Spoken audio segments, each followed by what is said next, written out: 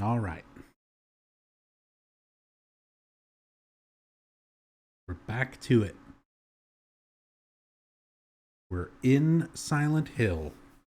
Spent the first 8 hours just leading up to the events that bring you to Silent Hill. You're actually in the town now.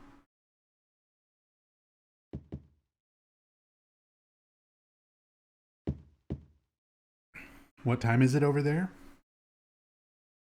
For me right now, it is 9:14 in the morning. And I started this stream 8 hours and 16 minutes ago.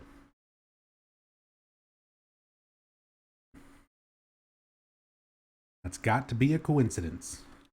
But still, that's pretty weird. Who could have done this?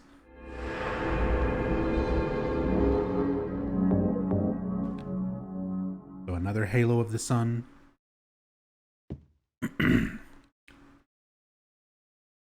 There's no point in turning on the TV. All I could watch is snow anyway. I love that. The very of the time kind of thing, you know?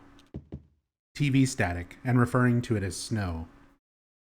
You don't really see TV static anymore. Like, if your TV is not receiving a picture, it's usually just like a black screen. You don't really get snow anymore. I'm tired, but it's no time to sleep. I'm gonna head for the hospital. You and me both. Tired? Can't sleep? We're going to the hospital. We're going to Brookhaven instead of sleeping. These are the choices that we've made in our lives. We're both on the same page, Heather. And here we are. We're in Silent Hill. Finally, look at the fog. Oh, it's great. It's wonderful. Except, can I admit something? This is one of the aspects of Silent Hill 3. Like, I love this game. This is my second favorite Silent Hill game, just under Silent Hill 2.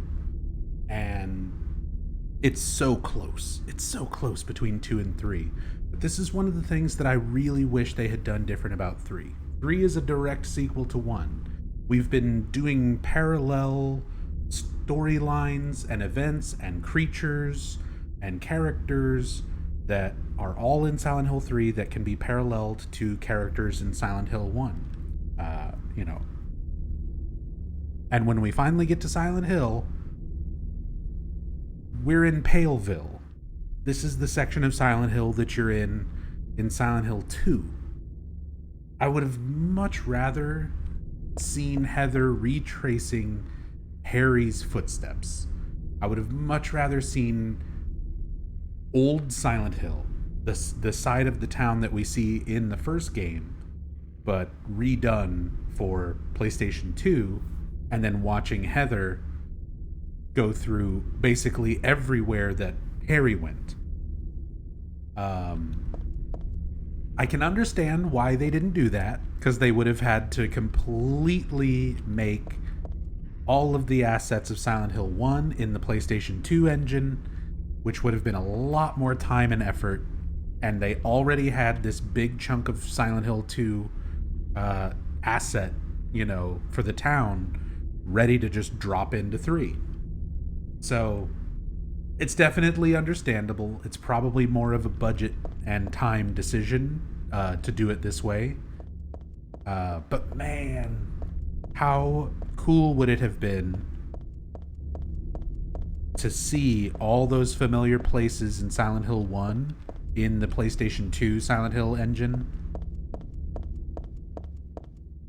and watch Heather going and basically following Harry's path through the town from Silent Hill 1. That would have been great. You don't even get to see very much of the town here. If you try to wander off and explore this way, don't need to go there. That's the wrong place to be. Okay. There is Brookhaven circled on the map where we need to go. This is the same map and everything, of course, from Silent Hill 2. Exactly the same, just copy pasted over, just like this whole chunk of the town is kind of copy pasted over. Enhance. Yeah, like going through Midwich with this engine, and we do actually get to see a couple of places. We get to see a couple places revisited. We get like a tiny little bit. We get like one room of Midwich. We get like Alessa's room from Silent Hill 1 redone. So we get like a room here and there, but I would have liked to have seen the town itself. Old Silent Hill, just redone. True, and the amusement park. We get Lakeside. We get a little bit. We get her classroom. Hey, look, Rosewater Park. That's where James and Maria first meet. Right down this way. But it's all blocked off. And there should be the little area. Sexy bean. Sexy bean. Excuse me. Sexy bean.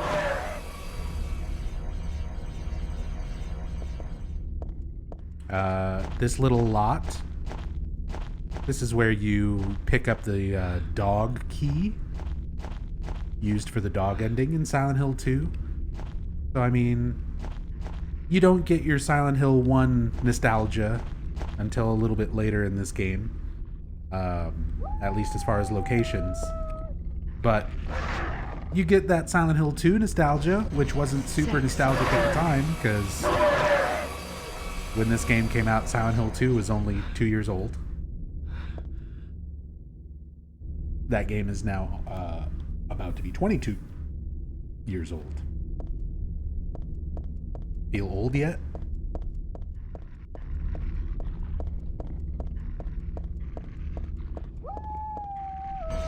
Sexy. Ow.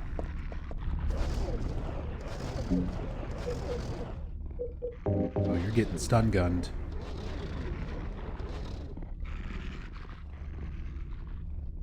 Honestly, would have rather seen a remake of Silent Hill 1 than 2. I just want the original games to be available. More than any remake or remaster or anything like that, I just want re-releases. Just put 1, 2, 3, 4, Origins. Homecoming's already on Steam, but it's a terrible version, but I guess it's already there. But put 1, 2, 3, 4, Origins, Shattered Memories, and Downpour on Steam. Like, put them on Steam, put them on PlayStation Store, put them on fucking Game Pass on Xbox or whatever. Just release them again. I would take that over any remake or remaster or anything any day of the week.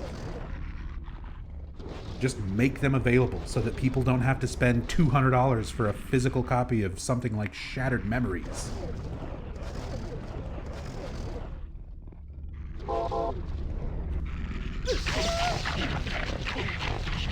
Oh, I'm dead. Oh, I can't believe. Oh, I'm dead now. The fastest mashing I've ever done. Okay, stun gun is not good for dogs.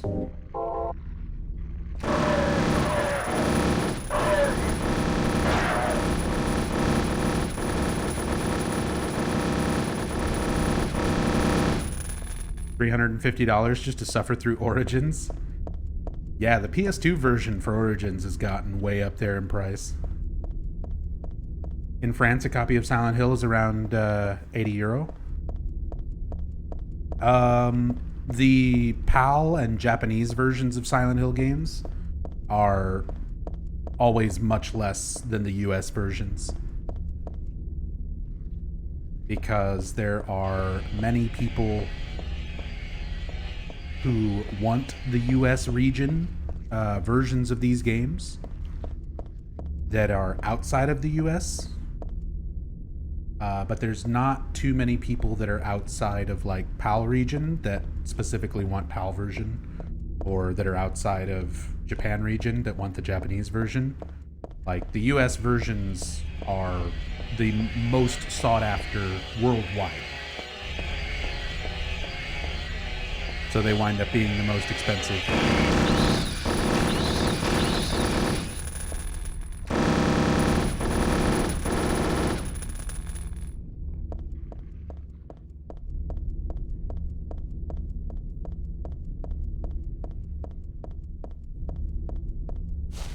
Here's Pete's Bolorama.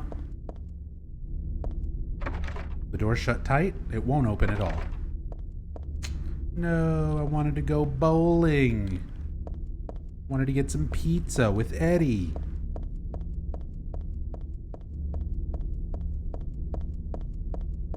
Yeah, it kind of sucks. You don't get to explore very much. I don't need to be here now. Fair. The PS3 emulated Silent Hill 1 is awesome. I respectfully disagree. Silent Hill 1 emulated on PlayStation 3 has some pretty bad audio issues. So much so that I usually don't do that version of Silent Hill 1 for story playthroughs anymore, because the final boss fight audio always breaks and makes this horrible loud screeching noise that persists all the way through the ending credits. PS3, Silent Hill 1 digital on PS3 actually has like quite a few issues. What I will say is worth it if you're gonna do a digital Silent Hill 1. The PS3 version can be transferred to PSP or PlayStation Vita. So if you have a PSP or a Vita, transfer your copy of Silent Hill 1 from your PS3 to your PSP or your Vita. Those emulate it perfectly. It plays perfectly.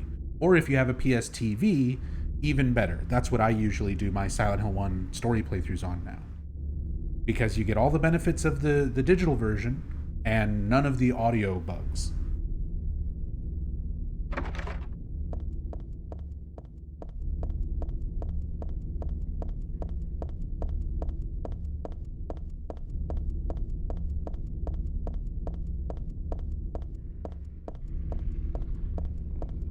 But you have to play it on a PSP? Hey, the PSP 200 and up had component out cables.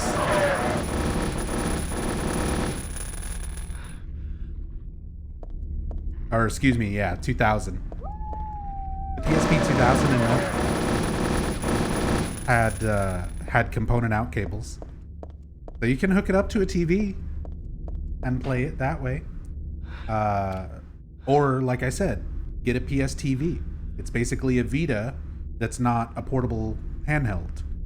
The PS TV is just like a Vita with no screen and no buttons. So you hook up a controller and you plug it into a TV, and then you can play PSP and Vita games. Including a lot of PS1 and PS2 stuff. The Vita and the PS TV are also like really easily software modded compared to a lot of things out there. And if you software mod them, you can put on emulators and play basically anything. PS1, PS2, you can play like just about any other emulators that are like PS2 era and earlier, in 64 and stuff like that. But yeah, the Vita and the PS TV are excellent little jailbroken devices. They can do a lot. Here we go. We're gonna go into Heaven's Night. Look, the sign is even on.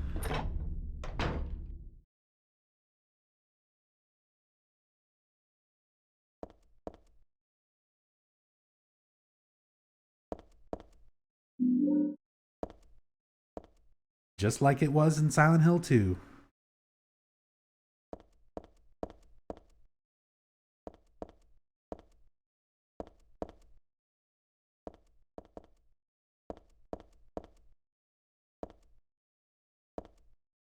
And in case that wasn't enough, here's the tourism pamphlet that was also originally found in Silent Hill 2. I do like this comment from Heather, though. If ever there was... Like, a Silent Hill timeline is a very difficult thing that is basically impossible. It's like Legend of Zelda timelines. There's so many inconsistencies and misinformation that's out there, and things that don't quite connect from game to game to make like an overall accurate timeline. But there are little bits of dialogue that I like that sort of put a game into place, such as this. We find the tourism pamphlet, and Heather says, "I had forgotten it, but it's true. Silent Hill was originally a resort town."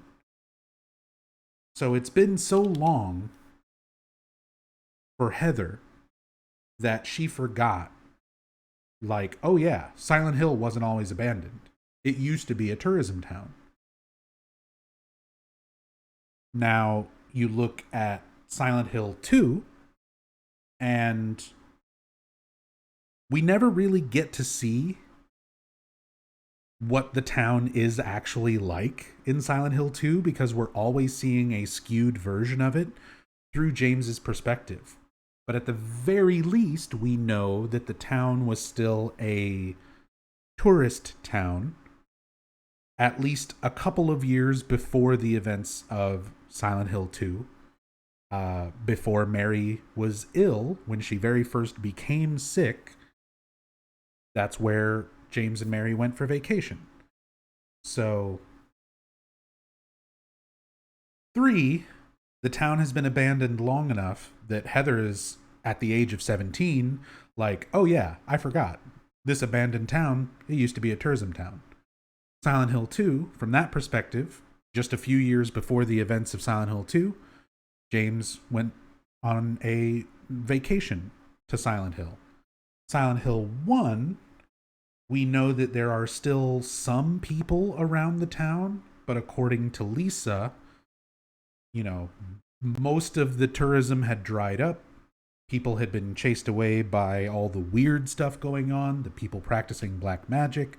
Basically, the cultists had kind of taken over influence of the town and driven all of that tourism out. But the town wasn't quite, like, abandoned yet. So we kind of see this progression of the town from Silent Hill 1, where it had just been, you know, a tourism town seemingly not too long ago, at least as far as Lisa's memory of it. Then Silent Hill 2, where within 3 or 4 years, we're not exactly sure on the passage of time of Mary getting sick up to James arriving at Silent Hill. But at some point, he went there on vacation with Mary. And then Silent Hill 3, where Heather's like, oh yeah, I forgot. It's been so long since this town was a tourism town that she forgot about it. Anyway, here's the tourism pamphlet. Silent Hill, a quiet little lakeside resort town. We're happy to have you. Take some time out of your busy schedules and enjoy a nice, restful vacation here. Row after row of quaint old houses, a gorgeous mountain landscape, and a lake which shows different sides of its beauty with the passing of the day, from sunrise to late afternoons to sunset.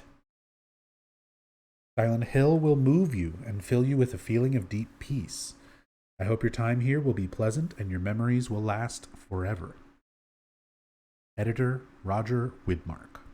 So that same Roger Widmark article, this exact same pamphlet, can be found in the Blue Creek Apartments in Silent Hill 2. Broken. So yeah, we can't really explore too much in here, but hey, first aid kit, some beef jerky, some memories. We're good to go.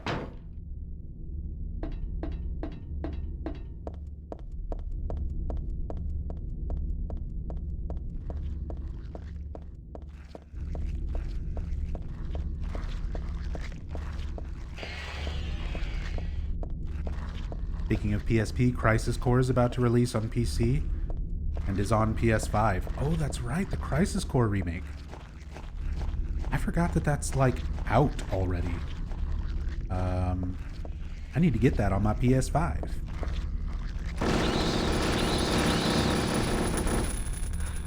Because I've already played and enjoyed Final Fantasy VII Remake a couple of times through now. I still need to play Integrate. I still need to play the first DLC. And then, yeah, the Crisis Core remake. Because I haven't played Crisis Core in pretty much since the original came out.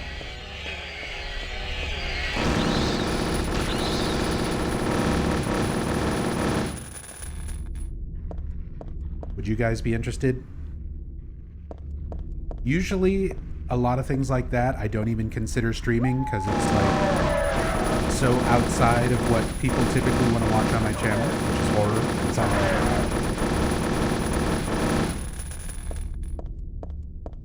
But I don't know if people would be interested in me watching, or in watching me play Final Fantasy VII Remake.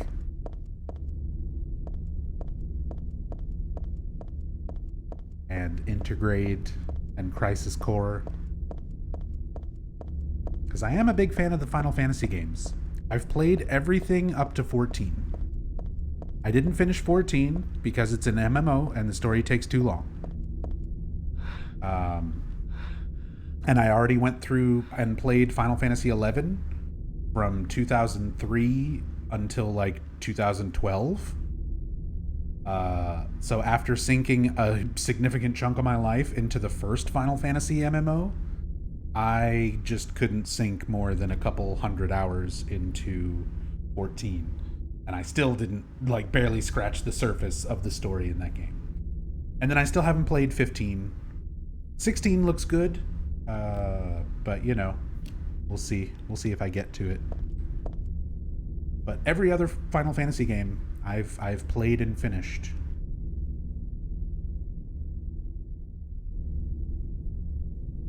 Brookhaven Hospital. They fixed the sign between Silent Hill 2 and Silent Hill 3. In Silent Hill 2, in the original version, this sign says Brookhaven. But for Silent Hill 3, they fix it. It's Brookhaven.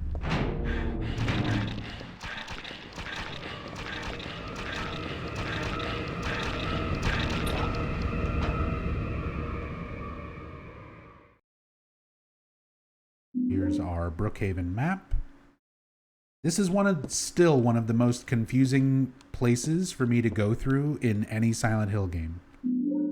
Even though I've literally played Silent Hill 3 and Silent Hill 2 thousands of times each. Not an exaggeration. I can't stress that enough. I've literally played these games thousands of times. These hospitals are identical. Like Silent Hill 2 Brookhaven and Silent Hill 3 Brookhaven are trying to occupy the same space in my brain whenever I try to remember where things are. Because the layout is identical. You go into a lot of the same rooms between Silent Hill 2 and 3's versions of Brookhaven. You're just doing things kind of in reverse order. In Silent Hill 2, you need to use the stairwell to go from floor to floor to solve puzzles to get the elevator key to unlock the elevator.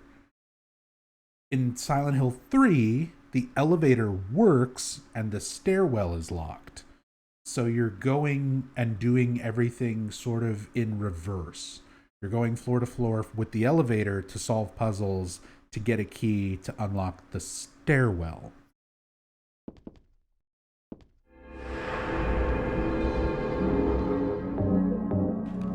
And no matter how many times I have played these games, I get so mixed up going through Brookhaven.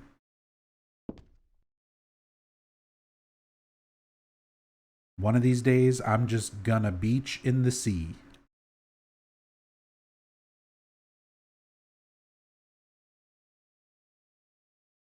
I wish I could read the rest of that gibberish writing, but I do like that you can clearly make out the words "gonna beach in the sea." just, just gibberish.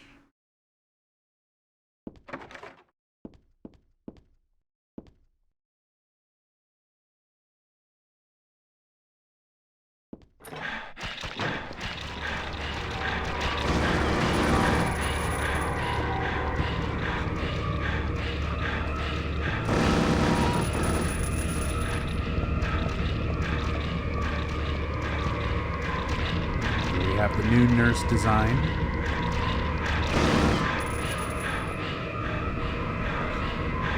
Instead of the bubble heads of Silent Hill 2, although they're very, very similar as far as their body and their nurses' uniforms look. It's very similar textures, but most notably, they aren't bubble-headed nurses.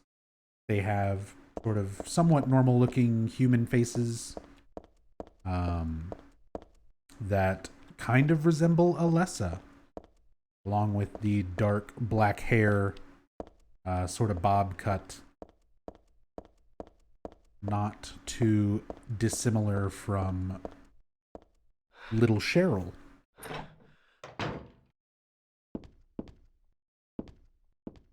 Oh boy. And now we have our first note from Stanley Coleman. Who's ready for some creepy ass shit? I both love and hate how disgusting and creepy the Stanley Coleman letters and dolls are. This day has finally come. That's right. The day when you and I will meet. I was always thinking of you, here in this gloomy cell. I never even knew your name or face until today. But now I know you're the one I've been waiting for. And haven't you been waiting for me too? That's why you came to rescue me. Oh, how I love you, Heather. I want to give you my prized doll I made to commemorate our meeting, the start of this everlasting love. Ah, I can already see your smiling face. Stanley Coleman. I'm actually gonna reload this save because I forgot to look at something. There's a very important detail here.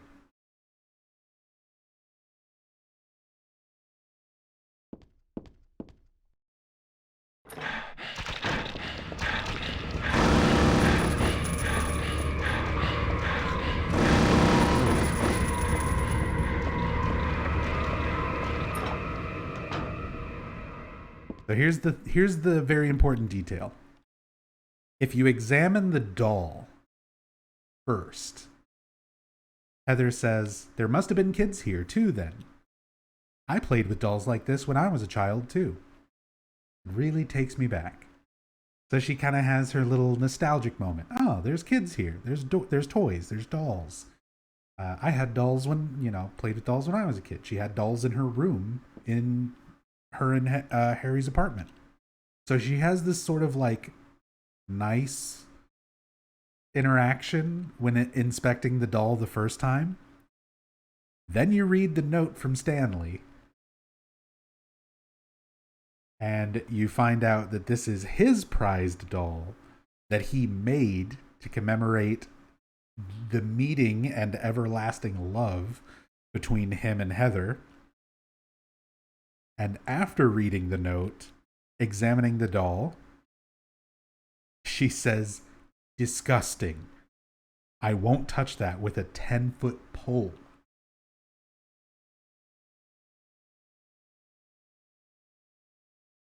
I love the change in dialogue.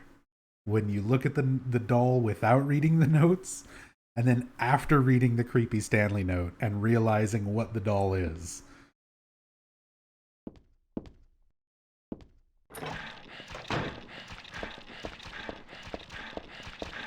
So yeah, in Silent Hill 2, you go straight to this door, which leads to the stairwell to get from floor to floor. But Silent Hill 3, Brookhaven, it's locked.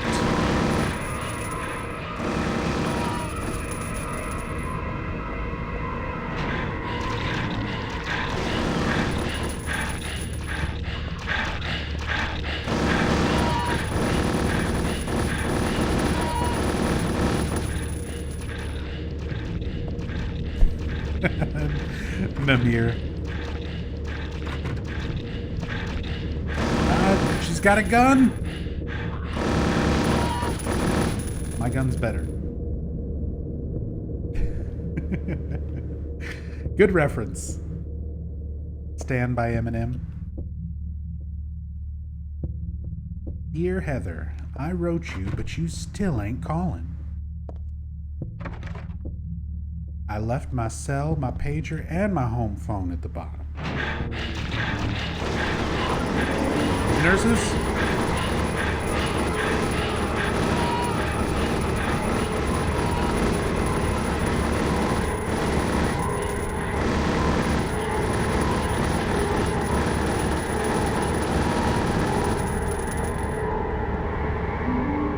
Worth it. Get that ampule. Because we are hurting for healing items right now. Yeah, we got two of those, one of those, and a lot of game left.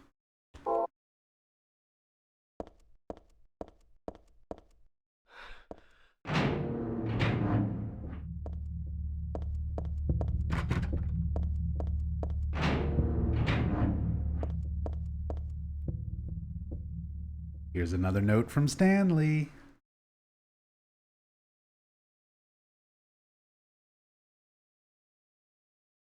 The organization. Oh shit, Kingdom Hearts crossover. Organization 13 has me shut up in here. They mean to break my will, to make me forget about all that. But I'll stay sane, even if they throw me in here with lunatics. How about if I stick this to the wall? That would be worthless. You can peel it off, can't you? With that junk those nasty wenches won't stop using. If a thing has no meaning, there's no reason for it to exist at all. Just as you exist for me. But why haven't you taken my doll with you? Ah, my gift must have embarrassed you. How cute you are, Heather. Stanley Coleman. Still creepy. There are a lot of things stuck to the wall. A cookie, a toothbrush, a spoon, a Christmas card, a clock. Whoever it was probably used glue, but why do this in the first place? I hate to break it to you, Heather, but I don't think that's glue. I don't think they give the mental patients glue. I'm not certain that that's just Elmer's sticking that stuff to the wall. You ever seen Silence of the Lambs? When that one inmate is like, I bit my wrist, look at the blood.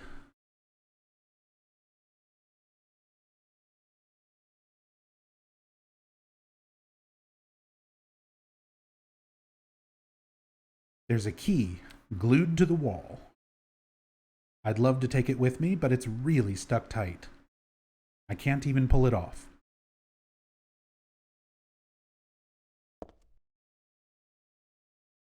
Also, Christmas card. Merry Christmas, everybody. Who says Silent Hill 3 is not a Christmas game?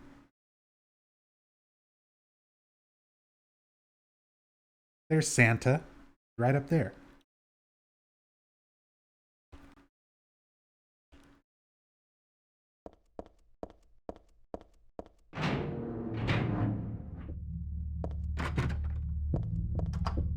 I push the button, but the elevator doesn't seem to be responding.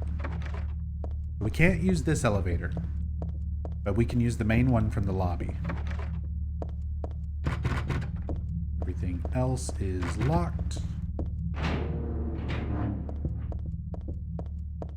Let's go to the elevator.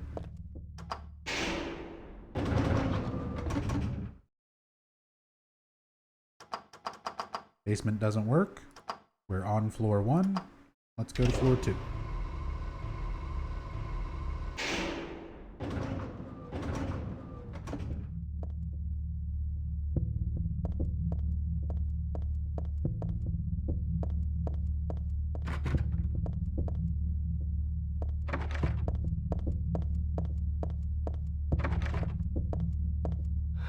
And another note from Stanley.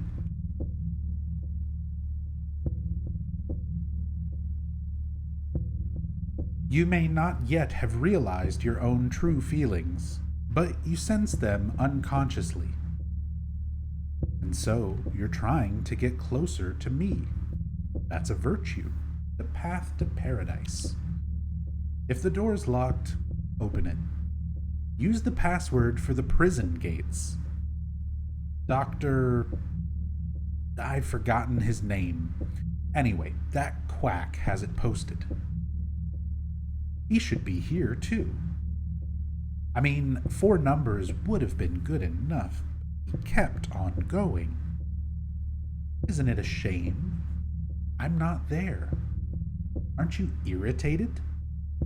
I long for you, but you're so cruel. Still, I want you, Heather. Stanley Coleman. Creepy as fuck. It gets creepier though, because every time you read one of his notes and then leave, it vanishes. It's gone.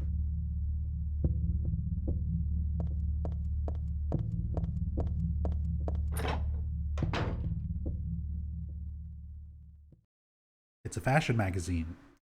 There's some kind of memo stuck in it.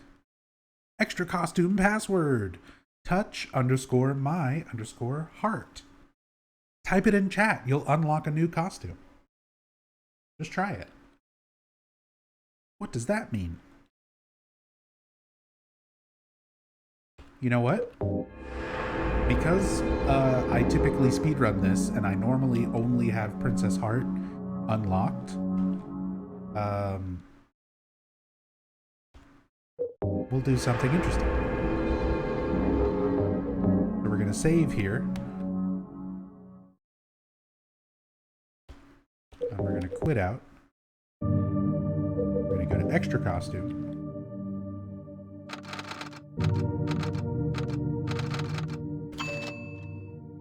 There you go. So that's how you unlock costumes in this game. We got a don't touch shirt. So for example, if you wanted to unlock Princess Heart, you just have to use the extra costume mode here, and you would type in Princess Heart, just like this. Capitalization does matter. But we've already got this costume. There's a shit ton of costumes that you can unlock in this game, by the way. And even more in the PS2 version. The PC version has a lot of particular ones, mostly ones that are like related to video game magazines and stuff at the time. So the PC omits a whole lot of those shirts. But if you're playing the PS2 version, yeah, there's a ton of costumes. Even more than what's on PC.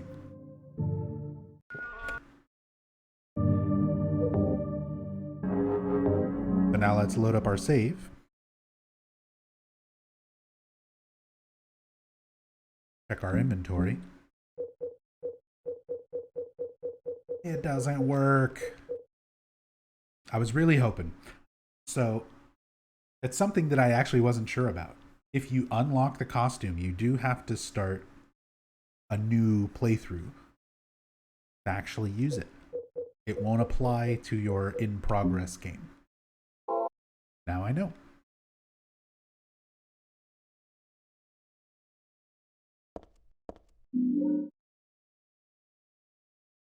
So there's our nail polish remover. As Stanley puts it, that is the nasty junk that those wenches won't stop using. Nail polish remover. This takes off nail polish, found in the women's locker room. And here is a particularly interesting item. Perfume. Perfume. This stuff smells a little strange. It has a use prompt and an equip prompt. There's never anywhere in the game that you can actually use it, so I'm not sure what that's there for. But it can be equipped, and it doesn't tell you what it does. And for a long time, I don't think people really knew what it did. There's probably still a lot of people who don't know what it does. But it makes monsters more aggressive towards you from further away. And I'm already playing on extreme difficulty, so why not? Why not make the monsters more angry? We'll keep the perfume equipped. Locker is closed tightly. Can't get it open. Same thing for all of them. Just the magazine. Nothing else interesting in there. Hey, Bong of Destiny. Good morning. What's up, Drewzilla? Stream is still going after a full night's sleep? Oh, absolutely. The story playthroughs on this channel, I don't think have ever been shorter than like 9 or 10 hours. Typically, they're more like 12 to 18. But yeah, welcome back. Hope you got some good sleep. There's a typewritten memo posted here. What's this supposed to mean? Here's a creepy puzzle. Pure eyes, blue like a glassy bead. You are always looking at me, and I am always looking at you. Ah, you're too meek, beautiful, unspoiled. Thus, I'm so sad, I suffer, and so happy, it hurts. I want to hurt you and destroy myself. What you would think if you knew how I felt. Drewzilla, thank you for the 8 months. Very much appreciated. Would you simply smile, not saying a word? Even curses from your mouth would be as beautiful as pearls. I place my left hand on your face as though we were to kiss. Then I suddenly shove my thumb deep into your eye socket, abruptly, decisively, like drilling a hole. And what would it feel like? Like jelly? Trembling with ecstasy, I obscenely mix it around and around. I must taste the warmth of your blood. How would you scream? Would you shriek? It hurts, as cinnabar red tears stream from your crushed eye. You can't know the maddening hunger I felt in the midst of our kisses, so many of them I've lost count.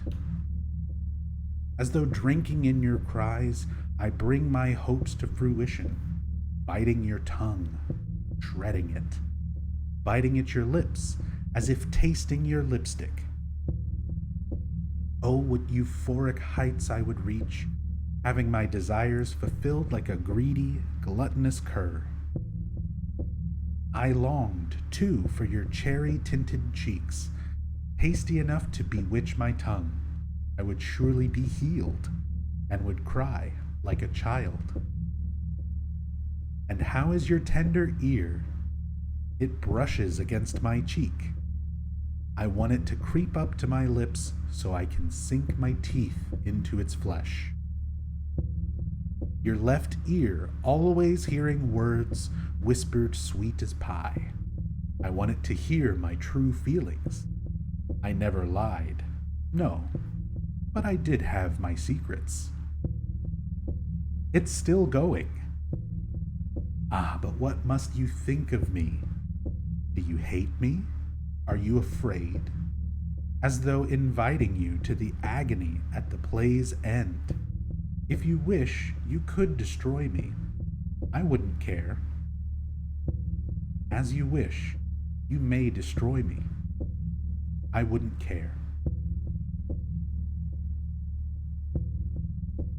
Wonderful, wonderful poem from Stanley Coleman.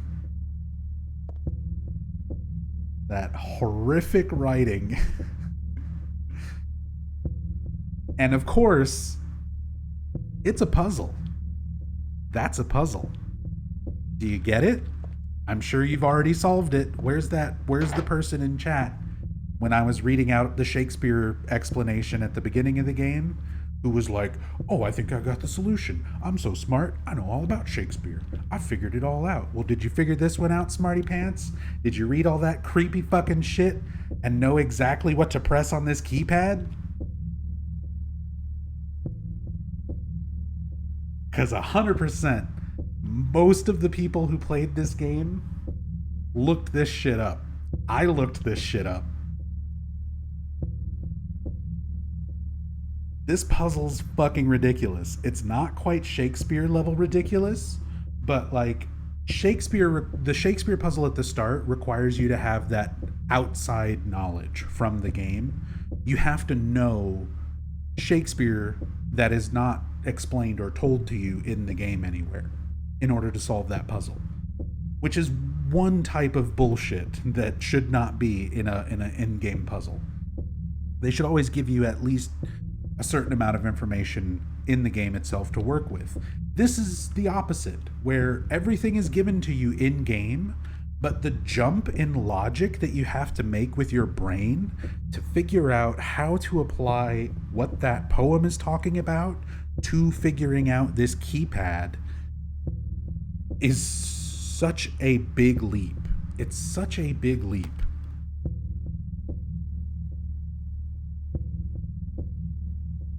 So give me a moment. I'm pulling up notes.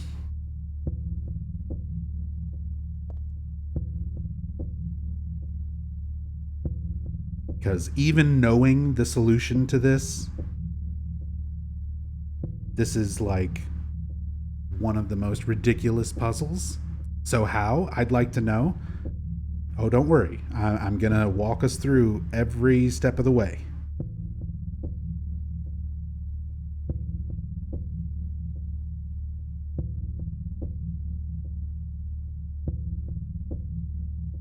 All right. So here it is. The poem talks as though you are always looking at me and I am always looking at you. It's two people facing each other, right? So the two people are you and the keypad.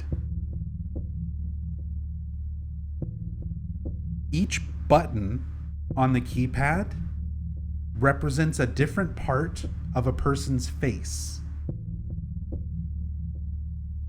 So you're supposed to be looking at this as this, again, they would be facing you, so right and left are reversed.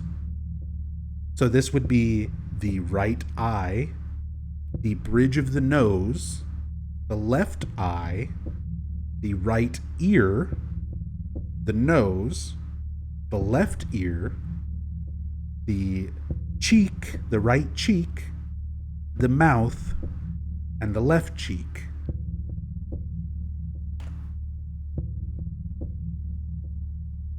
So going through the poem, you're supposed to trace each of the times where they mention that they taste the other person, sink their teeth, or lick the blood. So it starts off with the writer, from the poem writer's perspective, placing their left hand on the face, so that would be the right side of the victim's face, and digs their thumb into the eye socket, which is supposed to be cinnabar red tears streaming down from your crushed eye, and then drinking in your cries. Now, you're not supposed to immediately go to the cheek, which would make sense on the human face. If your eye is crushed, the first place that the blood's gonna rush to would be your cheek. Instead, you're supposed to look at this as the eye, and since the cinnabar tears roll downward, you move literally just one button down from where the starting point was, the eye. So that makes our first place where the poem writer's tongue basically, tastes the victim's blood. That's our number 4. After that, the next part mentioned is biting your tongue and shredding it, biting the lips as if to taste lipstick. So the mouth would be 8. After that, it gets ambiguous because the writing just mentions your rosy cheeks, and it doesn't specify left cheek or right cheek. So it could be 7 or 9. You actually have to just figure it out through trial and error. So they for sure give you the first and second digit, 4 and 8, but they don't give you the third digit. You have to try both. You could try 7 and then you could try 9. But let's try 7 first. Then finally they mention the victim's tender ear and sinking their teeth into it. And it says that it is the left ear. So the victim's left ear, which would be on our right, would be 6. Door doesn't open.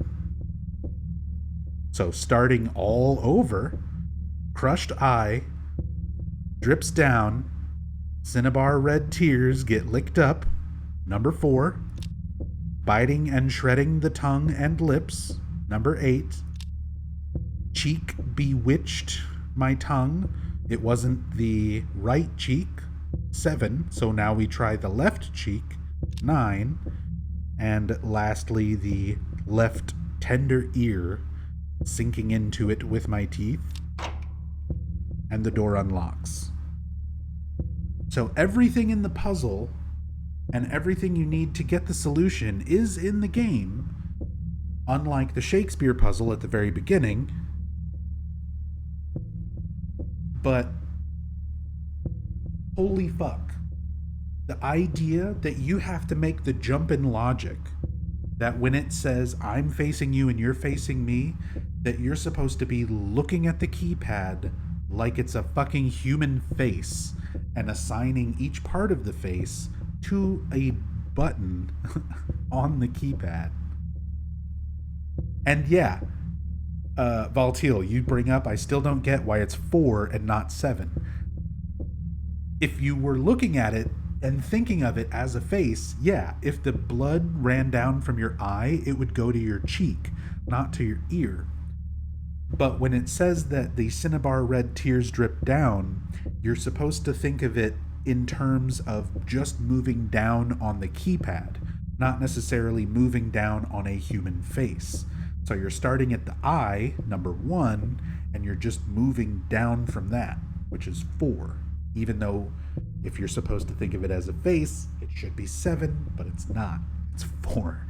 Like, the whole point of the puzzle, like solving the riddle, is that you're viewing all of it as a human face, except for that one part. The first digit, you have to look at it literally as just one position below what should be the eye, even though if you're imagining it to be a face, that's not where the blood would go.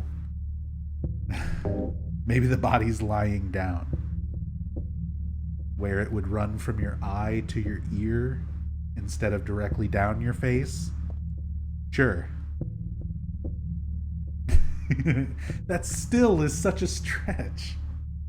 You see what I mean? Like, there's no justifying it. That's such an obtuse fucking solution for this puzzle. Hard mode Silent Hill 3 puzzles are fucking wild.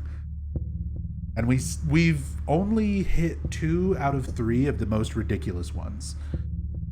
The Shakespeare puzzle is by far the most notorious and the most stupid. It literally requires information from outside what the game gives you. This one, it's slightly less ridiculous, but still kind of obscure and weird. We still have the bird puzzle. We still have the fucking Tale of Cock Robin coming up.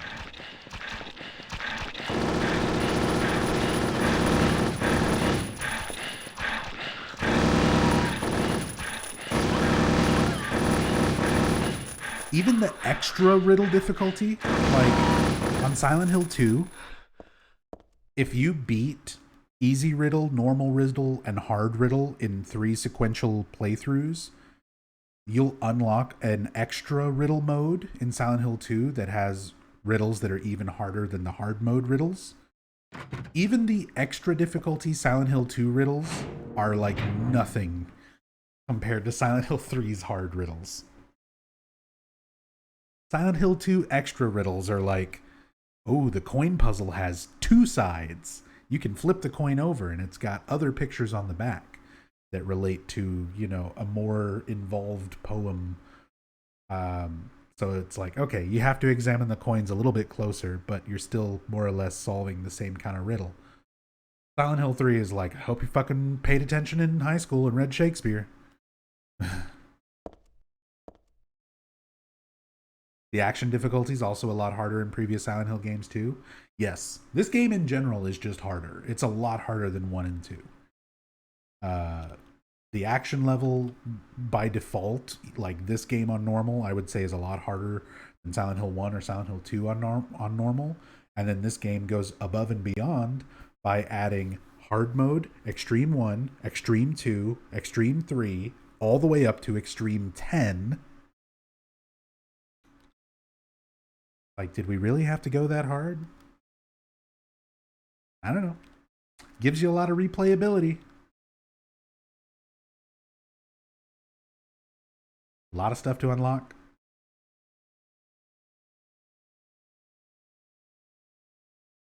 There's a man's corpse laid out on the stretcher. The hand that's sticking out of the sheet has something written on it.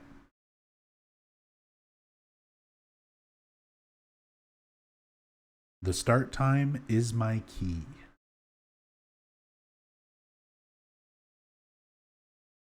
So there is a bag of belongings that we are going to need to open, and a clock with an alarm that's going to go off when we enter the room. So that stuff belongs to, or at least belonged to, this person here.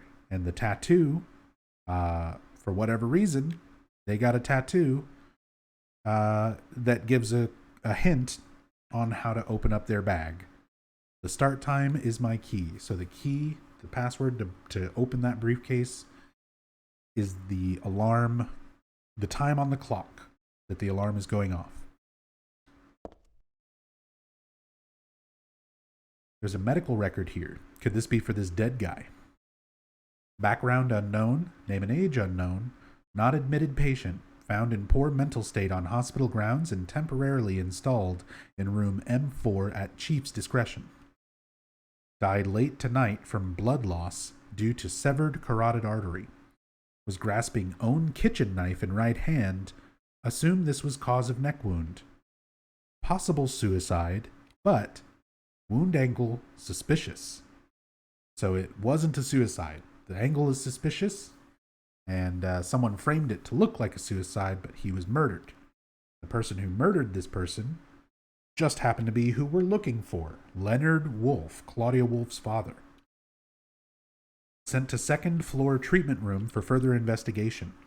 Have received no proof or corroboration of event from patient residing in same room. There was only one other patient in the room with him, and that was Leonard.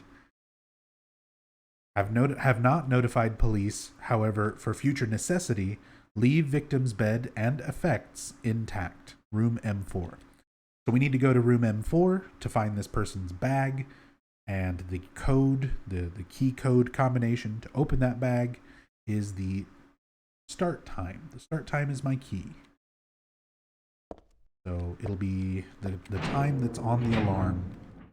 And we are at room M1, doesn't open. M2 doesn't open. M3 doesn't open. But here's M4.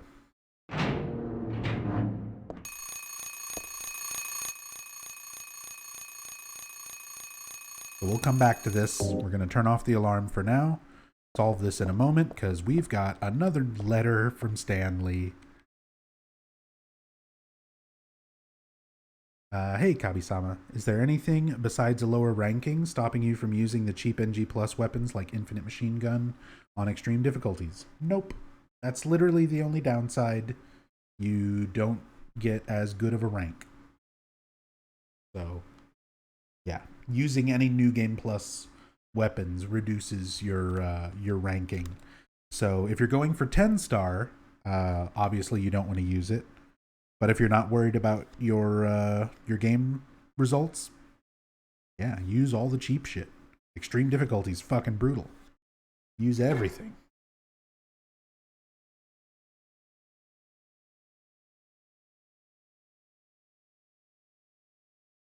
There was a tattooed guy on that rumpled bed. Not anymore, though. That alarm clock and filthy bag are his.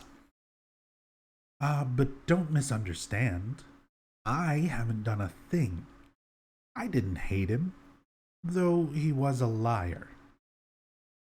Shall I write something of my own?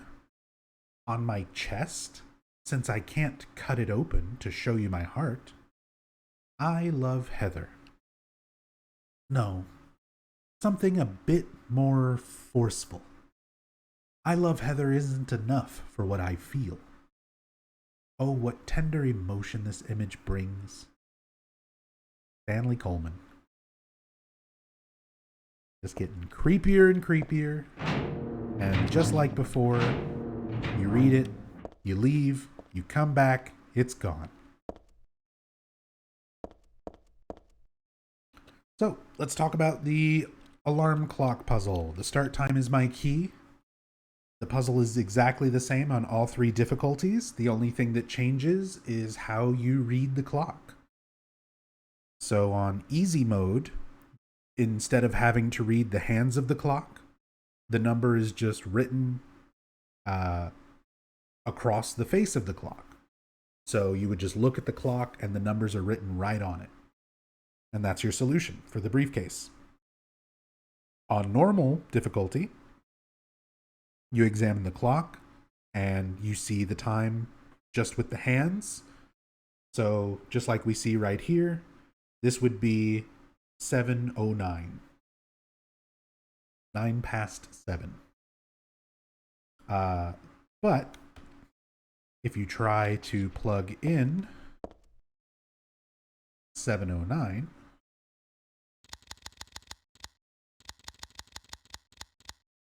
you'll notice it doesn't open. That's because we're on hard riddle difficulty. So of course, for hard mode, you read the hands on the clock, and it's PM using standard time or military time, as a lot of people in the US would call it. So you add 12 to the number to make it PM instead of AM, which would be 1909.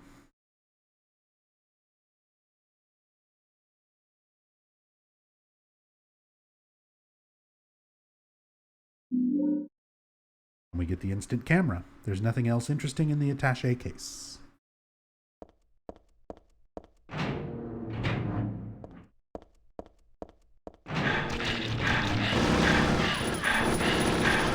Fucking Rambo those nurses down.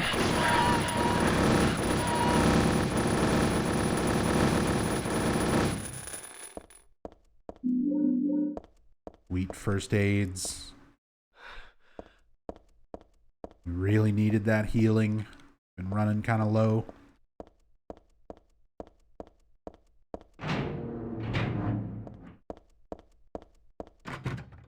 M6. Nothing to say about all this crap blocking the hallway. This elevator don't work. That door don't open.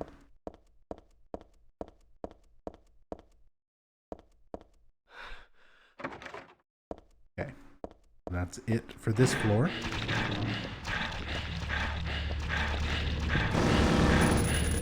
You got a gun? Oh my god, look at the health. Look how much damage that gunshot did. The fucking gun nurse is a 2-hit killer. Or I guess a 3-hit.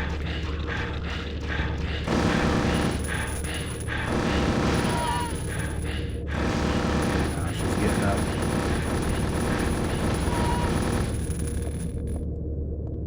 Because the second hit would take you down to 0, which would not kill you. And then the third thing that hits you once you're already on 0 would kill you. So yeah, 3 shots.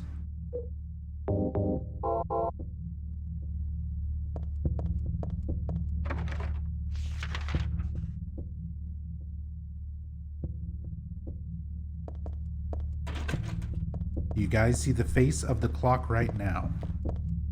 Like, visually, is your stream stuck on the clock? No, we're past it now. You might need to refresh. Your video may have frozen.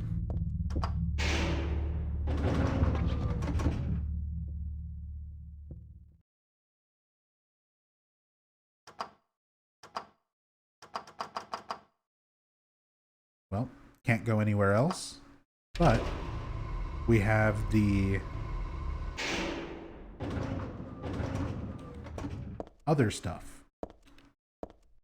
The nail polish remover. So we can go and get that key.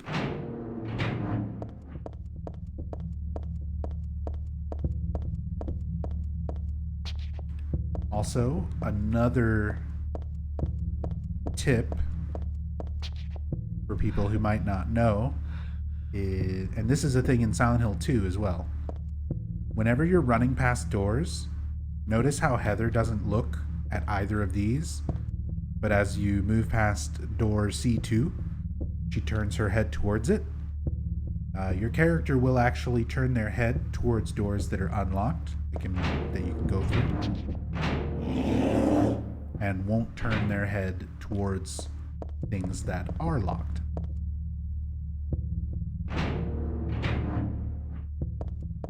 So if you're ever lost going through an area in Silent Hill, at least in 2 and 3, pay attention to where James and Heather turn their heads. A good way to find which doors are open that you can go through.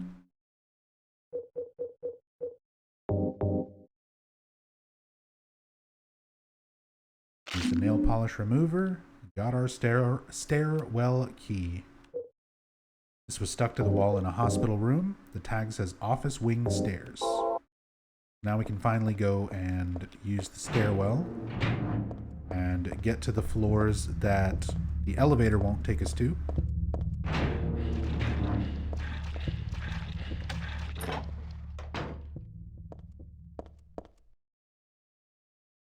So first we're going to head down here And there are some submachine gun bullets. So if you're playing through on new game, like we have this nice unlimited submachine gun, since we're playing on extra new game. But otherwise, this would be where you pick up the regular submachine gun. It's a wheelchair. Where's the person that was using it? More wheelchair symbolism. The Silent Hill 1 wheelchair, pretty much. And that is 100% intentional. The wheelchairs in Silent Hill 1 serve a symbolic purpose. Alessa is wheelchair bound after being burned. You see Alessa in her wheelchair at the very end of Silent Hill 1, just before fighting the final boss, before her soul reunites. So Heather is the reincarnation of Alessa. That same symbolism that applied to Silent Hill 1 applies here as well. Although this one tells quite the environmental storytelling. So you have the wheelchair that's tipped over, the blood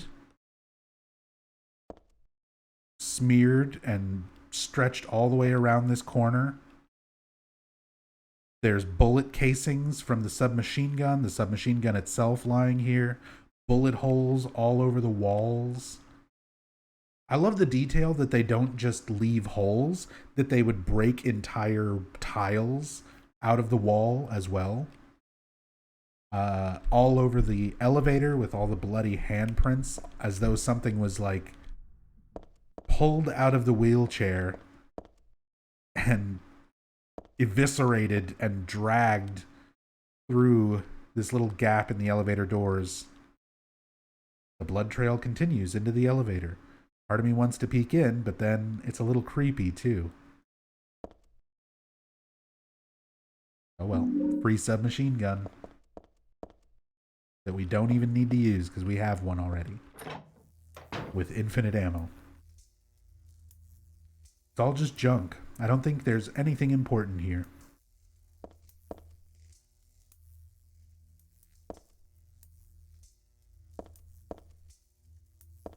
But there is. Streaks of blood, as if something got dragged, are continuing on to the back of the shelf. No, it's more like they start from the back of the shelf. Which is even creepier, because that doesn't make much sense. Like someone was behind the shelf already, hiding, and then left blood streaked out across the wall as they were drug out from behind it. But we can use the instant camera. Unlike a normal camera, you can see the developed photos right away. And we can take a picture to see what's on the back of the shelf.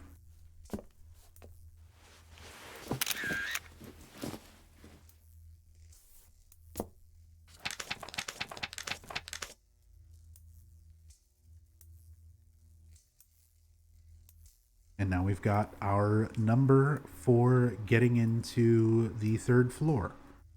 6589. Sometimes the font for these numbers, this is a randomized number every time you play, no matter what riddle difficulty you're on. This number is always randomized. And sometimes the number combination you get is hard to read. So as another bit of a tip here for anybody else, if you're ever playing through Silent Hill 3 and you take this photo and you can't quite tell what the numbers are from the font in the photo, if you examine this corner again after taking the picture,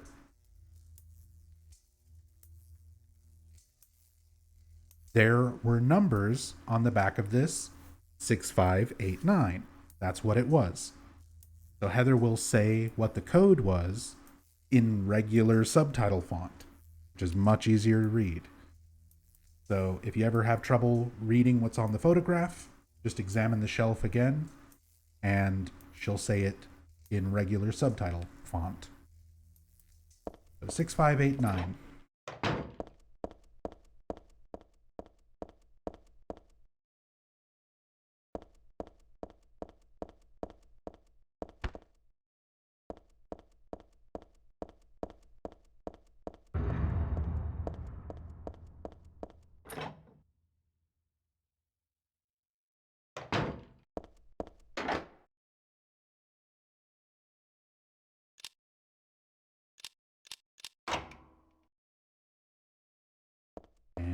unlocked.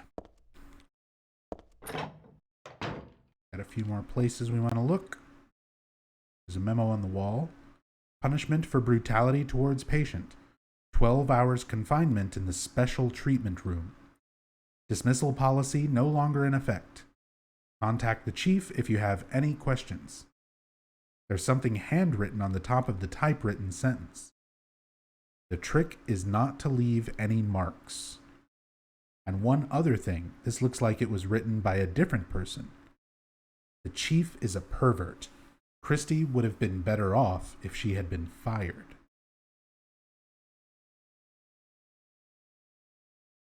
So this is not some situation where it's just like the hospital staff abusing the patients. This note specifically says punishment for brutality towards patient. So this could be the nurses themselves or the staff that are being punished for their brutality towards patients by the chief. It also could just be punishment for patients showing brutality towards other patients. But from the handwritten things talking about the chief being a pervert and not leaving any marks, that Christy would have been better off if she had been fired, yeah, gives you that heavy inclination that the chief was doing some fucked up, perverted stuff to, quote-unquote, punish the nurses that were working here. And poor Christy, who would have been better off if she had just been fired. See how this door was locked, but then we unlocked it? Yeah, Christy. Hi. Ow. I didn't do it to you. I'm not the chief.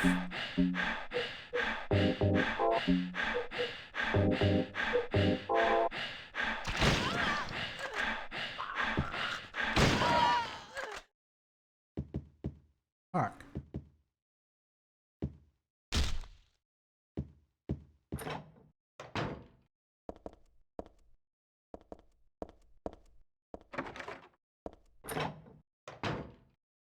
And one more door here on the end. And we've got another Stanley Coleman letter.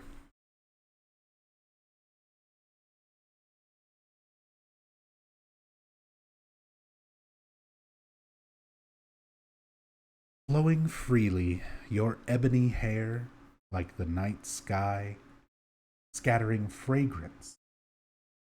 Interesting that Stanley talks about ebony hair, knowing Heather, Cheryl's real hair color, her natural hair color, rather than the blonde.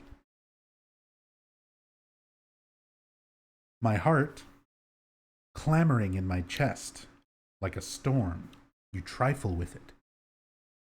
Your pristine glance, like a feast when you smile, my thoughts disturbed, my breath like opium, it drives me mad.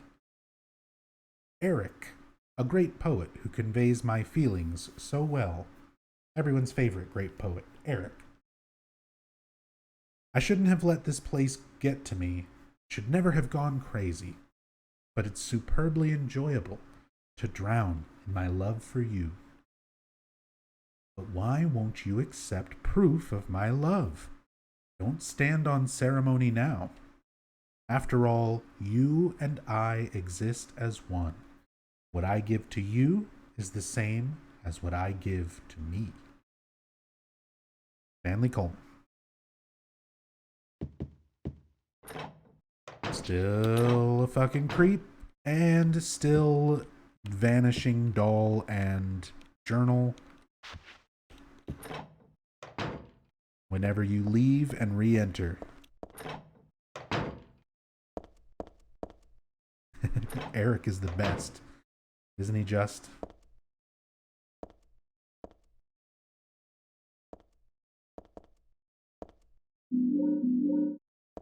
Okay.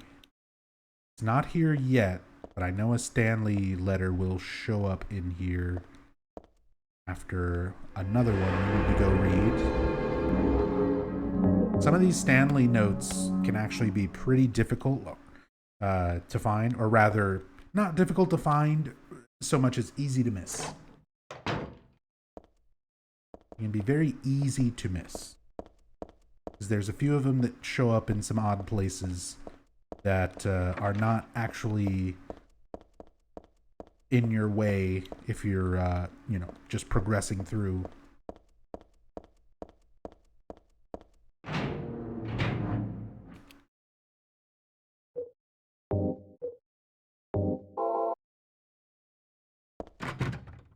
Broken.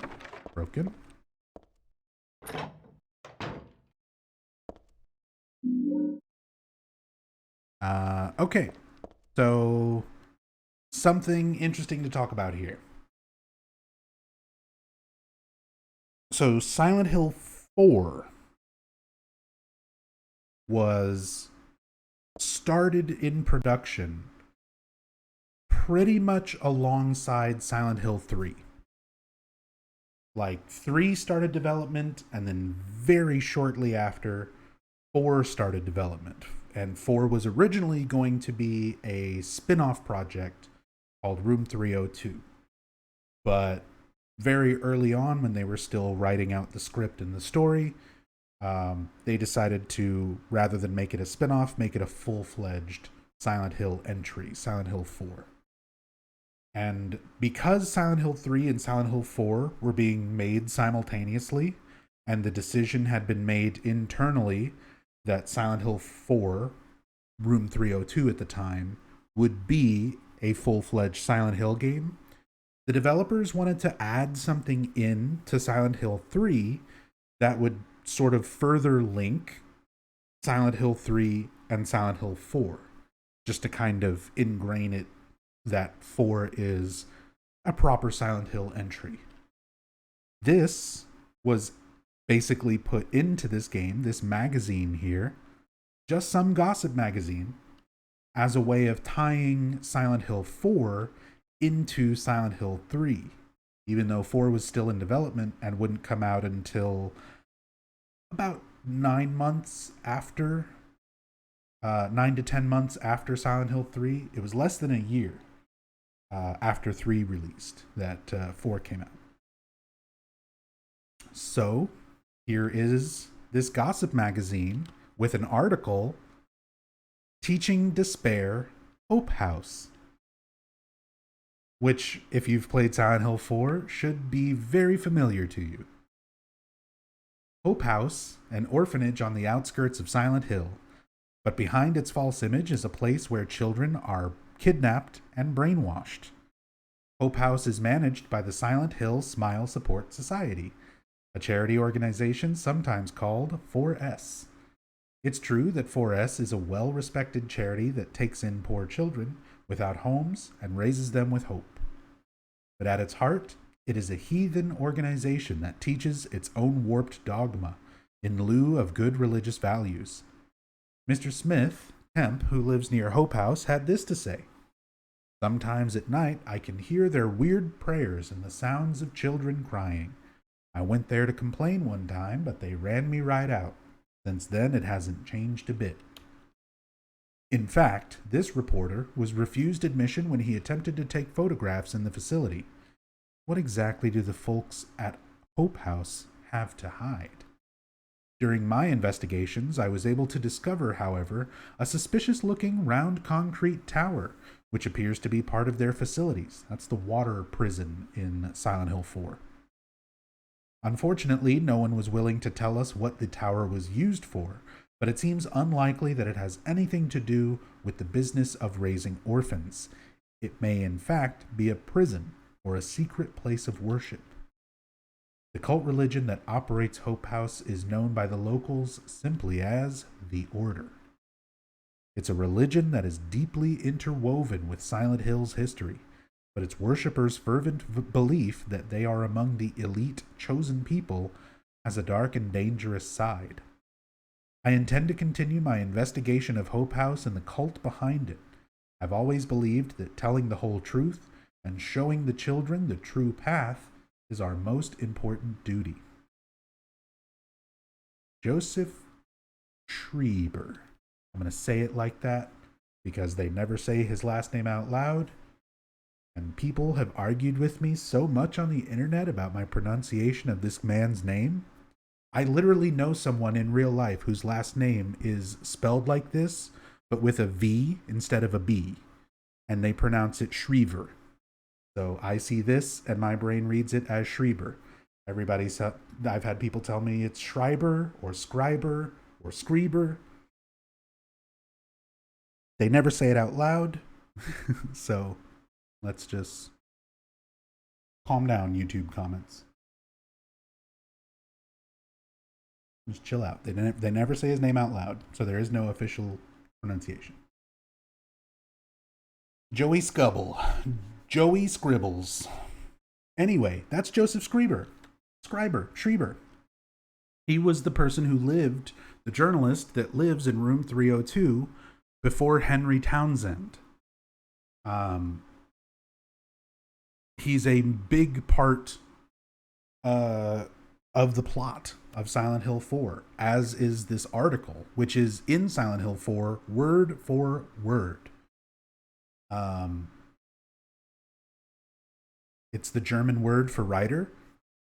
Cool. It's the surname of an American person, an American character. And you know what Americans do? They have a lot of German and Irish and Scottish and Welsh origins for last names, and they pronounce them all sorts of fucked up ways. So I don't care what the origins of it are. I know that it's a word in German and other languages. I've heard it pronounced here as Schreiber because Americans bastardize everything that they say. especially when it comes to names. Hope House. I feel like I've heard that name before. So, interestingly enough, they put this article in to sort of be one of those little tying threads between Silent Hill 3 and Silent Hill 4, just to show that Silent Hill 4 ties in to the rest of the series, like as a mainline entry. What's funny is there was a change made. So the orphanage, at this point in development for Silent Hill 4, by the time they released Silent Hill 3, has this version of the article in it where the orphanage is called Hope House. But there is an actual orphanage, like an organization that helps home orphans, called Hope House. It's a real place. It's a real thing that's legit. Presumably, I would assume not run by a cult. And I don't think there was ever any sort of like legal issue between the two. This is not a dream. But what's happening maybe to this just place? avoid any sort of people trying to say that, they're giving a bad name or slander or anything towards this actual organization, Hope House. When Silent Hill 4 came out, they renamed it to Wish House. Yoshio-kun, thank you so much for the raid. Very much appreciate it. Thank you so much. Hope you're doing well, Yoshio. Hey, Viper Dash. Hey, Kona. I am not going to do either of those things. I'm going to say the name the way I've always said the name, based on a real-life person's name who I know who pronounces it the way I say it. Thank you very much. Again, I don't care about the Germanic origins of the last name. He's an American character. And I know an American with a very, literally only one letter difference name. And they say Schreiber. Or Schriever. That's what I say. End of discussion. You can read it how you want to read it. I'm gonna break your special doll Just like Stanley.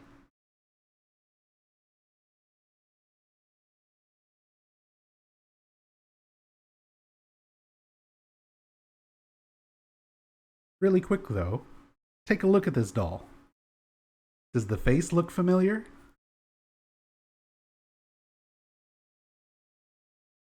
It should. Because that is our boy, Harold Mason.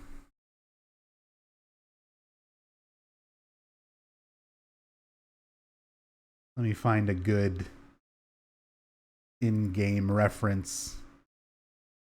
They just gave him long hair.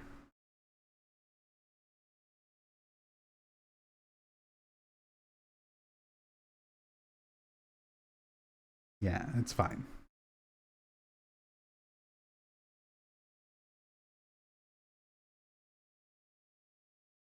Perfect. Okay, there's our boy Harry. Dope.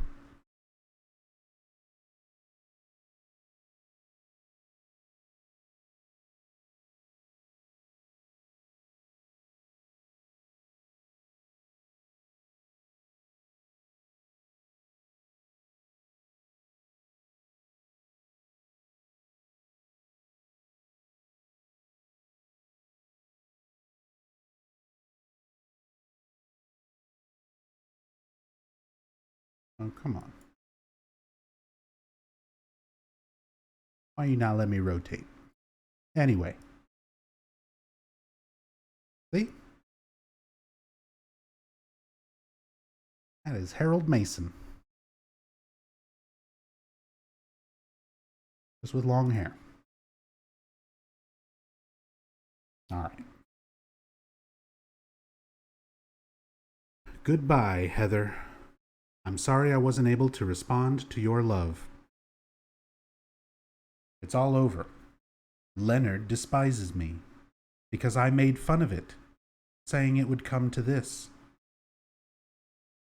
If it weren't for his meddling, I would have been able to meet you in just a little while. Then I could have taken you to my world. A world for us alone, more beautiful than this one. And I had been waiting for this day, for today, the day I'd see you, the day you'd save me. Today. Heather, watch out for him. Leonard is no ordinary guy. Farewell. I loved you. Heather, my goddess. Heather, my lover. Heather, my...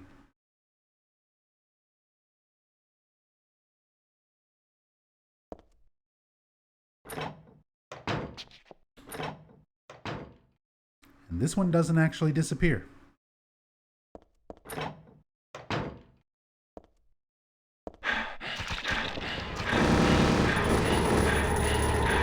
Oh my god, the gun nurse behind me. What a crack shot. So cheap, dude. You just spawn her right in. Off camera behind you. Ready to fucking shoot.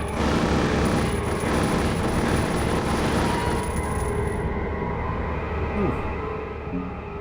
That did some damage.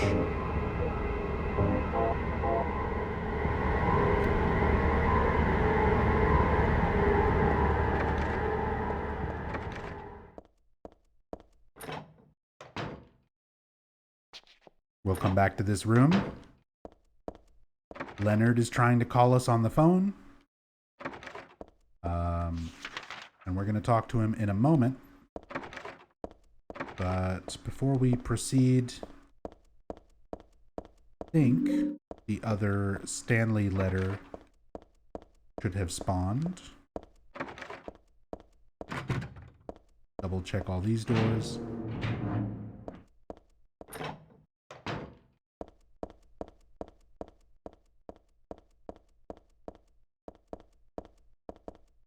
Oh no. After reading that one, where did I save?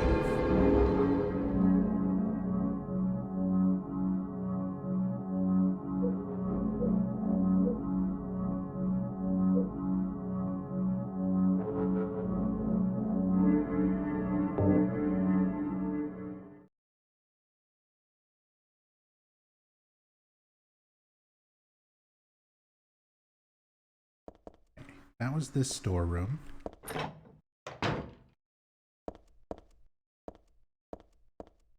It's rewind time. We're going back. Because I want to read the other Stanley notes. Here we go. Here's this one.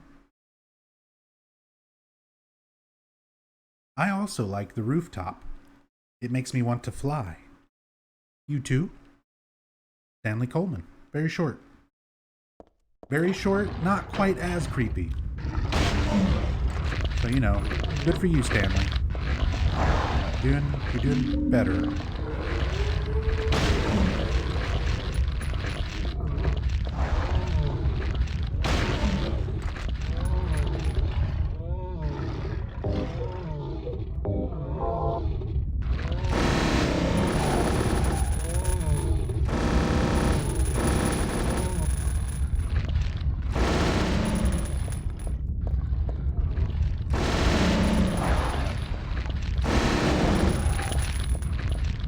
Hey, Jimbo. Hope you're doing well.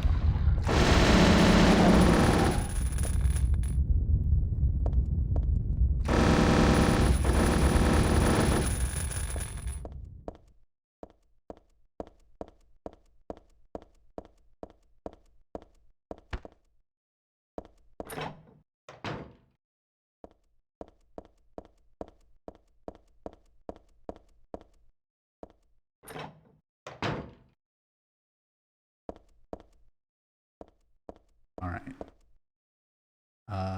After... Does that spawn this one? No? I know there's one that shows up in here.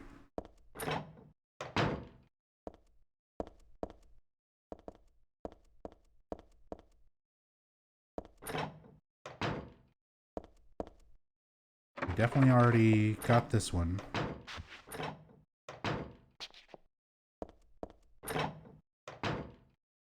Yeah.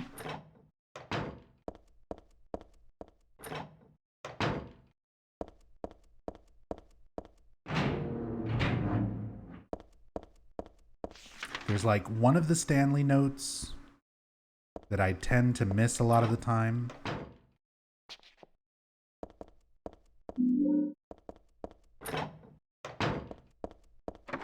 And I'm trying to remember what I need to do to make it spawn. Because I'm pretty sure I need to do it... Damn. I don't know if going in this room already makes it where it won't spawn.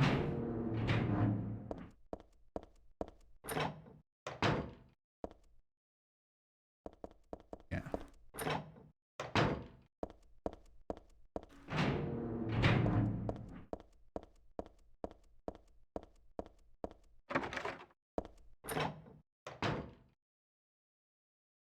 We'll read it. It might spawn after this. I don't think that's the case, but I don't remember exactly. Let's run. Did not get murdered by that nurse this time.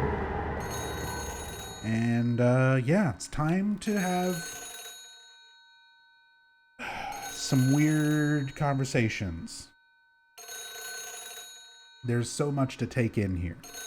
Leonard is a monster. He's like not a person, but he's one of the only creatures that can speak in like coherent English and like talk to other characters. And he is right now using his psychic ability to talk to you on this phone, but he doesn't know that it's you.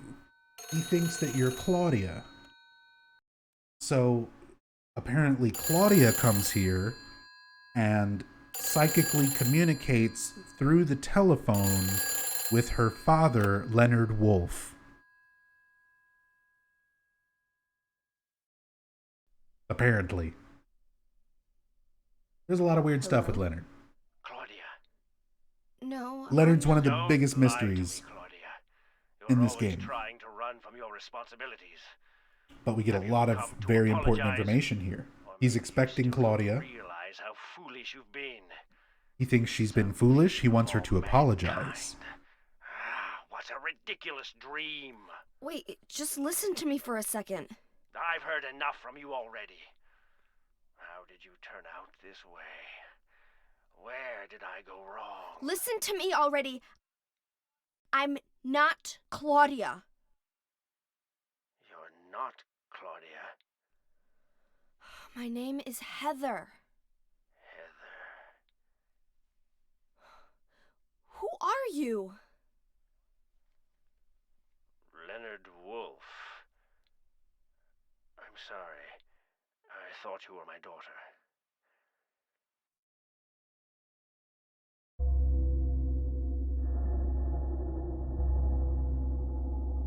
Claudia is your daughter?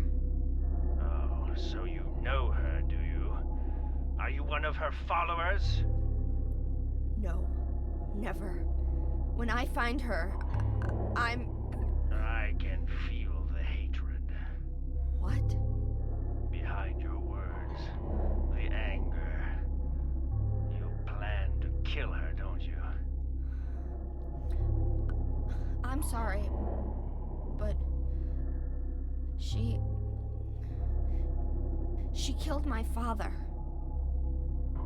She's a fool. But she's still my daughter. I was going to forgive her if she changed her ways. But I see it's too late. Heather, will you help me? Help you? I'm locked up in here, and I must stop Claudia. Where are you now? I'm not sure myself, but the door is at the end of the hall on the second floor. I think I can be of help to you. I have a seal. Please. A seal?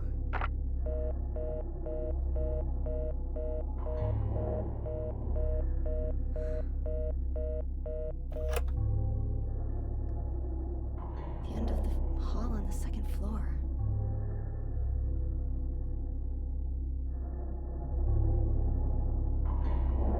So already from Leonard, we're getting a lot of interesting information. Again, psychic telephone communication, which is apparently a regular thing between Claudia and Leonard Wolf. So much so that Heather coming up here and answering the phone, Leonard was just expecting Claudia to be the one who he's talking to. Probably the only person he talks to. But again, he's not a person. He's not a human. He's not like just locked up here in Brookhaven. He's literally a monster in the otherworld version of Brookhaven. But he was a person when Brookhaven was still an active, running mental hospital.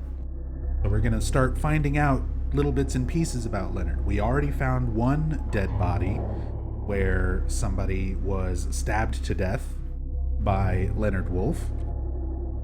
And we're going to find out this was a regular occurrence with Leonard.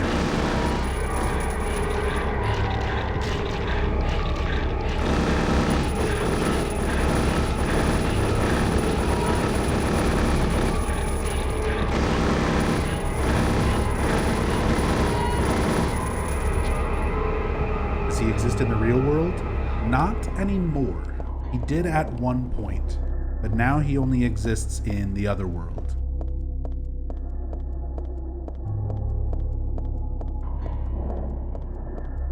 But I'll try and explain more of it as best as I can, based on some other notes and things that we're going to find as we keep progressing. Really quick, I want to check the roof again, just since that was mentioned in chat. Where was it?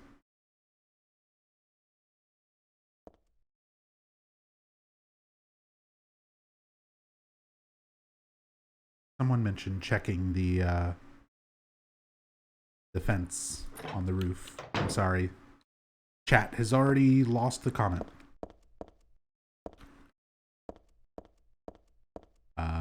But before we go on, we can come back up here and double check everything on the roof I don't think she does.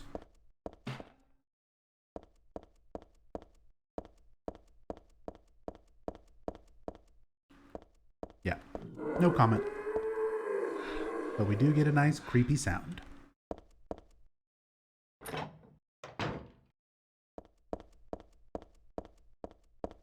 You get a fun creepy sound effect.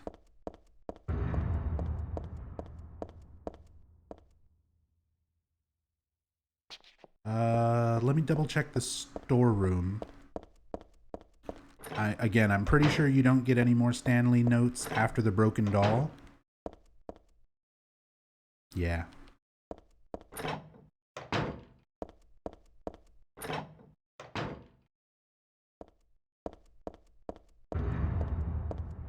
Maybe one of those Silent Hill 2 nods, inaccessible in PC normally?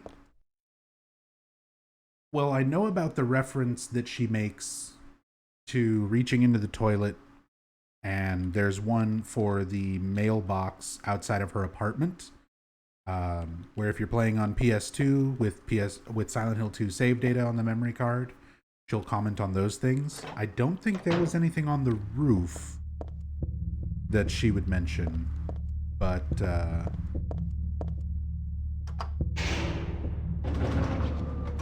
that could be either one of us misremembering.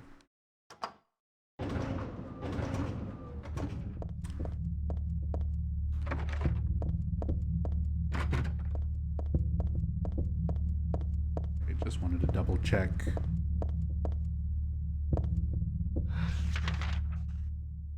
All of this. So we checked out the second floor hallway where Leonard told us to go.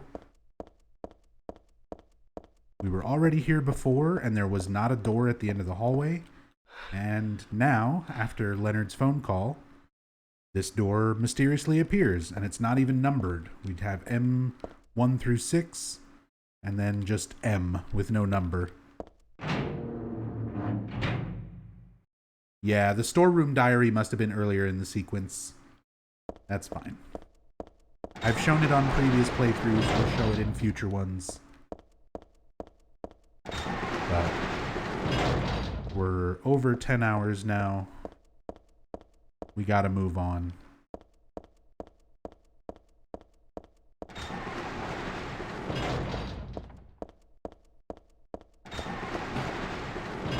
M for Lemerd.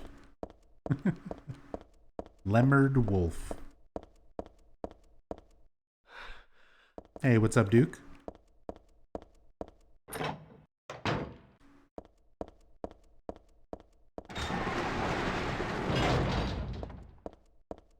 We've got this long sequence of hallways with all these gates closing and opening. A little bit of a labyrinth. Kind of reminds me of the labyrinth towards the end of Silent Hill 2, like leading up to the Abstract Daddy boss fight. Going through those labyrinth hallways. And we have all of these just constantly closing, locking off how we got here. Which leads us to a symbol, but it's not the halo of the sun. This is the first time we actually see the Seal of Metatron from Silent Hill 1. And this is the scene that is the reason there is no Silent Hill 1 audio in the PC version of Silent Hill 3. So if you play Silent Hill 3 on PS2, there's a bunch of little flashbacks to Silent Hill 1, and they all have the original audio dialogue from Silent Hill 1. But Konami didn't have the proper rights to use all of the voice actors' recordings from Silent Hill 1 for a different game entirely. They had the rights to use it for re-releases of Silent Hill 1, but they didn't have the rights to use those voice actors' performances for Silent Hill 3. When Lisa Garland's voice actress, Thessaly Lerner, found out about this after the PS2 release, of Silent Hill 3, that her voice was being used without her permission and outside of contract. She threatened to sue Konami. Konami settled with Thessaly Lerner outside of court. And then after this event happened, the PC release of Silent Hill 3 came out. And just to avoid any further potential lawsuits, Konami just removed all the Silent Hill 1 audio altogether. So we're going to examine the Seal of Metatron. We're going to see a flashback of Lisa. There's subtitles, but no voice audio. That's just because this is the PC version. If you're playing PS2, the audio is there. So there's the explanation.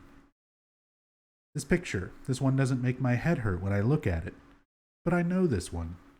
It must be... Still has an unusually high fever. Eyes don't open. Getting a pulse. But just barely breathing. Why? What is keeping that child alive?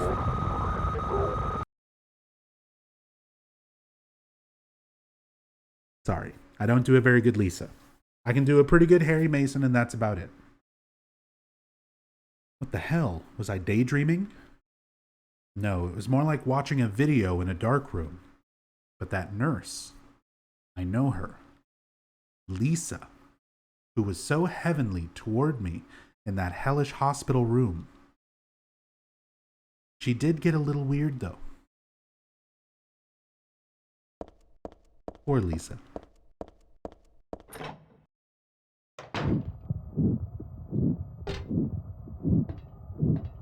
Going up the ladder. There's a lot of weird shit here to talk about. But this is our transition into the otherworld Brookhaven. Valtiel is up there spinning his valve, sort of representing this transition from our world to the other world. You can see some words written in the back wall in blood. It says, "What a wonderful world," along with the open mouth, that recurring symbolism supposed to represent the aspect of Alessa that is still inside of Heather, having gone insane. Alessa's shrieking insanity, as Masahiro Ito puts it. I love that phrase. There's something that is very hard to see. I've seen people do cam hacks during this sequence to show it more clearly, but there is a worm. You can see on this bed directly, or this like set of springs. So like as I'm climbing up, look at the very bottom of the screen. Underneath the picture of the smiling mouth. See that worm moving back and forth? Like one of those giant worms or tentacles.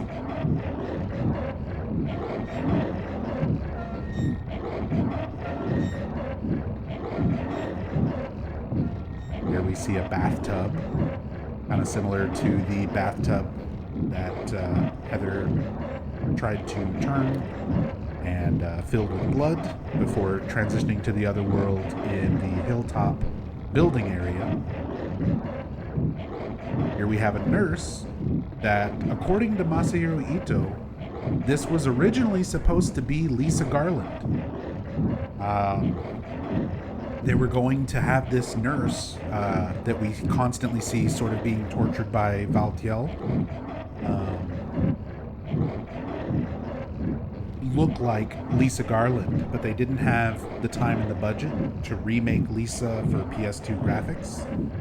So instead they used this model, which was an asset they already had sitting around from a music video that Team Silent had made called Fukuro, that features Pyramid Head and this nurse and a lot of other weird hypersexual violent imagery.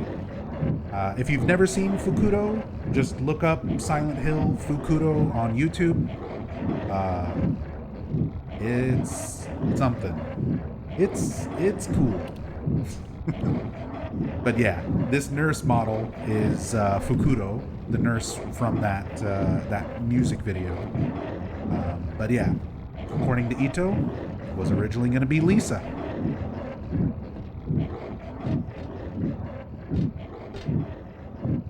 You get some really cool imagery here that you can very easily miss. Once you go through this door, run all the way across the hallway and then turn around and look to the side, and very briefly you're going to see Valtiel dragging a nurse through like kind of a section of the wall. Right there. I'm getting attacked by slurpers while we're trying to look at it. And there she goes. I'm dead. Worth it.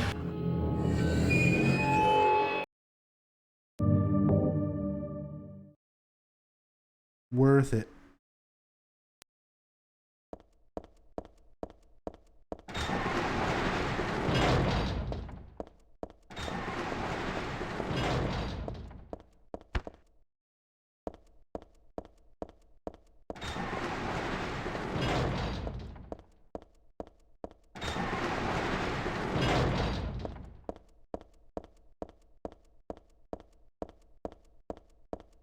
But yeah, really cool detail. Very easy to miss.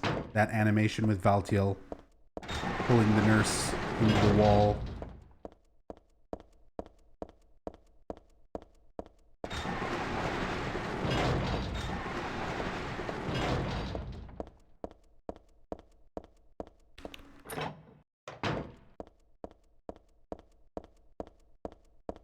We'll just speed run back.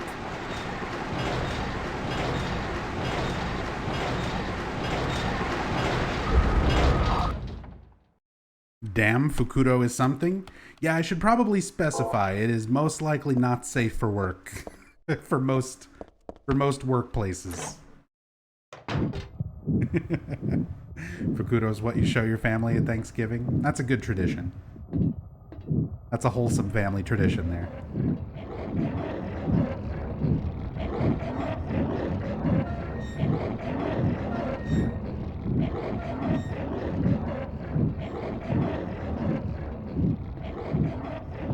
And if you like Fukuro, Team Silent actually made 2 other music videos. There's Fukuro, Kinoko, and Usagi. Usagi is all about Robbie the rabbits. Kinoko is about the mushroom toadstool creatures in Silent Hill 4. The like stalks growing out of the ground. And then of course Fukuro, which features this nurse and Pyramid Head.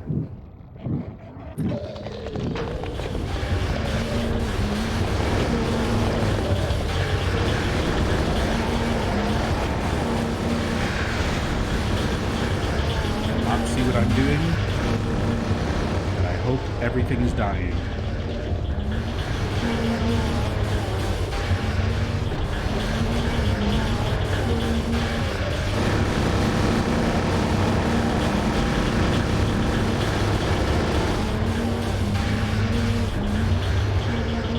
I doubt I need to check this.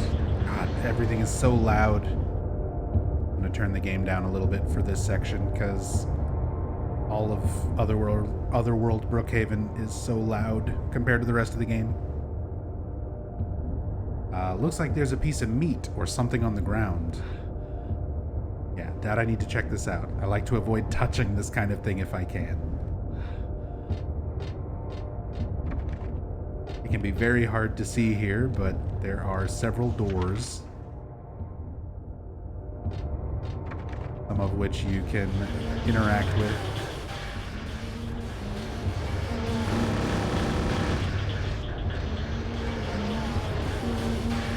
Stretcher sort of half shoved into the room. Maybe it was being carried in? Yeah, whatever's on top was being brought in. give you a clear look.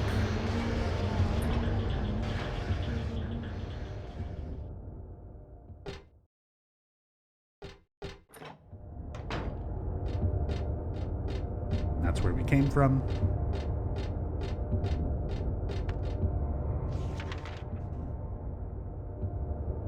Just to make double sure, we're opening up all this.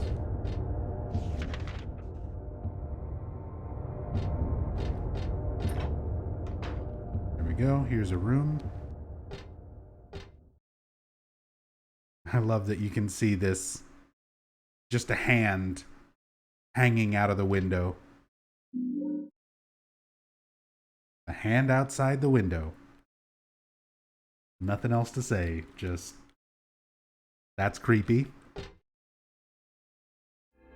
That's how a lot of stuff is in the Silent Hill games. Not everything is necessarily super deep or symbolic of anything. Some stuff is just weird, creepy fucking imagery.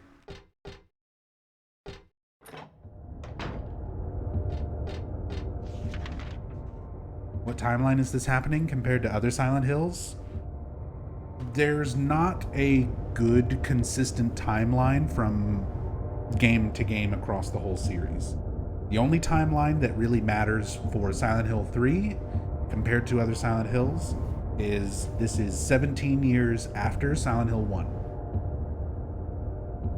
Where it is in relation to all the other games and where those games are in relation to each other is all up for debate with lots of contradictory evidence. So there is not a single concurrent timeline that works for all of the Silent Hill games. The only ones where it really matters is 1 and 3. This is 17 years after 1. How many times was Heather born? As far as we know, she was originally Alessa. Alessa split her soul into a second being called Cheryl in 7 years before the events of Silent Hill 1. And then 7 years pass. Silent Hill 1 happens. Cheryl goes to Silent Hill. Her soul reunites with Alessa. Alessa sacrifices herself and is reborn as a baby, which Harry escapes with. And then 17 years after leaving Silent Hill, that reincarnated Alessa baby, who Harry raised once again, naming her Cheryl. 17 years after that, we are here to Silent Hill 3, where that baby has grown up and is Heather.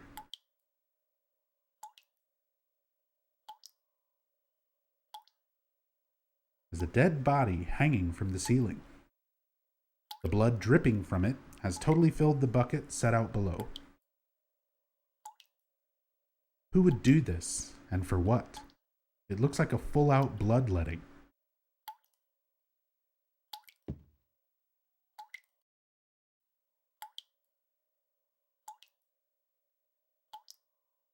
So this is another Leonard Wolf murder, but this one is murdered in a very specific way. The blood needed to be drained and collected as part of a ritual, which we will find more about, more information about as we proceed.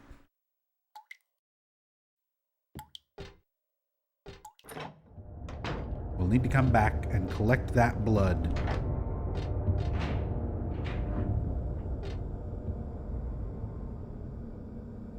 This is one of my favorite visual effects. It's very simple.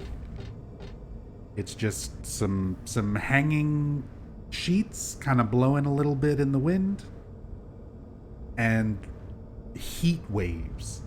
This like rippling blurring effect that they've used for some other textures, but the way that they're presented here, it just makes it look like heat. It's such a good, like, effective visual effect. And I realize, like, heat like hot air effects are not exactly groundbreaking for today's standards and stuff.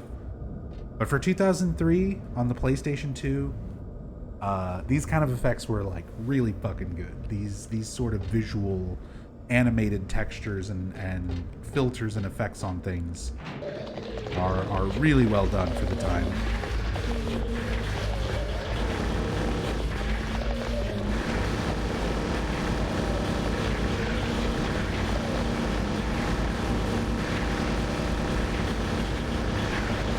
Do it. You got close. Nope. Put the gun down. Stop resisting.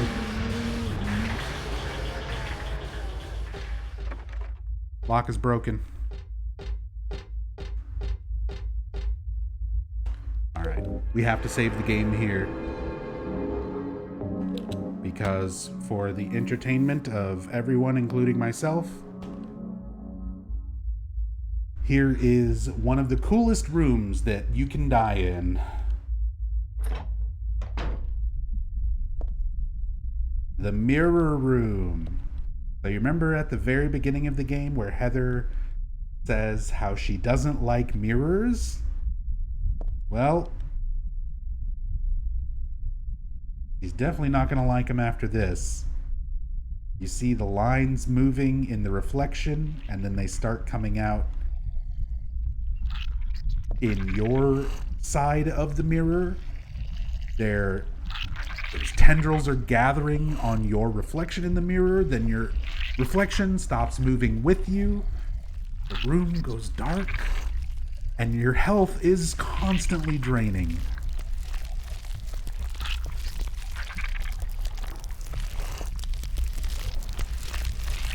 Everything's getting blurrier, more and more messed up. You can see the effect is crawling up Heather's legs. We're gonna use our ampule to survive this a bit longer and see how much farther it goes. Let it go as long as it possibly can. The music gets more and more intense. This is easily one of the most like interesting scare rooms in a Silent Hill game. It's so good.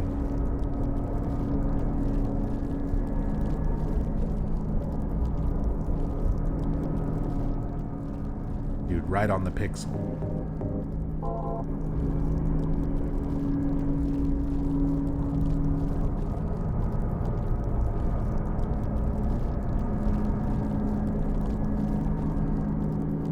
She looks creepier in the mirror without this costume. Even with this costume, it's still fucking creepy.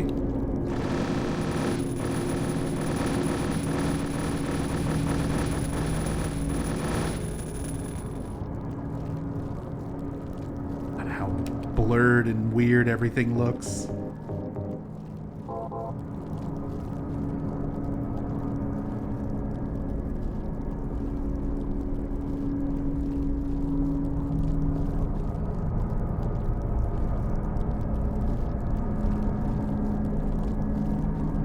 Look at the ones on Heather's dress. You can see it a lot more clearly on the white Princess Heart outfit. All those little, like, bugs, essentially, like, moving around on her.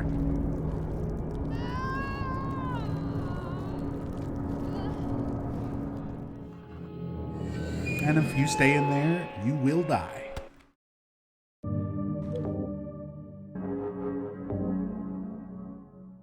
Hey, Etherno. This is the base PC version. So, official PC release. No mods, no emulation. Nothing fancy. Just the original PC version. As it is.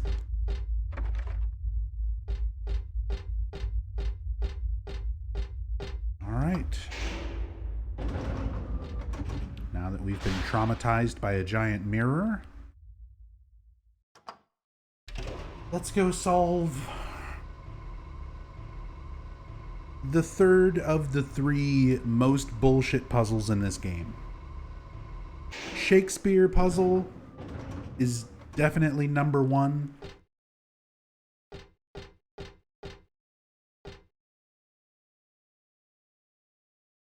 I would say this is probably number 2. Number 2 most stupid. Oh shit. We have to do something else first. Before we come to this floor, let's do something else first.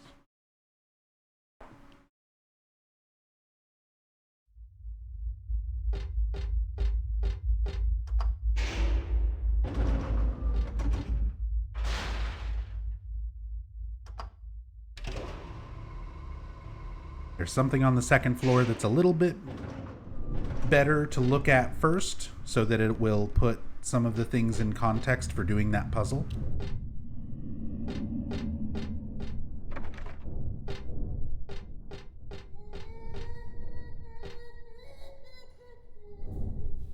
Also, here is some creepy ass imagery and audio. There's the Fukuro nurse with a cord wrapped around her neck, her hands bound behind her back, strung up by her legs, and Valtiel is there helping her stretch? We'll go with that. He's helping her stretch before yoga.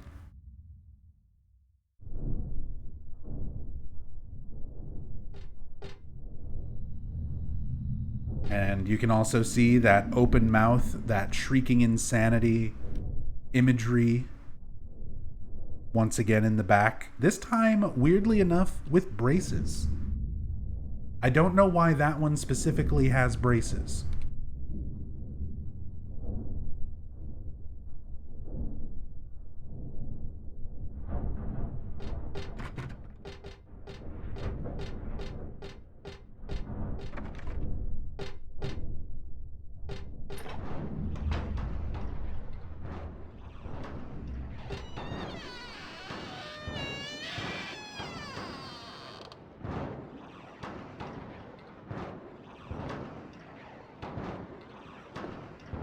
Something strange is cooped up in the locker.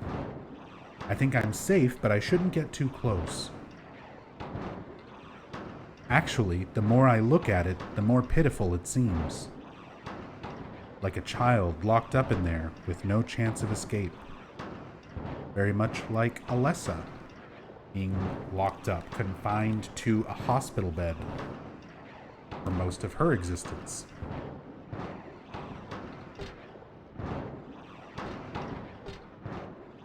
There's a paper bag here with nothing but garbage inside. There's a blood-stained white robe hung up on the wall. Does it mean anything? Does it? Could it? There's a lot to potentially infer there, but one of those things that's left ambiguous. Is it a cult robe? Doctor robe?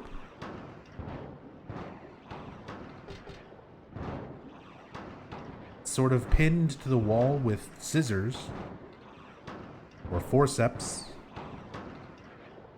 Looks a bit more like a doctor's coat. This is the women's locker room, maybe a nurse's.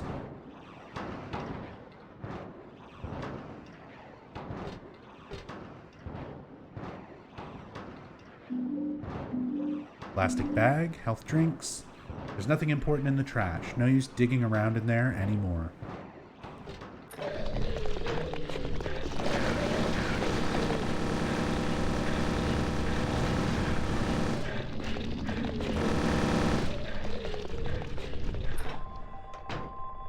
Here's the main thing I wanted to come back up and look at.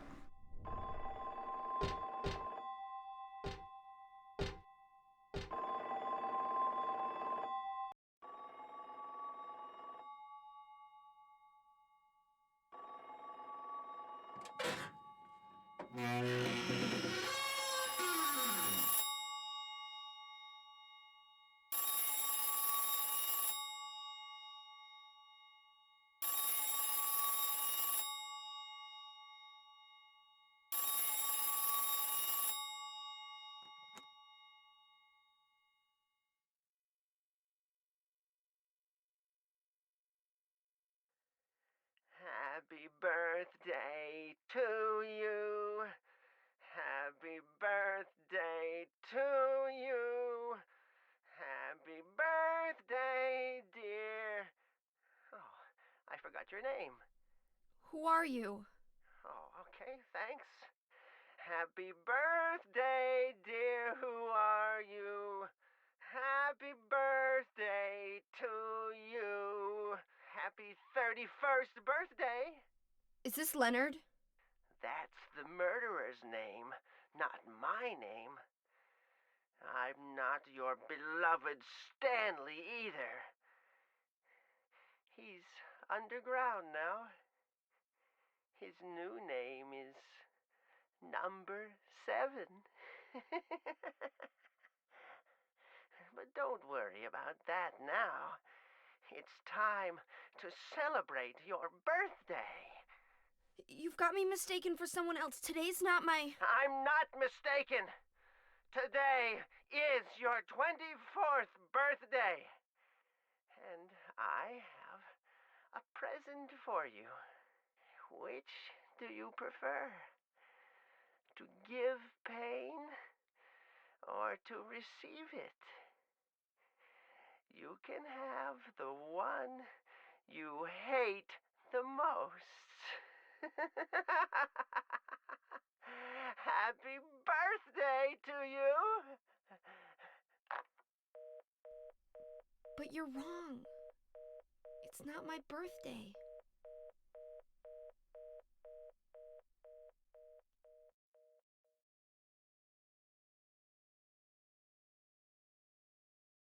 So that is the infamous happy birthday caller. So, as the caller says, and as far as I can tell, they are truthful. They are not Leonard. They are not Stanley. It's never really expressly said who that caller is supposed to be. The numbers that are given, like the happy 31st birthday and so on and so forth, are a combination of the years of each of Alessa's lives. So Alessa herself was 7 years old when her soul was split and created Cheryl. And Alessa was 14 years old once Cheryl returned to Silent Hill and their souls were reunited into Alessa.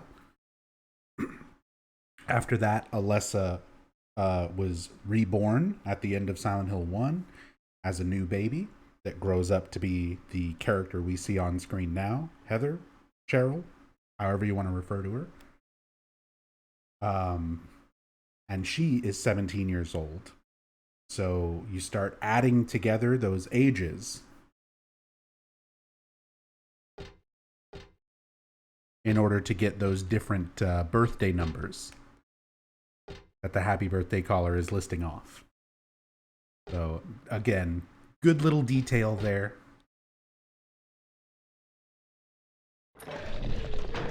Yeah, out of all the things Heather is concerned about,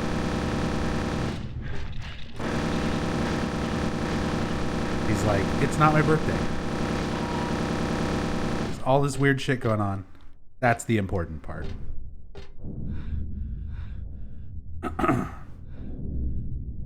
Kabi-sama, Heather has some dialogue. Oh, you are right. I got so distracted talking about the stretching for yoga.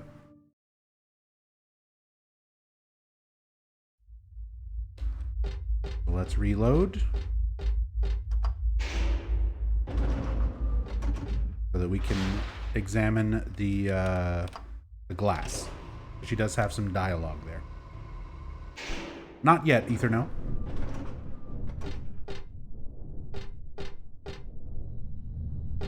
Was it missable?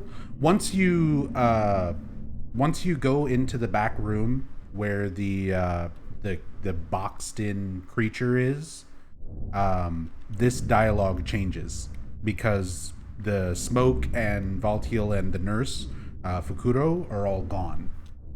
So you got to examine it the first time, and then go do the back rooms, and then come back out, and it's different. So first, we look at it like this. It looks like something's on the other side of the glass. It kind of looks like a person. But this smoky stuff makes it hard to tell for sure.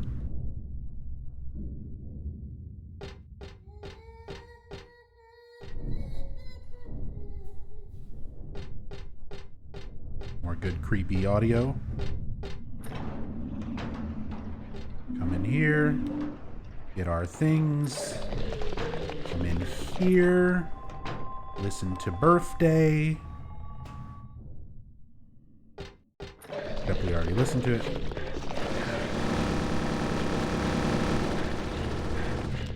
Don't fucking shoot me, God.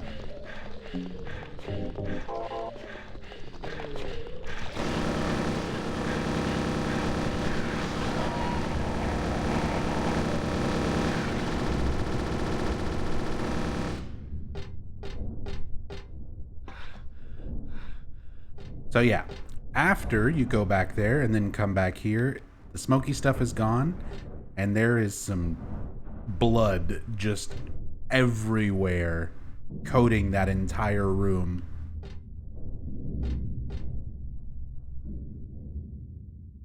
You can even see it dripping down the glass in front of you.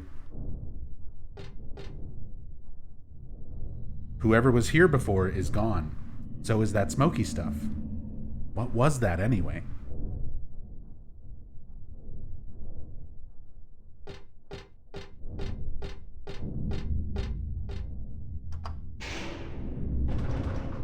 I like how the phone in the locker is obviously not connected to anything to further cement how weird the whole thing is.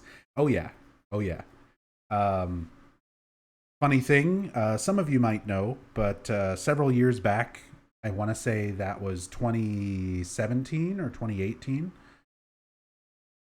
I participated in a charity event called the Scarathon, which still happens. But there was the Scarathon of that year, which was a bunch of horror streamers and streamers just coming together to play horror games and scary stuff during October to raise money for charity. And I recreated that phone call with the happy birthday caller and another Silent Hill streamer, Ravenheart, provided the voice of the happy birthday caller because he does a great impression of the happy birthday caller, both in the original game and the different. They gave him a completely different voice for the HD collection. Raven does a great impression of both. So he provided some voice lines, and we recreated that happy birthday call as like a little skit for the start of my section during the Scarathon. It was a lot of fun. Hell, do I still have that clipped somewhere? I might be able to pull that up and show it, because I put some work into it.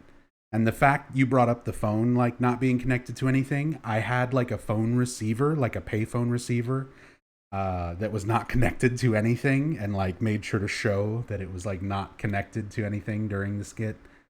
It was a lot of fun. Let me see if I can find that.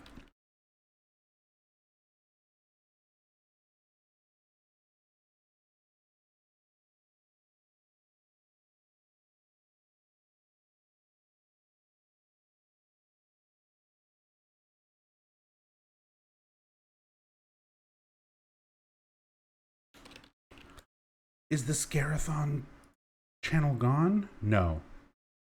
No, there it is. I was on the wrong one.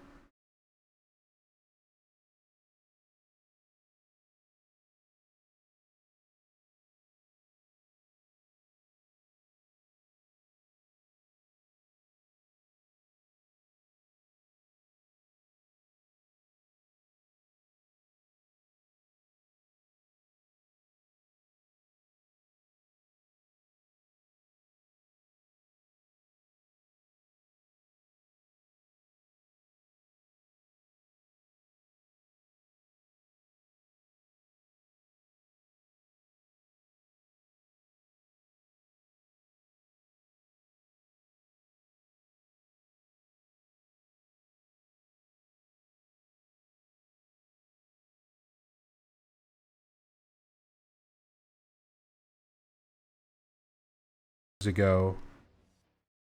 This it?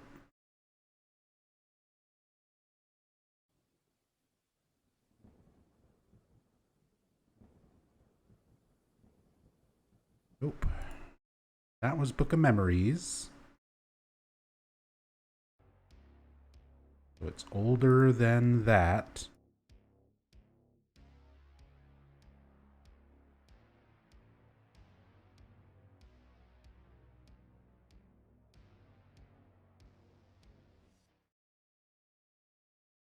Sorry. I'm committed now. I'm sorry the playthrough has come to a halt. But it was a lot of fun making this this skit for the Scarathon. And if I can find it, I would love to show it.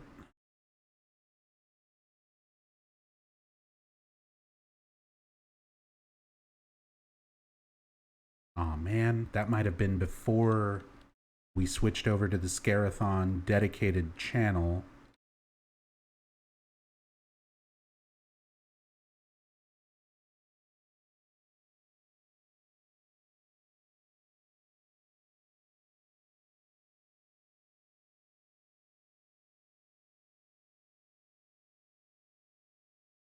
Wait.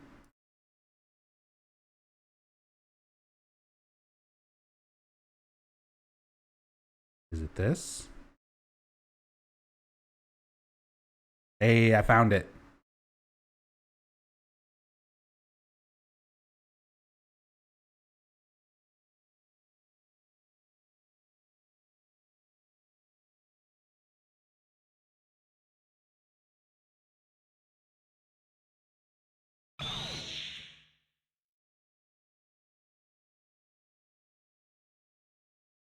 What the fuck? Jad Ashton, thank you for $100. Ah, damn. What are you doing? What are you doing?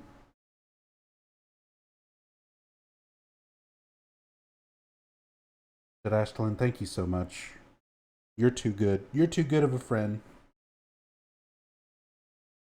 And I hate you for that. Because I can in no way repay that. But I'll do my best.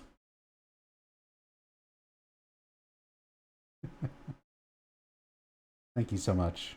Thank you, thank you.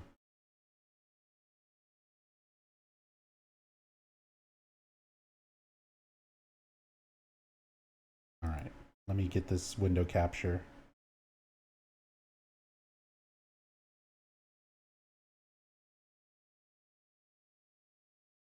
Come on.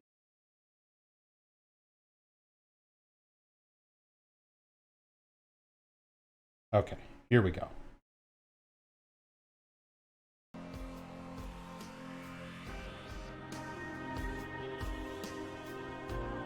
I might have to adjust audio.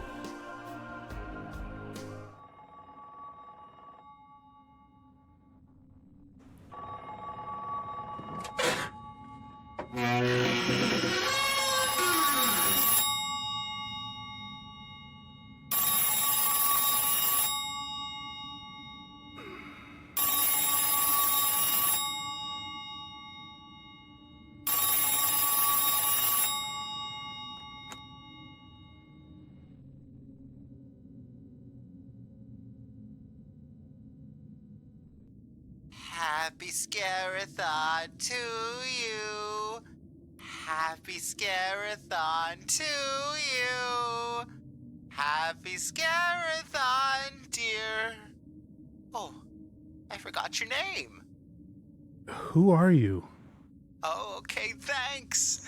Happy Scarathon, dear. Who are you? Happy Scarathon to you. Happy 31st Scarathon. You want me to do like a Silent Hill run? That's the first Gabe's name, not my name. I'm not your beloved Silent Hill 2 or 3 either. They're underground now. Their new name is HD Collection. But don't worry about that now. It's time to celebrate your part of the Scarathon. You must be mistaken. I don't think I'm supposed to be like... I'm not mistaken. Today is the 24th Scarathon, and I have a present for you. Which do you prefer? Homecoming or downpour? Homecoming. You can have 3 hours to finish the one you hate the most. Happy Scarathon to you! I don't want to play Downpour. Hello? Hello?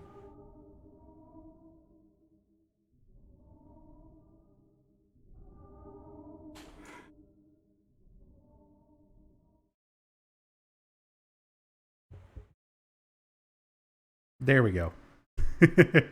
And then I played Downpour and raised money for charity. But yeah, that was the start of my segment for the Scarathon back in 2018. And we recreated that whole happy birthday sequence just for a fun little skit. That was a lot of fun.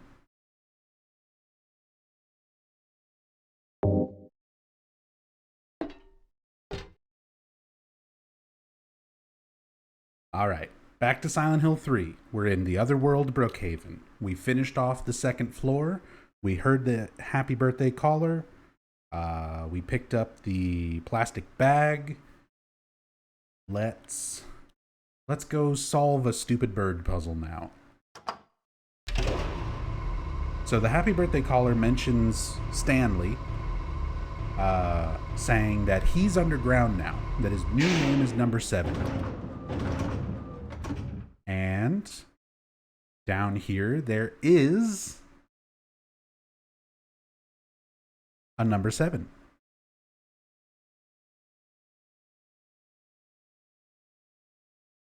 Was that Euronymous on your shirt? No, I was wearing a Scarathon shirt. The charity fundraiser that we were doing is called Scarathon. I was wearing one of their shirts. But yeah, so Stanley's underground now. His new name is Number 7. So that body under there, that's Stanley. And even in death, Stanley's fucking creepy and weird. So I'm gonna mute my mic. I'm gonna turn up the game audio some.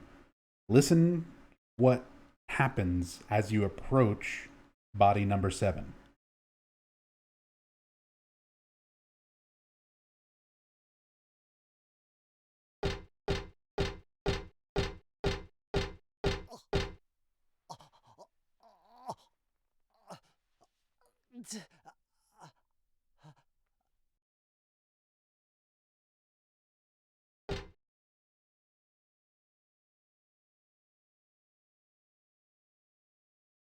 Very, very quiet, but you can actually hear sort of like struggled gasping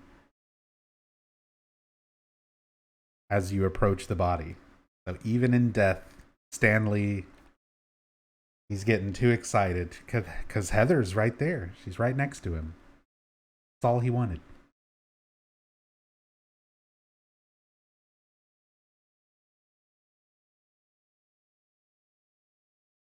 So there's a memo here. We're going to read that in just a moment. We're going to read a lot of poems about birds.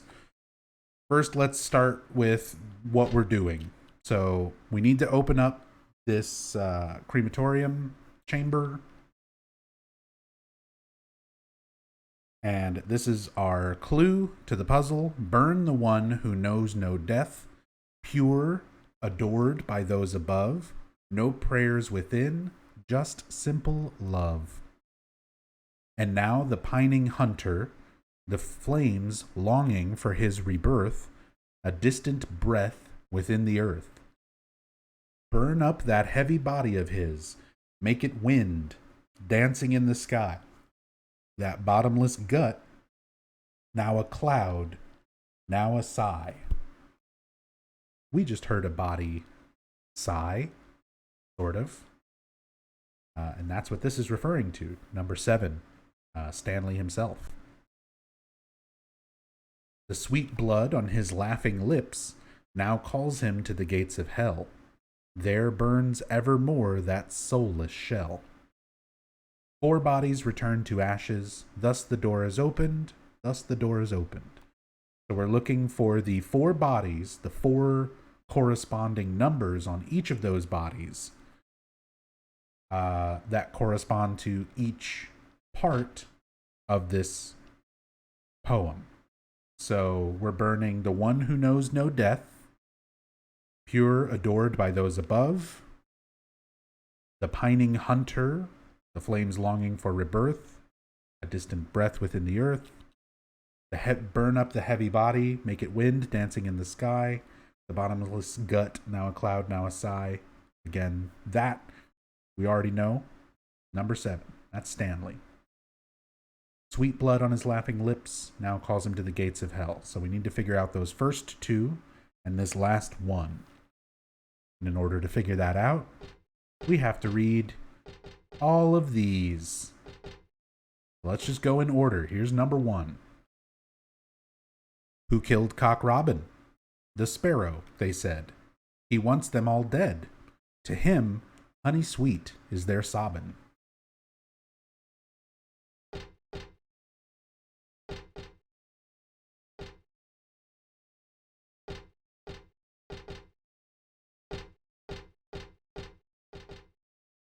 This one doesn't have a number. Cock Robin, who hid the key away, is ash in the oven, all right. The place he held is empty now, and the doors remain shut tight.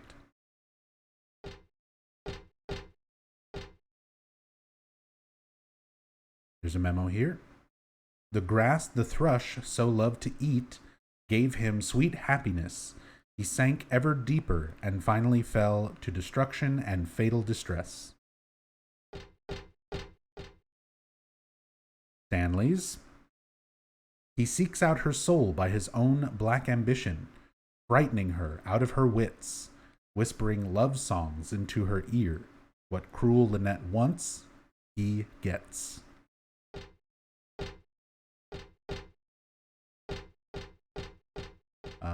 Number 8. The black rook is the praying sort who hears the gods in the skies. He whispered petitions go on without end, and glassy and dim are his eyes. Number 5. The lark's child lost all his words and walled himself up all away. Heart and mouth both locked up tight in a cage where none want to stay. Sorry, we're reaching the part of the playthrough where I'm tired enough that reading is hard. Number 9. The wren with pure heart as yet unrefined makes us laugh with his feeble lip smacking. But still we all know he shall never grow old, and he knows not how much he is lacking. So the wren will never grow old. There was a mention of someone, one of these being a reference to that.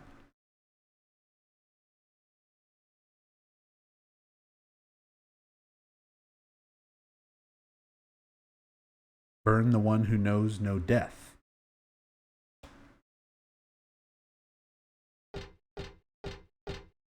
So the wren will never grow old. So this is going to be our first number.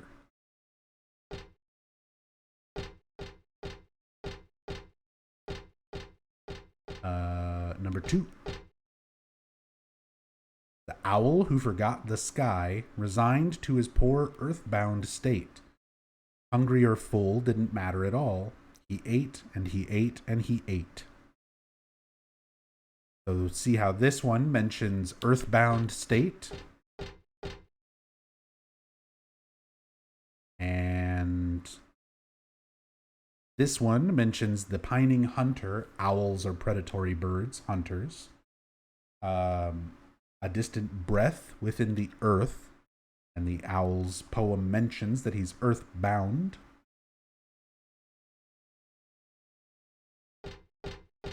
So that is number 2. The dove's hope died. He chose his path. His flapping wings fell still. Drenched in scarlet, here they lay, his cheeks pale white and chill.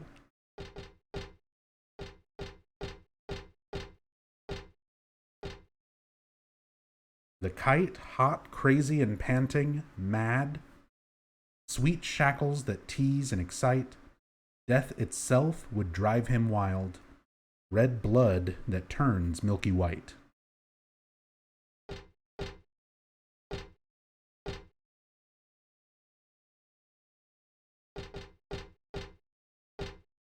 So yeah, you just have to read all of these poems about birds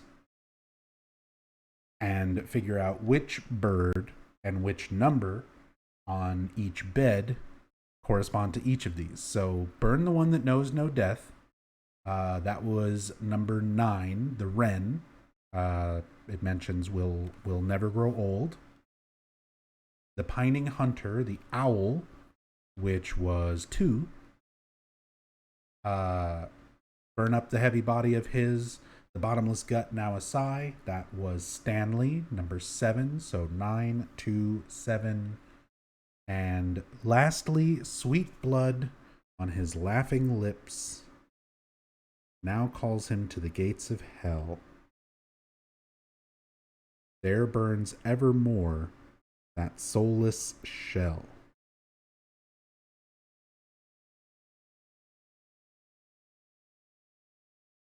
So that one, it's a little bit more vague.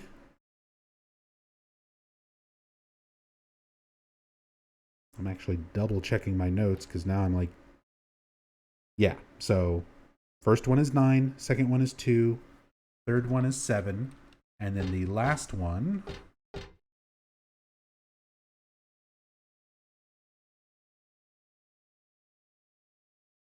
Sweet Blood on His Laughing Lips now calls him to the gates of hell. So soulless, going to hell, laughing with blood on them. That is the sparrow. He wants them all dead. To him, honey sweet, is their sobbin'. That's bed number 1. So you go over to the lock. And that should be 9, 2, 7, and 1. And it unlocks. So this one throws a lot of people off. This one threw me off quite a bit. It's definitely not nearly as bad as, like, just look at the keypad as though it's a human face. Or hope you know Shakespeare, dipshit. Which is the solution to the other 2 most bullshit puzzles in Silent Hill 3 on hard mode. This one is just like a little bit of obscure writing. Poems about birds and trying to correlate them to the main poem. I think the main issue that comes from this one is how flimsy some of the connections to the poem, like the main poem, to the corresponding one on the beds, is actually connected. Like, literally the owl, if you don't know anything else about owls or anything that it would be predatory or that you would view it as a hunter, the way that it's mentioned, the only other thing that connects the main puzzle and the owl's paragraph is the word earth. Literally just one common word between the 2 poems. So this one's definitely not nearly as bad, but yeah, still throws people off quite often. But that gives us the cremated key. Found this in some sort of crematorium underground. Burned black, but still usable.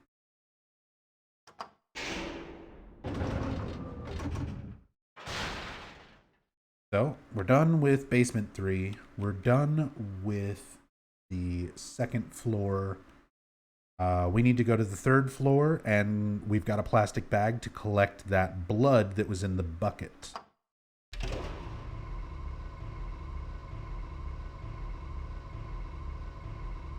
Hey, Raptor Maid. Been missing a story playthrough? Just got back home from work? Don't worry, you only missed the first 11 hours. There's still plenty of game left.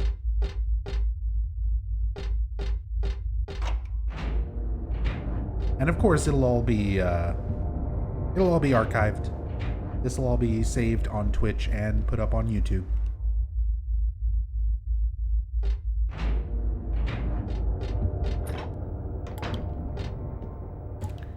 So back to our ritualistic victim of Leonard Wolves, who has been bled out specifically for a ritual involving blood. We're going to use this plastic bag because we need to recreate Leonard's ritual in order to get to him.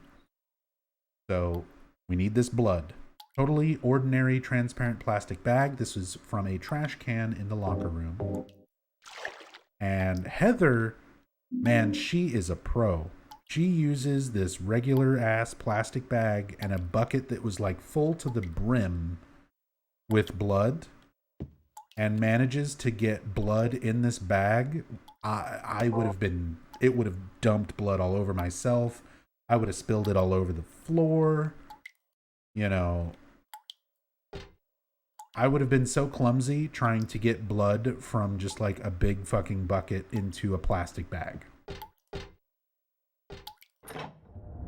Heather does it, no problem.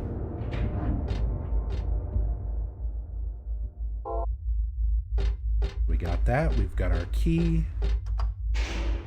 At this point, I think we're good. Go to the first floor.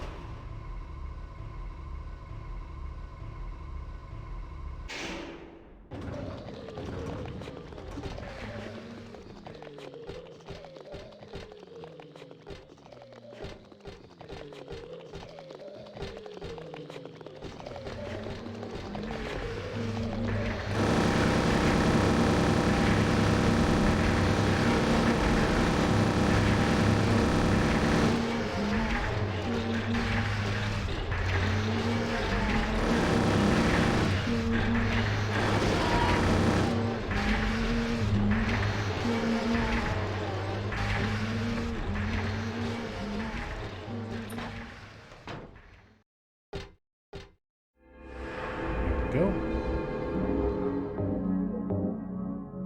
Save our game here in the exam room. There's a little bit of stuff to look at here. There's a memo here on the chart. Dr. Midkiff, please use extra caution with the patient in room 312. He should still have his religious freedoms here in the hospital.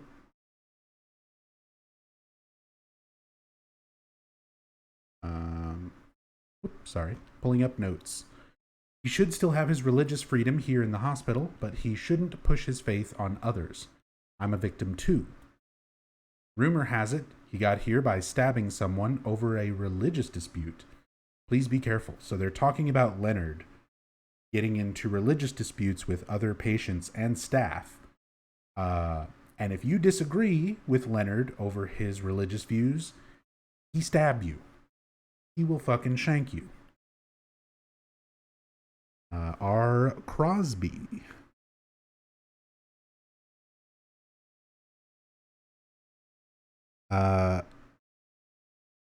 So references here to the Stephen King adaptation movie Pet Sematary. The original 1989 one, not the more recent one that they did back in 2017, 2018, something like that. They did a remake of it. But in the original, the two of the lead actors for Pet Sematary are Dale Midkiff and Denise Crosby. So we see this note to Dr. Midkiff written by R. Crosby. So Midkiff and Crosby is a little reference to the actors in Pet Sematary. Also, as a Star Trek nerd, I have to point out it's the same Denise Crosby from Star Trek: The Next Generation. At least part of it. P.S. It looks like the rumor is true. According to the head nurse, I do think he's a good person otherwise, though. Easy to deal with.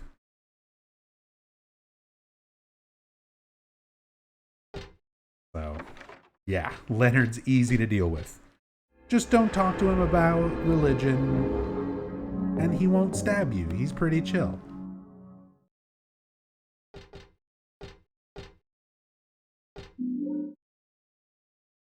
There's a handful of dirty syringes on the bed. I'm not about to use them, that's for sure. But we are going to take the ampule sitting right next to them. We want that. We'll use that.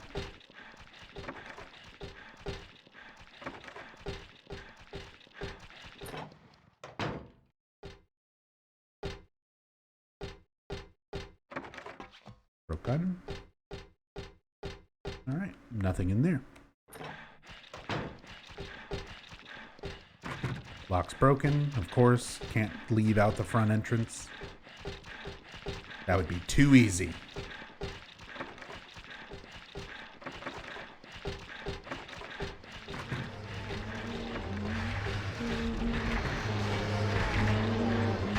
Don't you fuck!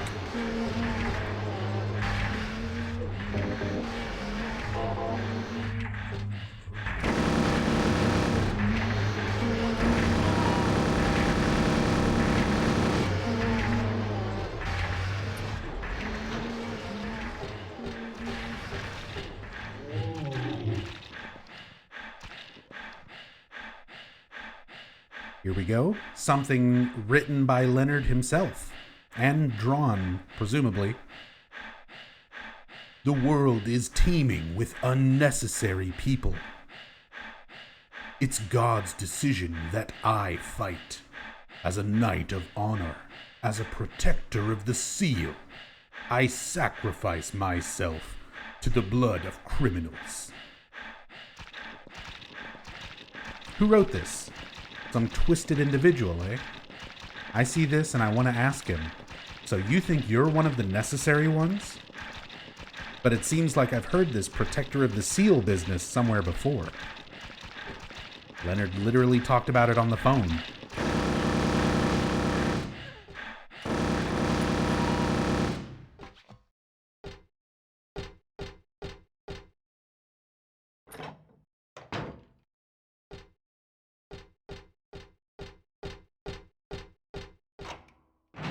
Cremated key gets us through this door.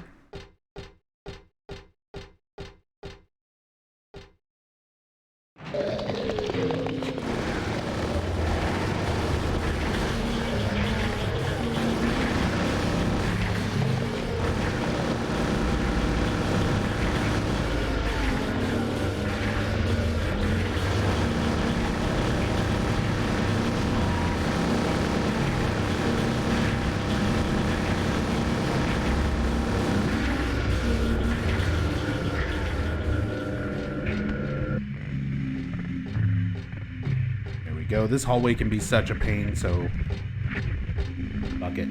We're machine gunning through everything now.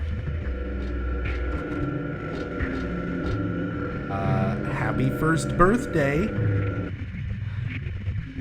First birthday. But who could... All of the birthdays before were references to Heather. But first birthday, something just being born. This is written, intended for the god growing in Heather. This is also an optional room. If you don't go and listen to the happy birthday caller, if you miss that room or don't examine the locker, this room will just be locked. And you won't be able to go inside it.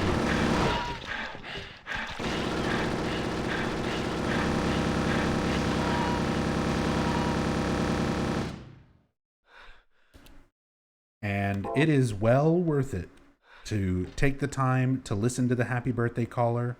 Not only is it just a really cool bit of dialogue and a creepy scene, there's something on the platform. It's too thin to be a person. I don't think I'll go so far as to pull off the sheets and check. All right. But, yeah, you get a bunch of supplies in this room. It's your birthday gift. Happy first birthday. First aid kit, health drinks. Fuck, there was text. Where did I last save?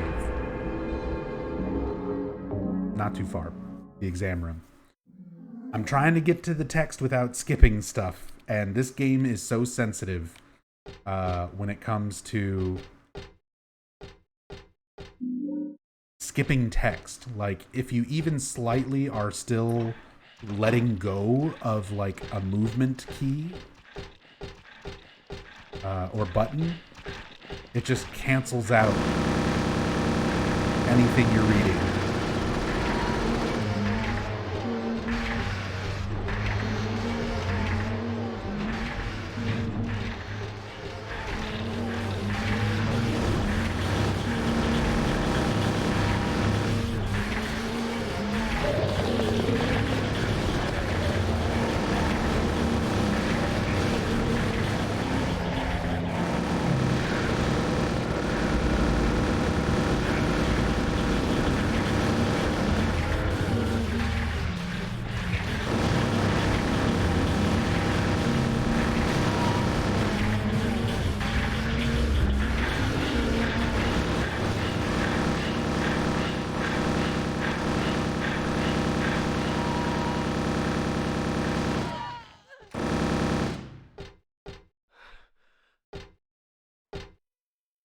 Like I was saying, supply room.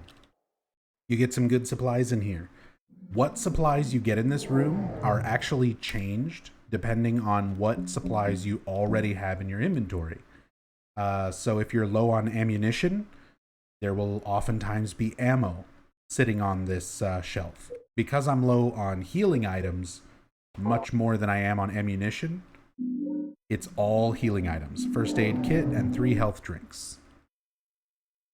Are these birthday presents? Well, I guess I shouldn't look a gift horse in the mouth. Besides, if I didn't really need this stuff right now, he wouldn't have given it to me. That weirdo, I mean. I guess you're making a lot of assumptions here, Heather. There's something on the ground. Is this a birthday card? Happy 38th birthday.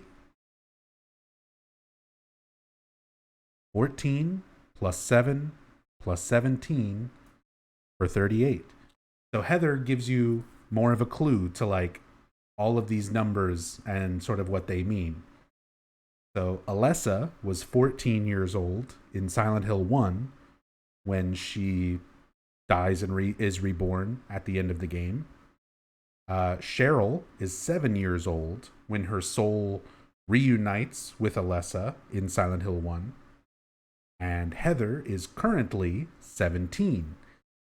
So these are all of the lifespans of each of Heather's lives up to this point, totaling 38. But it's not my birthday.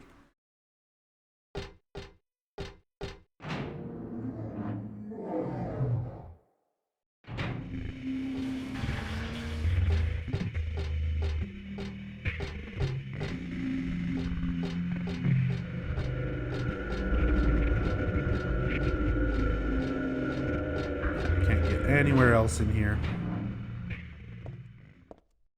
Let's save it again, because there is some very easily missed dialogue when looking at the save point. I don't know why, but all the text in this game, this is one of the most sensitive. Like, even when I'm standing completely still and I very carefully touch spacebar to look at this fucking thing, sometimes it'll just automatically skip the text. Okay, we're good. I saw that drawn on the dividing screens at the hospital. But this is different.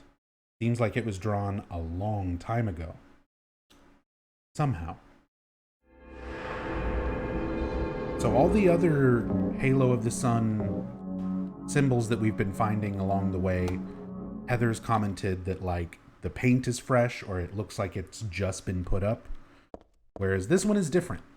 This one, she says, looks like it's been here, and you can even see it's a lot more smudged and like running, but it is older. Something that has been here probably as long as Leonard.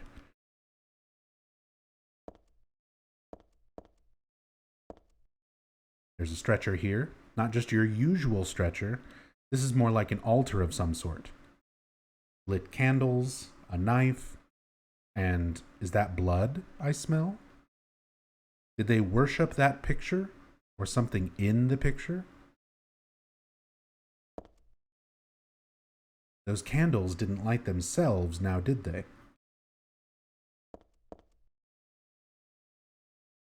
The title is Lost Memories.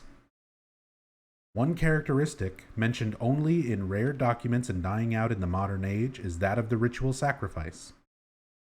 Offering prayers, pierce a man's chest with a copper stake, drench the altar in the blood which spouts red from the heart, to praise and to show loyalty unto God. So this is what Leonard did. That body that was hanging upside down above the bucket that was being bled out, he was pierced with a copper stake.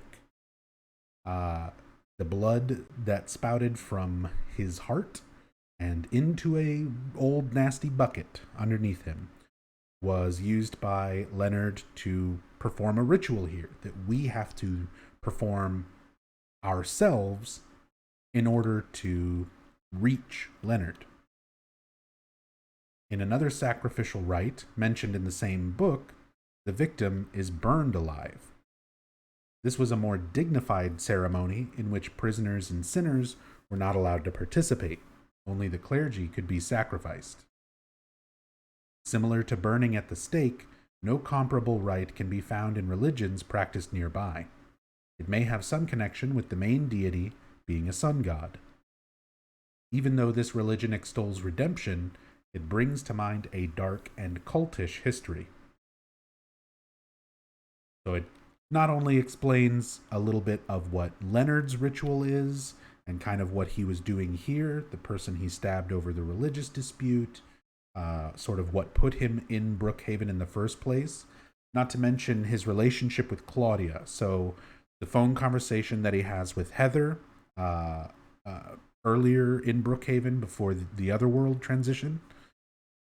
He mentions all sorts of things that he and Claudia have completely different ideas as to how the cult should operate, like what should their goal be. For Leonard, he is a follower of like the older cult teachings where only the most devout cult members should be able to die and go to paradise. Being sacrificed through rituals like this, bloodletting or being burned, in order to go on and attain paradise. Claudia has a different idea. She thinks that everybody, all humankind, deserves to be happy, deserves to go to paradise. Basically, she thinks that everyone should die.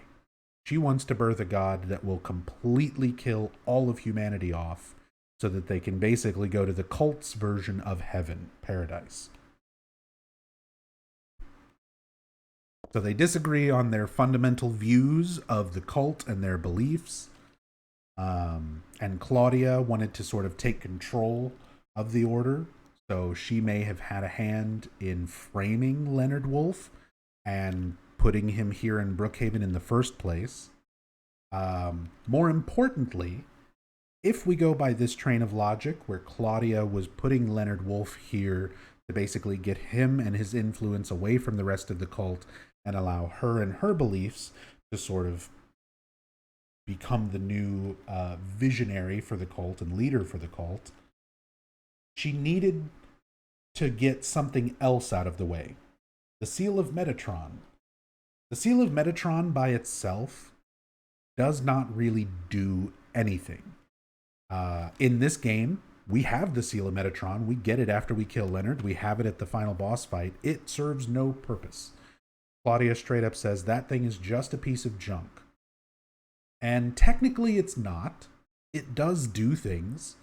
But because of the way the town's spiritual power works, it takes what you believe in your mind and makes it real.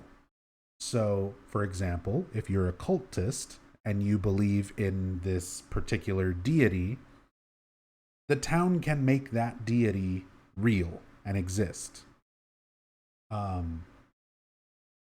Whereas any other beliefs, that are in your mind as well, can be taken and basically made into reality.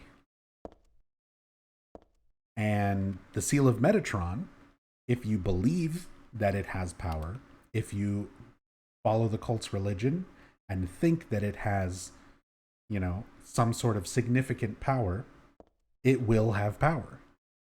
We see that it has power in Silent Hill 1, but even when Alessa's using it, it doesn't work all the way through Silent Hill 1. It starts off very early on being a ward against the otherworld, the nightmare. Anytime you see the Seal of Metatron early on in Silent Hill 1, it's always in an area where it's safe. There's no enemies. But as the overworld begins to overtake Alessa's will, we start seeing the Seal of Metatron doubled up and even tripled in places, even though there are still creatures and monsters and manifestations there. So it loses its strength over the course of Silent Hill 1. For Silent Hill 3, even though Heather used to be Alessa, as Heather, she doesn't really believe in the cult's teachings. She doesn't follow them. She does not share their faith. Because she does not share their faith, in her hands, the Seal of Metatron just doesn't do anything. But if it was in the hands of somebody who did believe in that faith and thought of it as like a powerful cult object, such as Leonard, he could potentially use it to overthrow Claudia and her plans. So Claudia might have intentionally gotten her father, Leonard Wolfe, locked up here in Brookhaven along with the Seal of Metatron, specifically so he cannot interfere with her and her plans.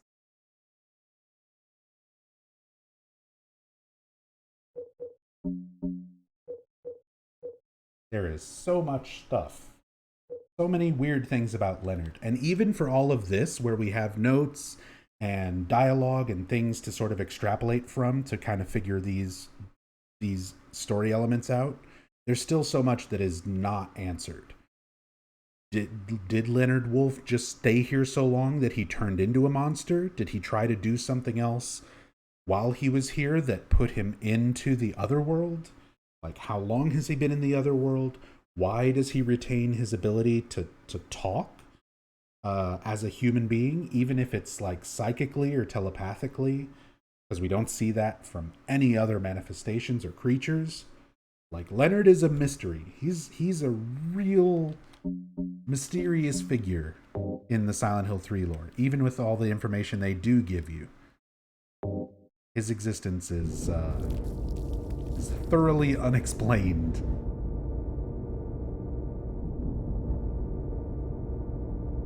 But that's part of what makes him super interesting to me.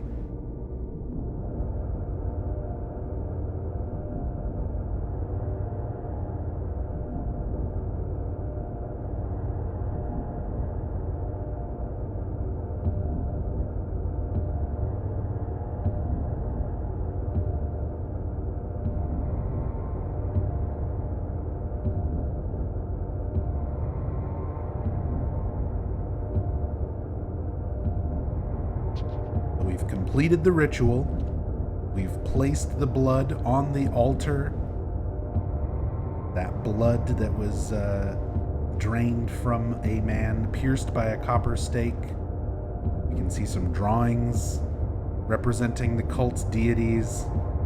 Very similar drawing that we find in another makeshift altar in Silent Hill 1. This again serves as a parallel to things in Silent Hill 1. The other church that you find in the back of the Green Lion Antique Store, which is basically just a makeshift altar, and a drawing with a head, a very long, tall-headed deity is also depicted there. So again, some really, really cool parallels.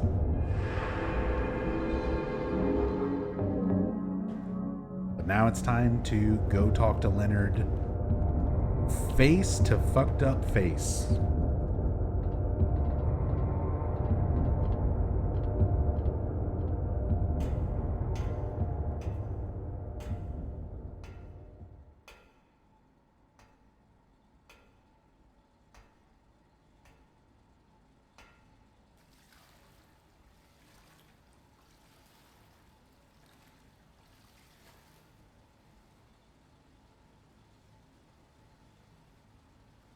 Heather?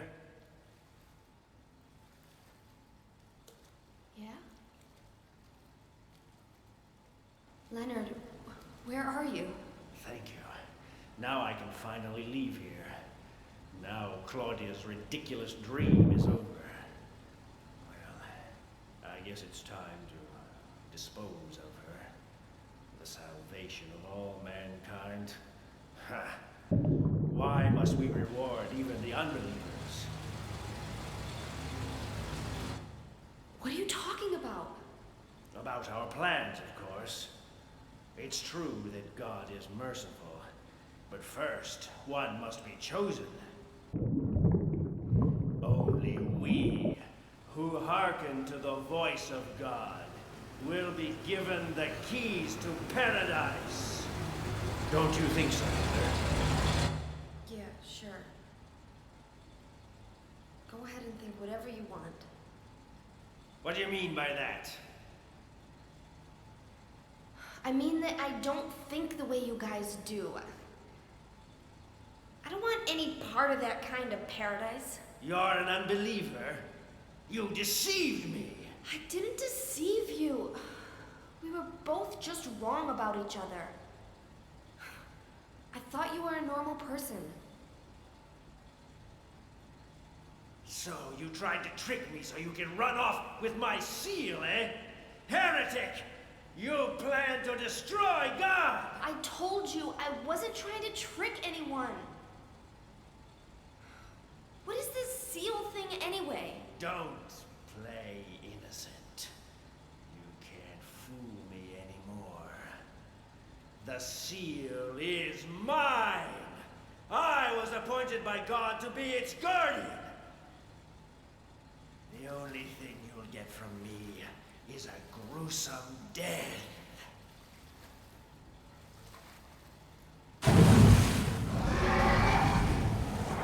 Leonard? Is that you? Death to all who turn their backs on God! Is every person here a mental case? Well, I guess you're not a person anyway. Ooh, got him.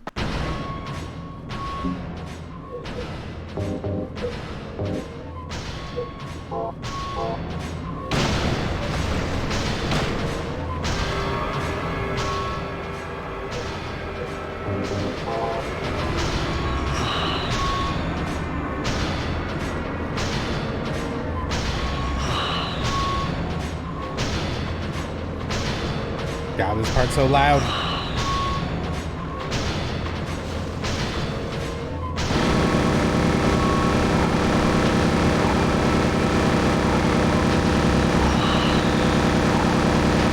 Got him.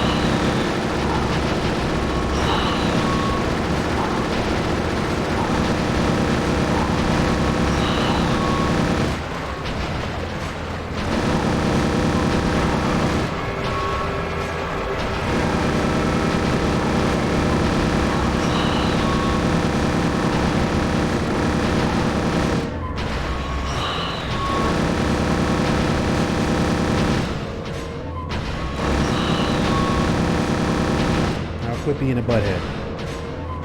Game Shark much. No Game Sharks were used. The infinite ammo submachine gun is just a new Game Plus unlockable weapon. If you kill the final boss using a melee weapon, you unlock this gun.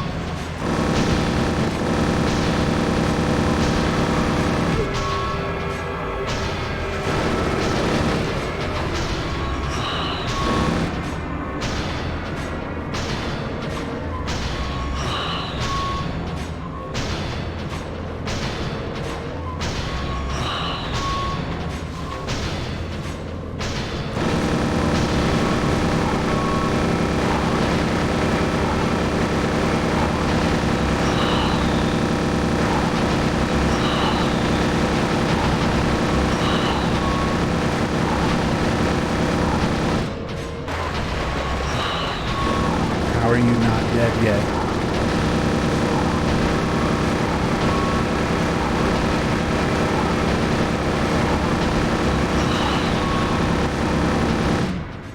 Good God. Extreme difficulty, boss health.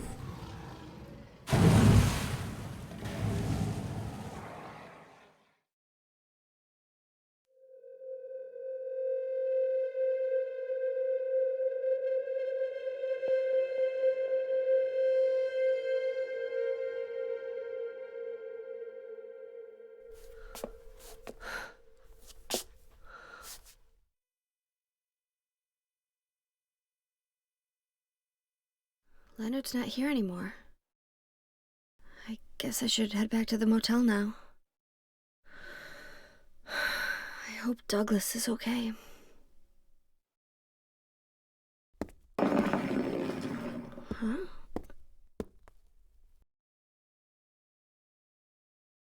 What's this? It is the mark of Samael. The Seal of Metatron. Talisman. It has an odd design inscribed on it. I got it after I defeated Leonard.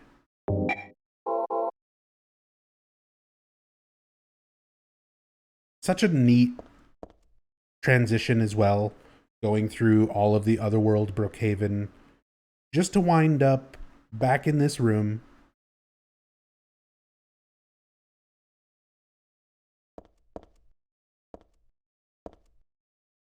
Although I love the lighting change when you're back out of the otherworld and the sun is setting outside on the town.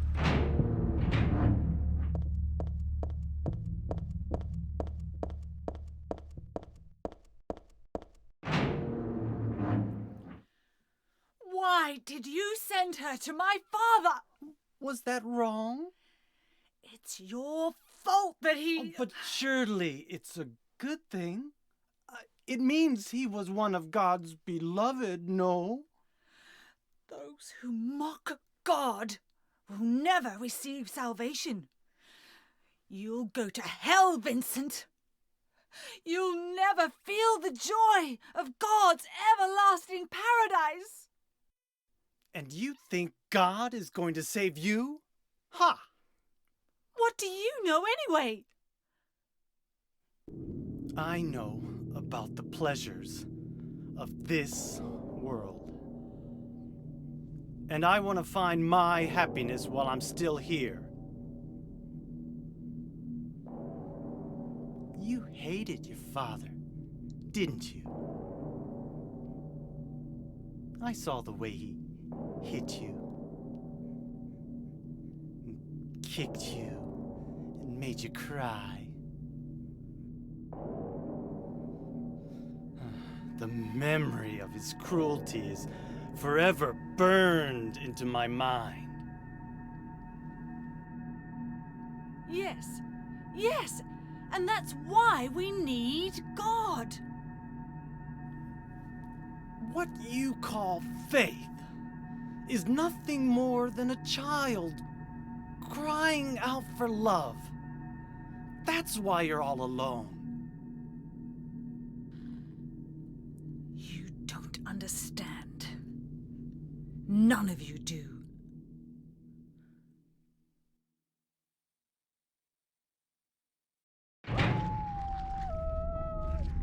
So we get some, dog. More important dialogue there between Vincent and Claudia.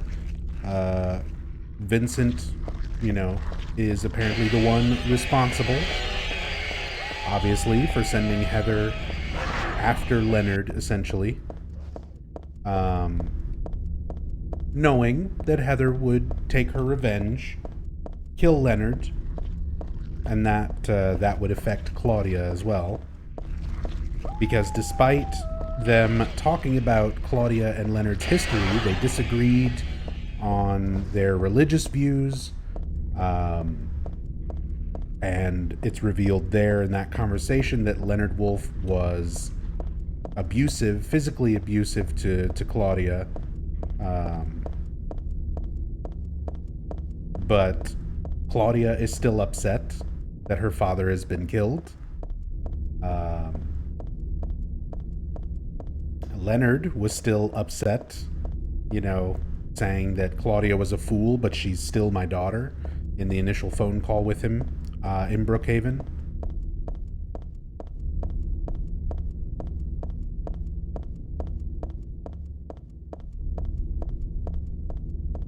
So despite their differences, there was still some sort of a bond, a connection between the two.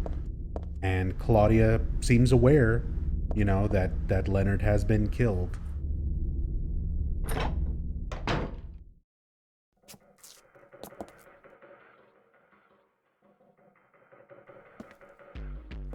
Where's Douglas?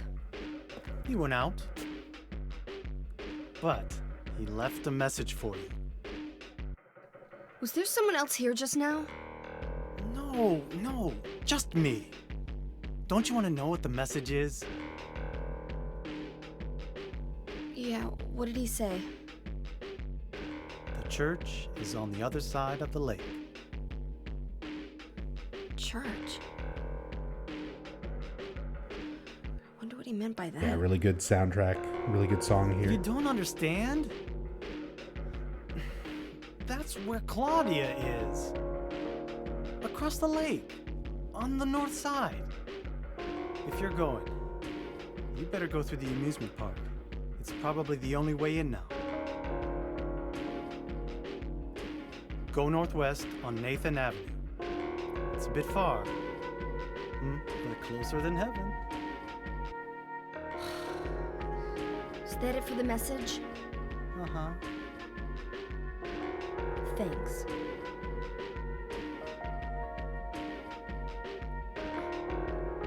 Douglas really said that? What's wrong? You don't trust me? Said the least trustworthy character in this game by a long shot. You don't trust me? No.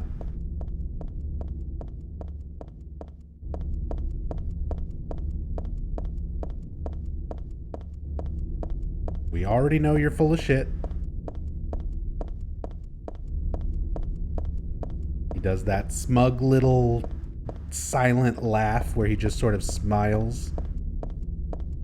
He was talking with Claudia in that room before. Yep. That hotel room where Heather and Douglas first arrived to town is where Vincent was waiting and talking with Claudia just a few moments before. So we're catching up to Claudia. Claudia is not very far ahead of us. And we're also nearing the end of the game.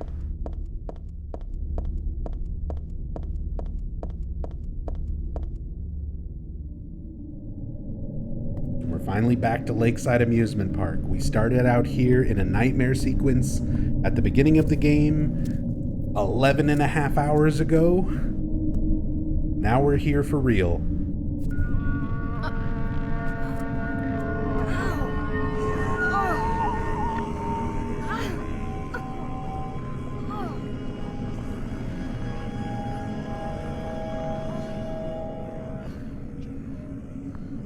We can see these,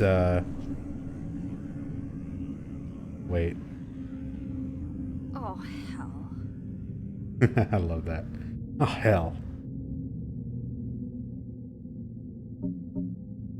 But we see these recurring scenes of Heather sort of doubling over in pain. Everything goes all blurry for a second. That is the god inside of her actively growing as time is going on. All of the negative emotions, the fear, the pain that she's felt, the anger towards Claudia, all growing this god inside of her little by little.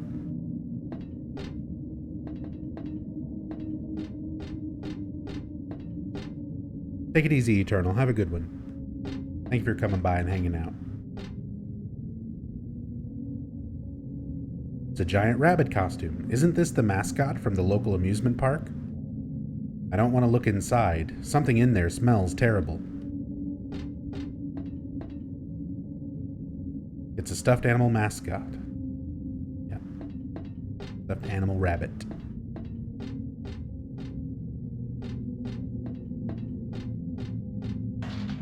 Doors shut tight. Do we figure Claudia left the motel just in time, or was she abruptly hiding somewhere when she hears the door open?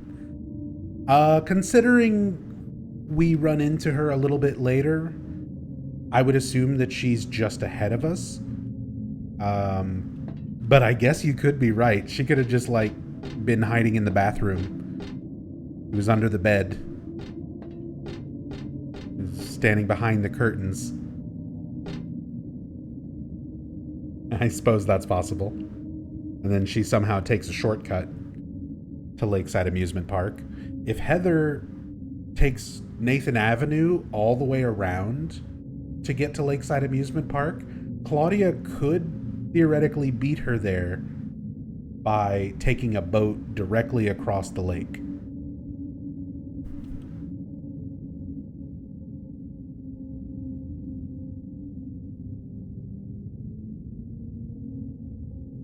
Why would she care to hide from Heather? Yeah, she hasn't even, like, she literally just stood there and baited Heather into doing all of this, standing right in front of her. So, motivation-wise, Claudia wouldn't even really have a reason to necessarily hide from Heather in that scenario. Like, she still needs Heather to continue following her to the church. And she has things that she has to prepare before Heather gets there. So, most likely she's just ahead of us. But yeah, sure. You could say she hid in the bathroom. Maybe she wasn't hiding. She was just using the bathroom. And Heather showed up. And Vincent was just like, oh, this is awkward. Go to the amusement park. Go across the lake. There's a church over there. Douglas said it.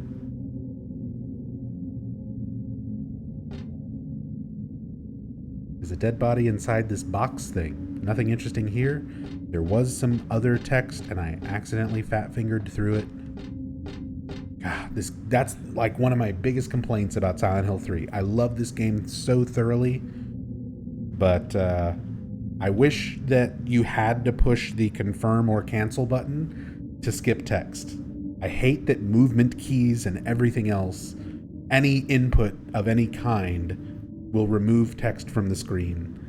Because so much text you can only get once. Once it's skipped or gone, that's it. You can't read it again.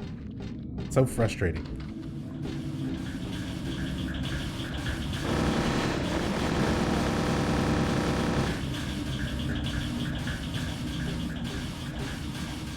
Some more impossible locations here. Just like the nightmare before, but when you go to the souvenir circle here, the middle part is just a giant void.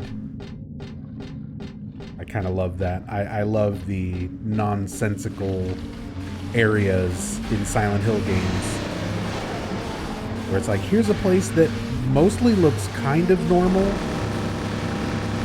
you know, aside from being all rusted and dilapidated and fucked up. But it, like, logically is put together in a way that kind of makes sense, except there's also giant bottomless pits.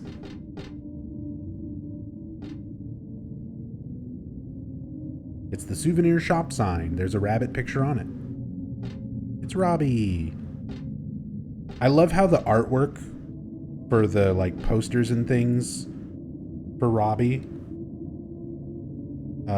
make him look so derpy. Like he looks so different.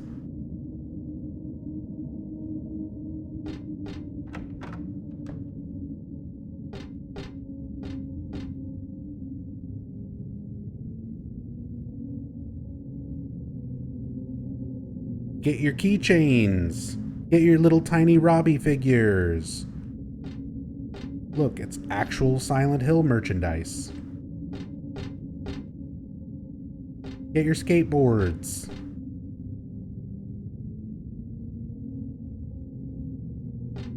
Get your Silent Hill town map blanket.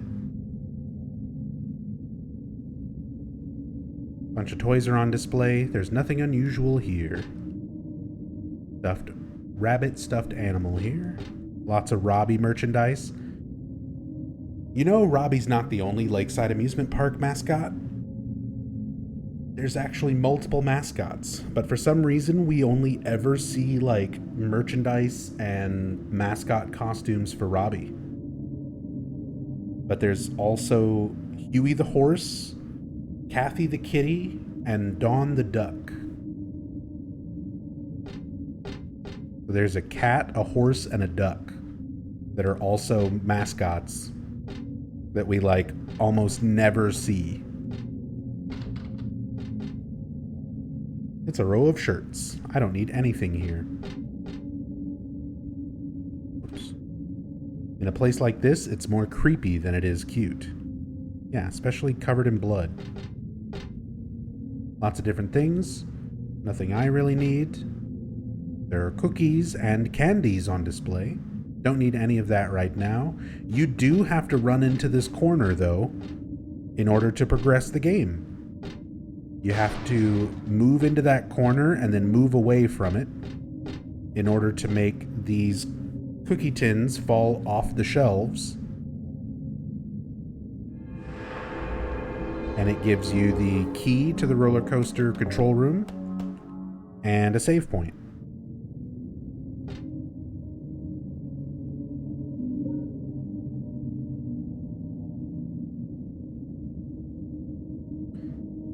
And it's Rosewater's chocolate.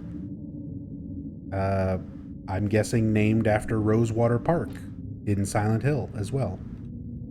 Oh, there's the mascots. So yeah, on the top there is Kathy the kitty. And then on the right in the middle is Robbie the rabbit. On the left is Huey the horse. And then down there at the bottom is Dawn the duck.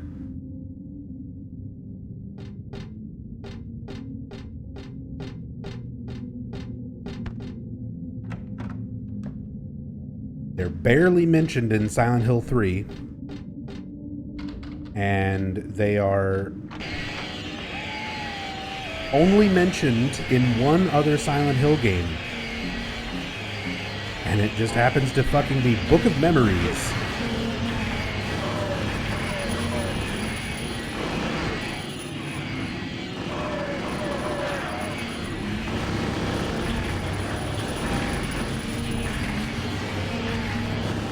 So loud, shut up. Shut up, Pendulum.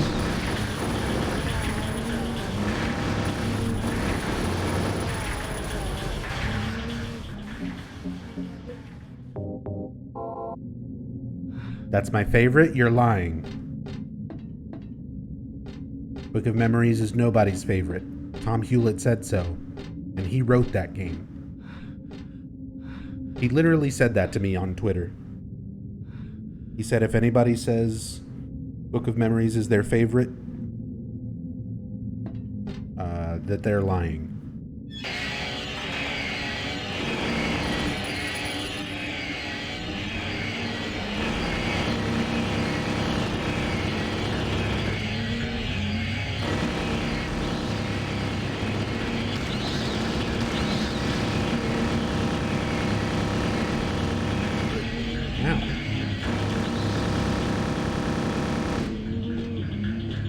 Hey, what's up, Elsie?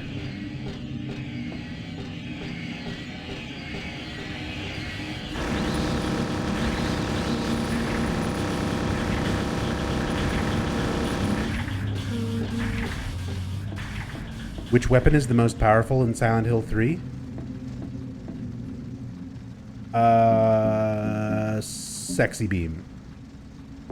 I'm pretty sure in terms of raw DPS, raw damage. This right here.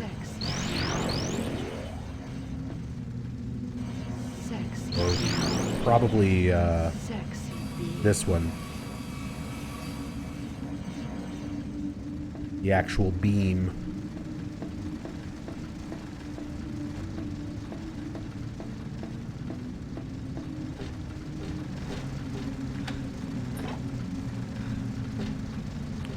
Alright, roller coaster control room. What the hell is this? I feel like I'd catch something nasty if I touched it. I really better not mess with it. Not that I especially want to.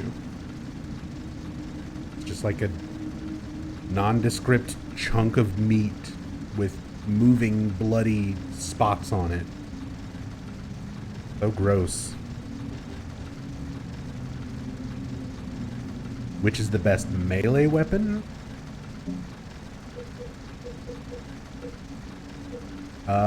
In terms of single hit damage, I think it's the beam saber. But in terms of versatility, DPS, and moveset, probably katana.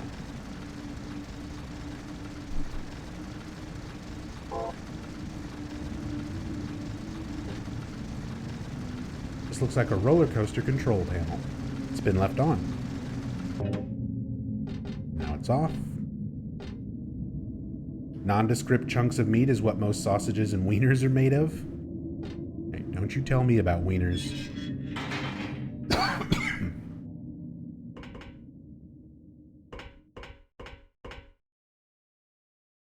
Don't you come in here telling me what goes in wieners. It's probably not that, whatever that is. It might be. It's probably not.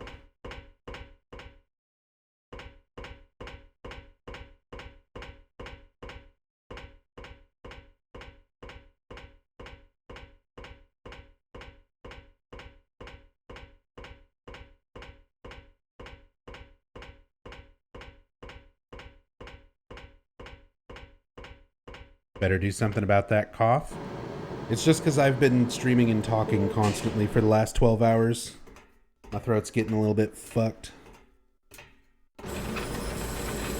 But that's okay. I don't have to do anything too important today. I just have to play Book of Memories in like 10 hours. We don't need a voice for that.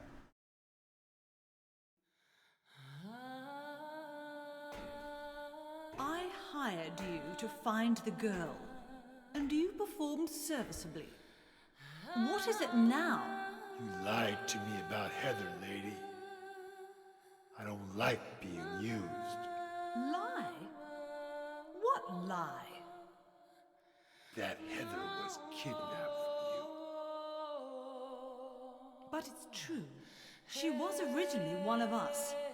That man, Harry Mason, stole her away and kept her hidden from us. Yeah, but she says she was happy. She was brainwashed by him, deceived, because her true self had not yet awoken. She carries God within her. But when a lesser, Mother of God, truly awakens, Yeah? What's gonna happen? she will usher in the eternal paradise. What kind of place is that? A place with no pain, no hunger, no sickness, no old age. There will be no greed or war, and all will live by God's grace alone. No this, no that, no nothing. A paradise? For castrated sheep, maybe. Sounds pretty boring. I pity you. You still don't understand.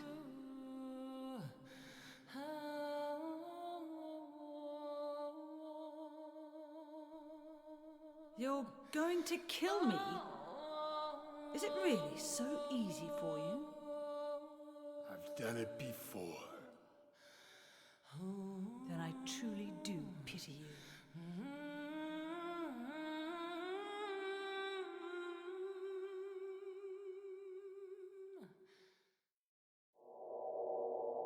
Some good, interesting insight into Douglas and Claudia there. She's explaining more of what she believes paradise is. Douglas is not having it. He explains that he's killed before, and that Claudia, upon hearing this, is like, then I truly do pity you, because that would mean that he's a murderer. He's killed someone. He can't go to her paradise. But he doesn't want to in the first place.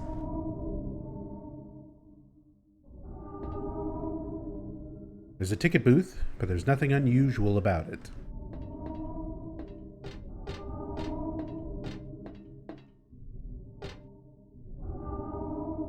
Nothing written on it. It's probably supposed to have the ride's wait time on it or something.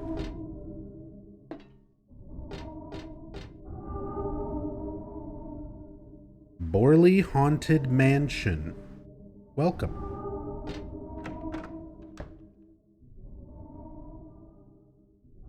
Look at all the little pumpkins. I gotta say, I love Borley's Haunted Mansion.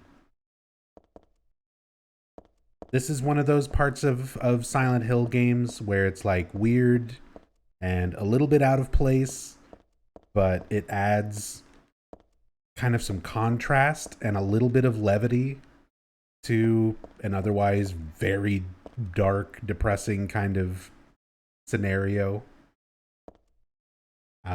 And it's also just kind of funny, like, it's a horror game. Silent Hill 3 is a genuinely horrifying, disgusting, grotesque horror game. And within this horror game, you have Borley's Haunted Mansion, where it's Team Silent sort of being aware of, like, this is how people think of like horror, you know? It's like the haunted house where the thing drops down and makes a screaming noise, and the spooky Vincent Price voice.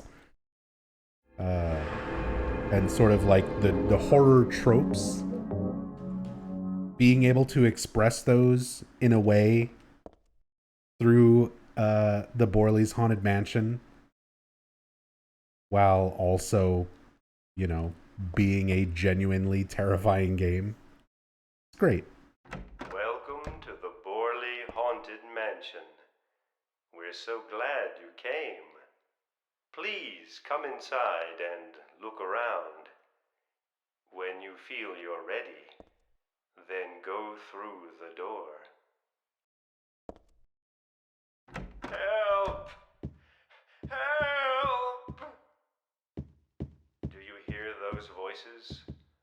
A family of 4 was sliced into bloody pieces in this room. Ah, the cries of the children. The murderer was caught. Do you know why he said he killed his family? Because I felt I had to! Anyway, I'm lying. It's all just a joke. I wanted to scare you, that's all. The truth is, only one person died. By suicide.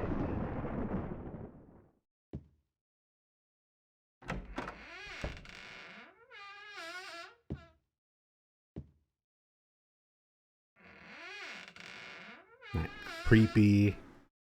Even before the body drops and like everything else happens here. So creepy. Just the setup and the creaking chair.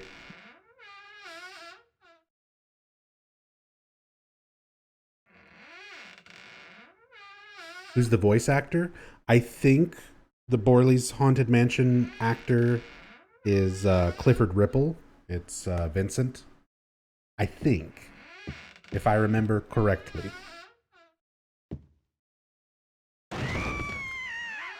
That's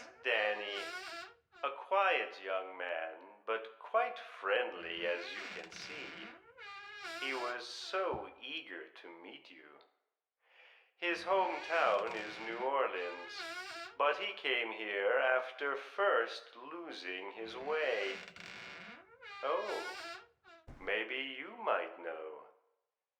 Where is the path to heaven? I got your path to heaven.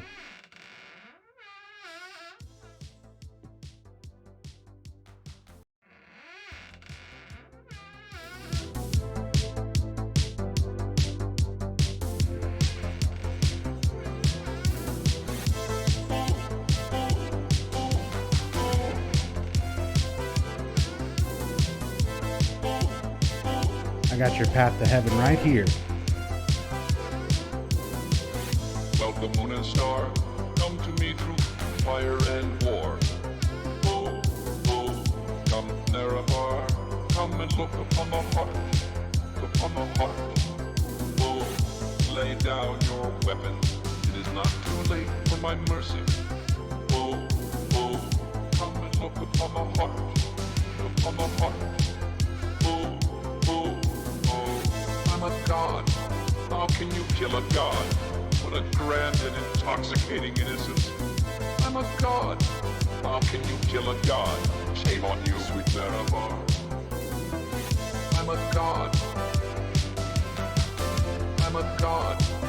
I'm a god. God. I'm a god. I'm a god. I'm a god. Well, the moon and stars come to me through fire and war. Oh, oh. Come near afar, come and look upon the heart, upon the heart. Oh, lay down your weapons, it is not too late for my mercy.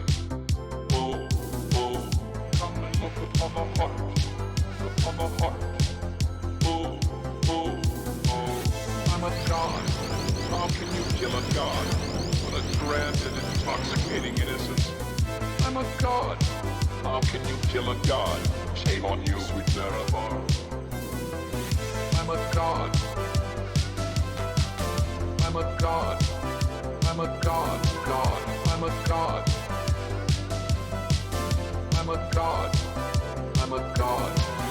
No recall or intervention can work in this place. So There is no escape. No recall or intervention can work in this place. There is no escape.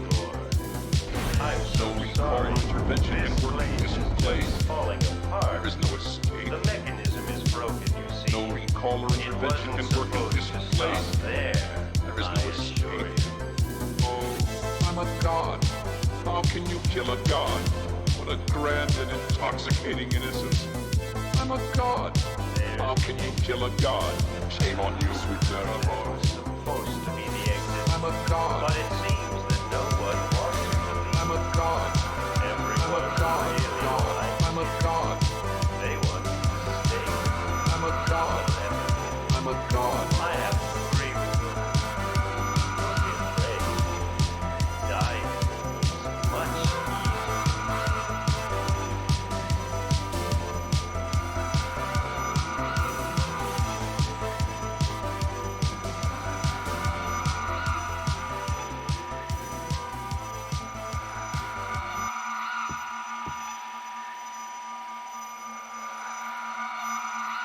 How can you kill a god?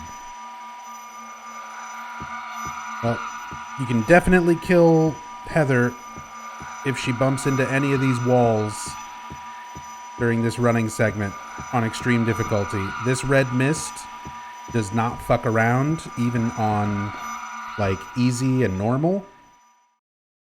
But by the time you're on hard and extreme and you can bump into walls, you basically bump into a wall and you fucking are dead if you mess this up. You can sort of like adjust. You can see I'm tapping forward at each corner to prevent Heather from bumping these walls. And it's just enough to stay ahead of the red murder mist. Oh, I'm dead. Oh, that could have killed me.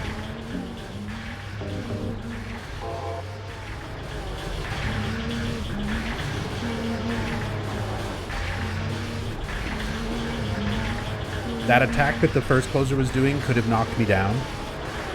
And the closer next to him would have followed it up by stabbing Heather with a downward claw while she's on the ground. And it will just murder you. You will just die.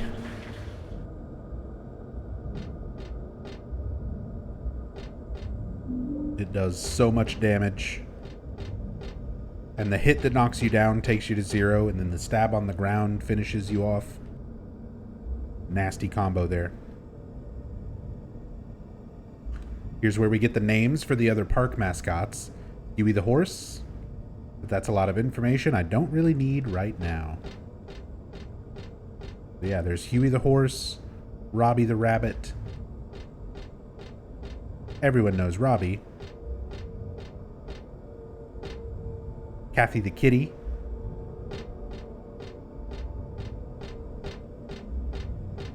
And Dawn the duck.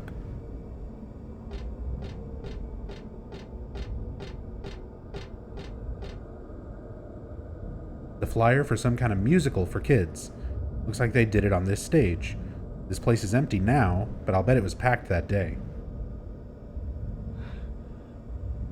Can you actually equip other weapons when in Magical Girl mode? Yeah. You have to unequip all weapons to be able to do the eye lasers. But you can definitely equip anything and be Princess Heart with a katana. Or Princess Heart with a maul. Bonk. Or, you know, Princess Heart with a stun gun.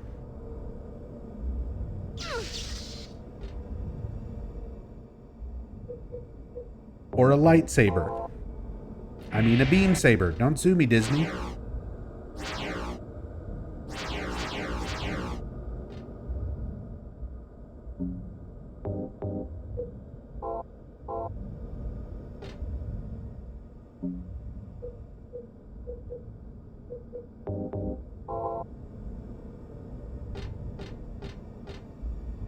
Popcorn wagon? Nothing very interesting. But this popcorn doesn't look right. I don't think I'll be having any. But then again, I wouldn't eat anything else here either. Yeah, we established that way back in the mall. You don't like eating and drinking things when you're unsure what reality you're in. It's a fair thing to stick to.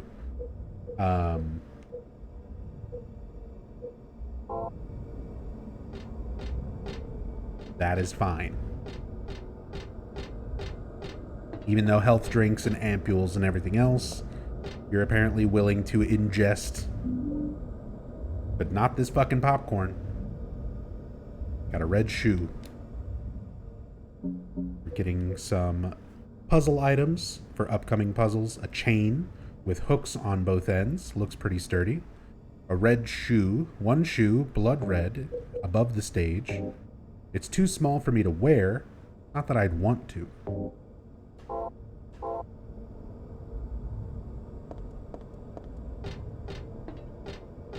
Aren't ampules like literal needles too? Technically, I think they are supposed to be used with a syringe. Like, it doesn't really explicitly say, and it's a bit hard to tell from the design of them. But I think typically an ampule is injected. But maybe she just smashes it open and chugs it. We don't really get to see how it's used.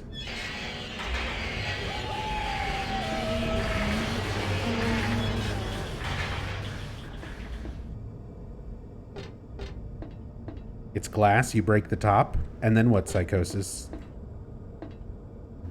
Jam the broken glass into yourself? Insert it as a suppository?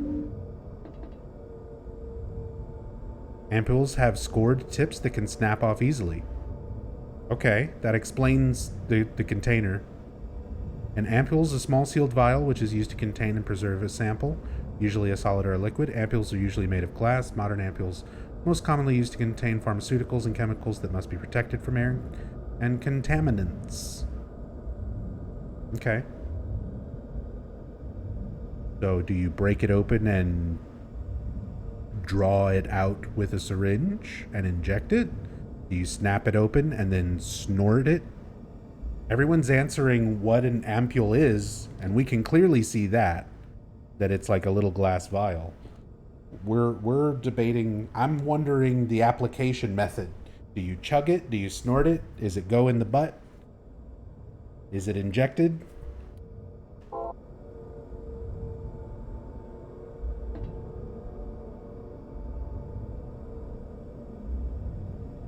What you do with the juice inside depends on the juice. Considering the way it's described, she says it's like...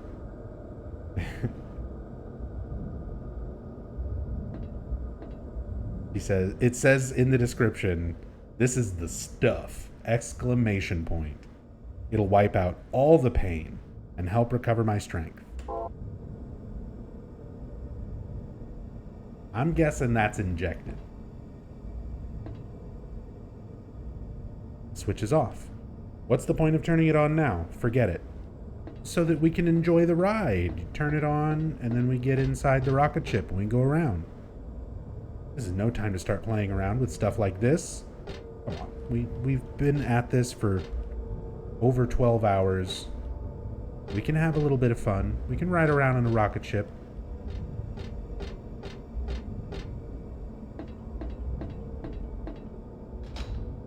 The door doesn't seem locked, but I can't open it. Could it be rusted? I'm not strong enough to budge it, no matter how much I pull. There's got to be a way.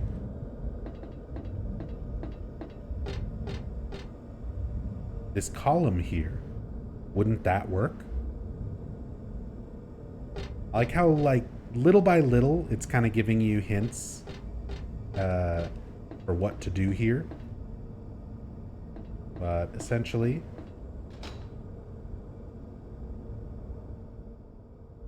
we're just going to attach the chain with hooks on both ends. One end to the door. This half is fine. Better do something with the other half, though.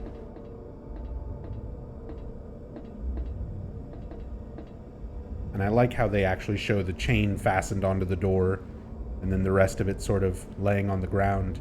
What's interesting about that is if you use the chain on this part first, it'll show that same chain graphic, but attached over here instead. I attached the chain to the column. Now, both ends are attached, and you can see the chain running across.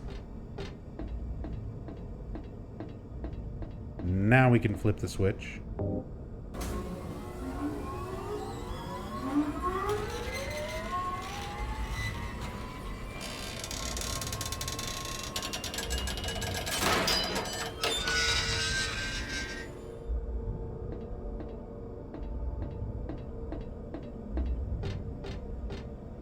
The chain's broken. Who cares? I don't need it anymore. Use it as a weapon. Eileen uses a chain in Silent Hill 4. Douglas! You're late. Are you hurt? I can't move my right leg. I think it's broken. I'll call an ambulance. Hold it. I don't think one will come. Don't worry. I'm used to it.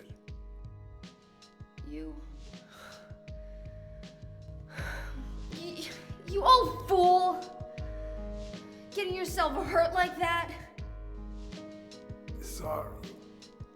Why did you have to do that for me? What'll I do if you die? What'll we do if this god thing gets born? Come on. How powerful could a god from a dump like this be?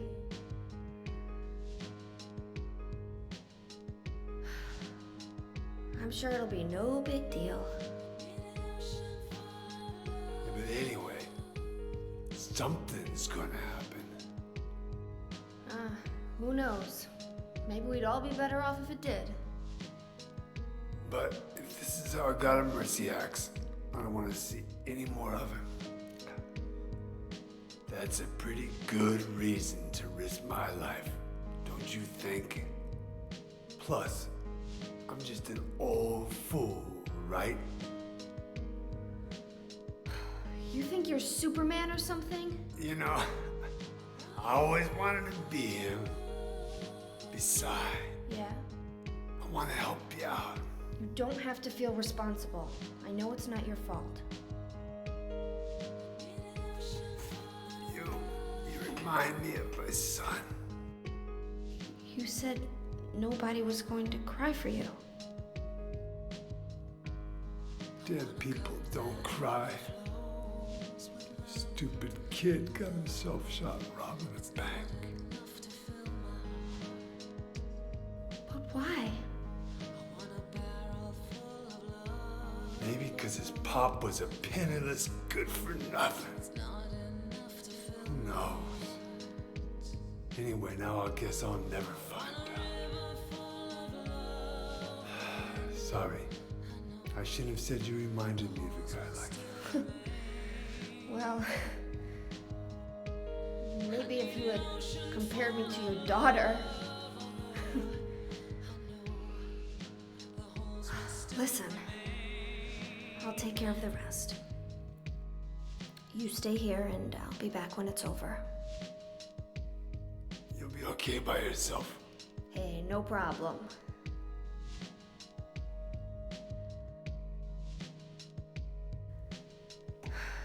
Besides, my dad's not around anymore, so only I can do this.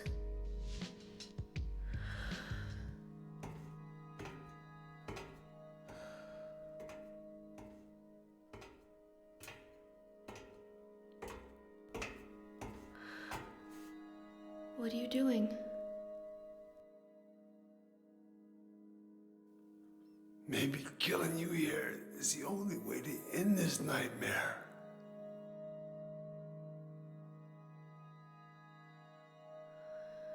Yeah, you might be right.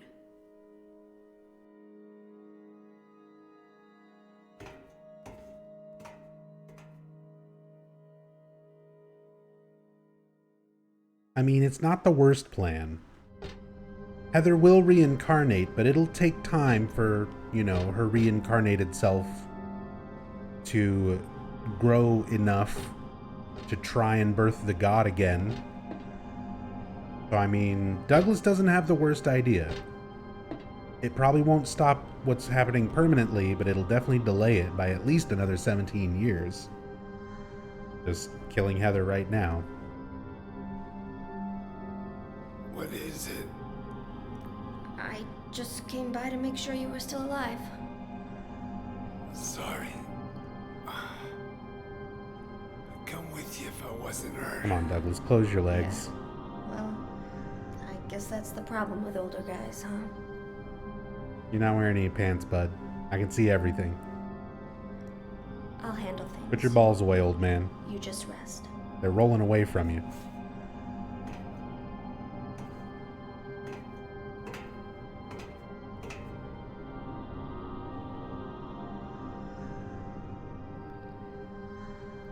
Don't die on me, okay? No.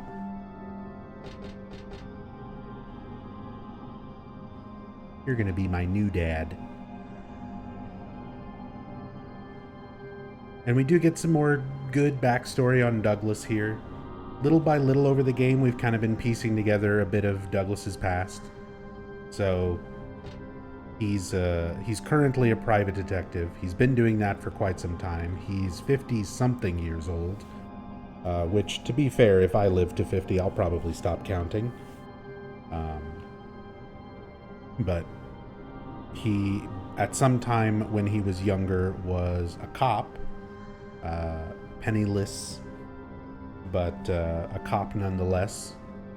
And his son was a bank robber who got caught robbing a bank and was shot. Douglas doesn't specify. It's been theorized by people, including even myself in past playthroughs, but there is no verified, information in-game or from developers. It's been theorized by people over the years that Douglas shot and killed his own son in the bank robbing situation, but that's only speculation. People don't really know for certain. But Douglas does say that he has shot and killed somebody before when talking to Claudia earlier. And we know that something made him stop being a cop and start being a private detective. So it's easy to see how people would infer, take that information and assume that he may have been the one who shot his son. But it is just speculation. It's not anything that's confirmed in-game or from a developer.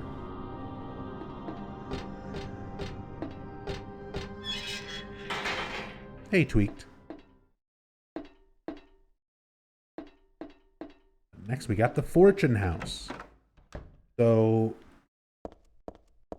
let's pick up the creepy doll head, because of course we want that. Doll head. It'd be cute enough on a normal doll, but just a head, downright creepy. Even on a body, look at that thing. It's horrible. It would not be cute in any scenario.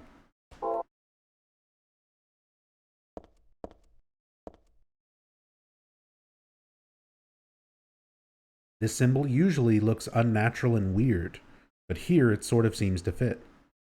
It still makes me feel creepy though, like someone peeking into my brain. Very similar to what James says when examining save points in Silent Hill 2. That he feels like someone's poking around inside his skull. It's us. We're the ones poking. We're looking in your head. We're saving your memory data. Whoops. There's a silver cup and candlestick on the table. Looks like it has some meaning, but I really don't know what that is right now. That's a wonderful summary of like half the things in Silent Hill 3 or Silent Hill in general. It looks like it has some meaning, but I really don't know what that is right now. Even with all the time, like thousands and thousands of hours that I've put into these games and researching them and all sorts of things to figure stuff out, there's still a lot of stuff in the Silent Hill series that just gives me this reaction, this text on screen. It looks like it has some meaning. I don't really know what that is right now. Not everything has a direct meaning. Some stuff is definitely meant to be mysterious.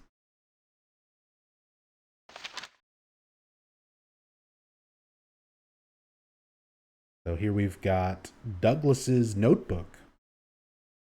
Client, Claudia Wolf. Request, searching for then infant Alessa Gillespie, kidnapped by a man named Harry Mason. No word from police. Kidnap location unknown. So this is the way Claudia sort of spun the story to hire Douglas in the first place. Old Silent Hill newspaper article, Alessa Gillespie, 7, dead in fire. Links to current case, to be investigated. Priority, low. Using alias Heather, neighbors do not know real name. What is she hiding?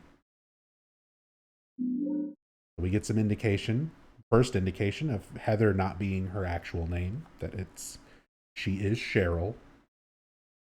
Got Douglas's notebook, and for some reason, when you first pick up Douglas's notebook, you only read the first few pages of it before putting it in your inventory. So let's read the rest of it.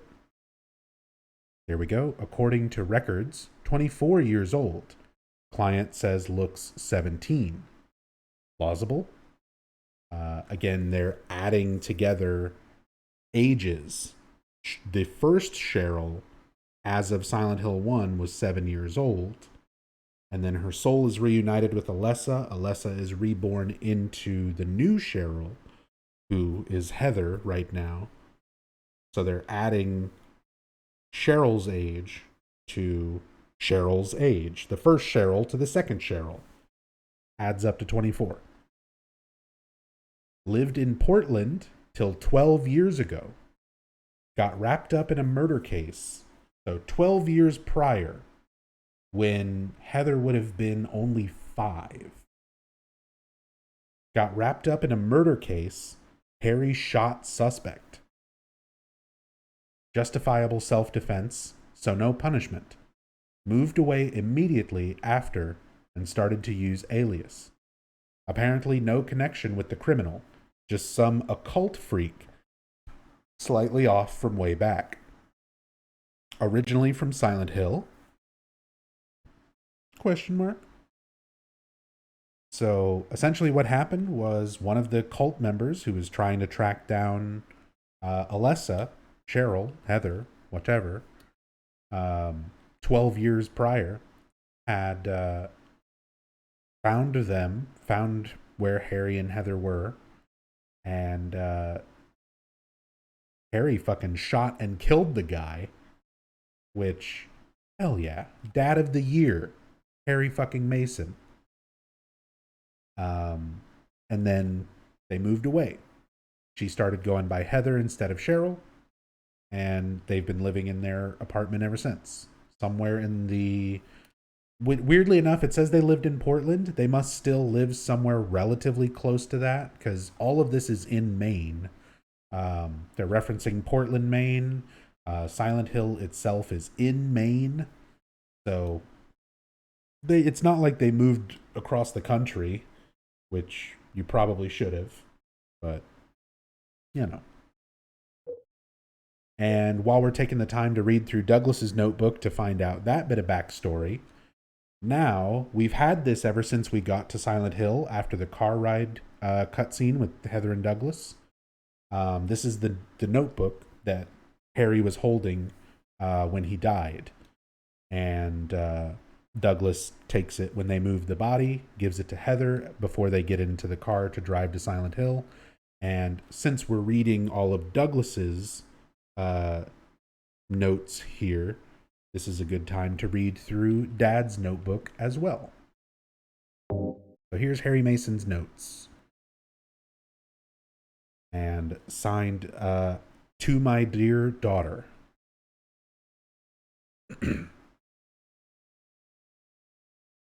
I hope this will never come to any use. Maybe it's better if you never know. More than anything else, I fear the possibility of your going away far from me. But sometimes we have to tell the truth. That's why I'm writing this, before I'm lost in death and oblivion. What happened back then? That has something to do with who you are. It all started 24 years ago.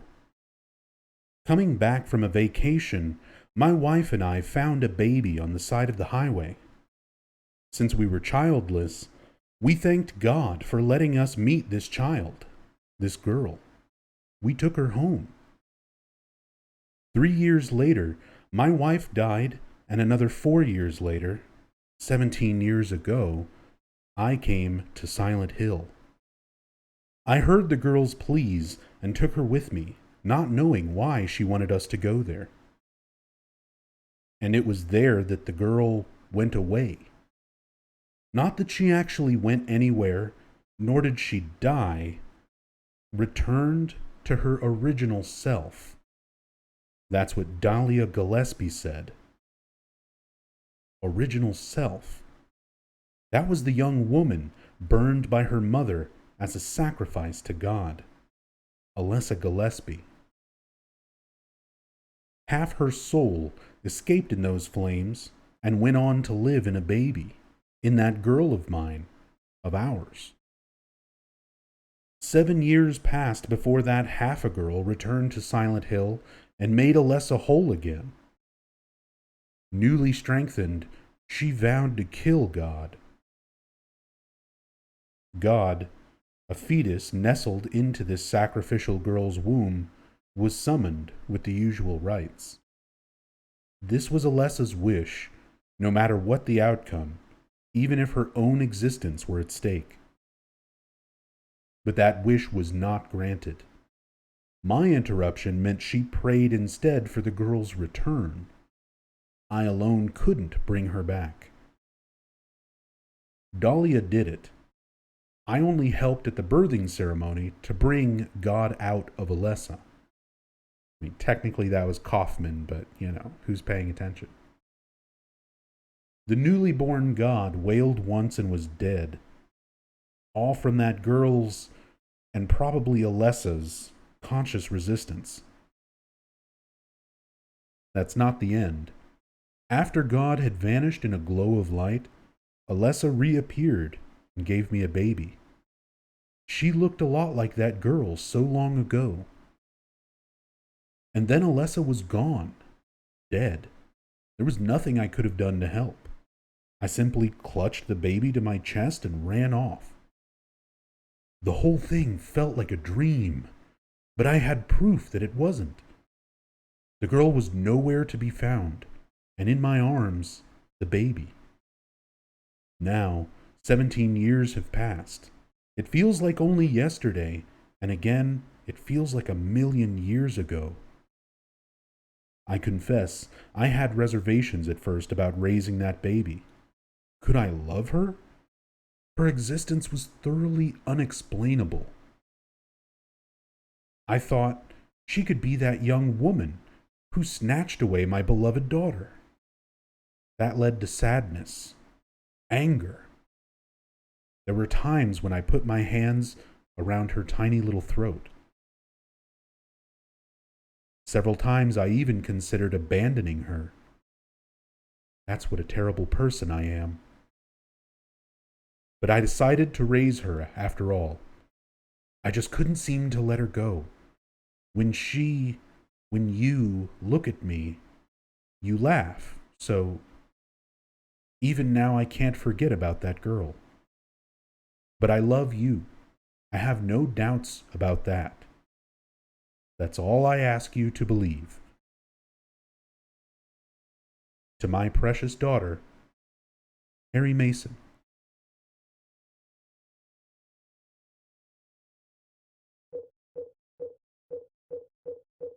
Konami, if you want to remake Silent Hill 1, I'm available. Or, so is Michael Gwynn, the actual original voice actor for Harry Mason, but I'll probably do it for cheaper.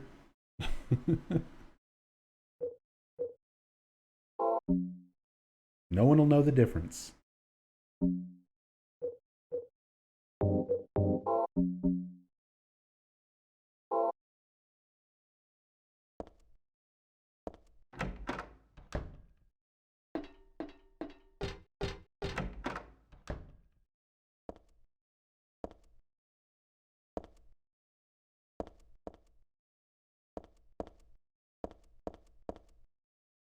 So much creepy stuff here. But yeah, I love all the information you get there. If you read through all of those notes from Harry, it's interesting too because there's a lot of stuff Harry talking about, like the ritual to impregnate Alessa, even though he was like nowhere around for any of that. That was way before he came to Silent Hill or any of the events of Silent Hill 1, stuff that he was not present for. He talks about being the one to force the god out of Alessa. Again, that was Michael Kaufman throwing the Aglophatus. That was his Aglophatus that he specifically hid from Dahlia and uses at the end to force the god out. Harry does kill the god, but Kaufman is the one who forces it out. So it's kind of interesting. These things that are different from Harry's perspective, based on like how he's sort of retelling these events.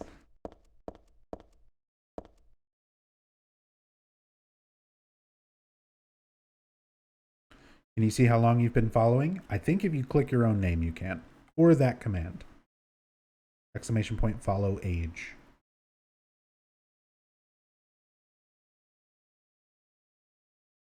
Hey, Tweaked Wolf. To send a tip, is it through the Stream Elements link? Yeah, it should work. Just the link below the stream. Any support is very, very much appreciated. Absolutely unnecessary, but extremely, extremely appreciated. The Cinderella doll. Okay. And a Snow White doll. So she's got her hand out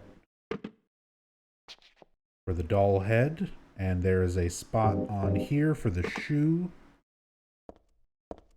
And that is literally the whole puzzle. Even on hard riddle, this puzzle never changes, no matter what difficulty. It's the same thing.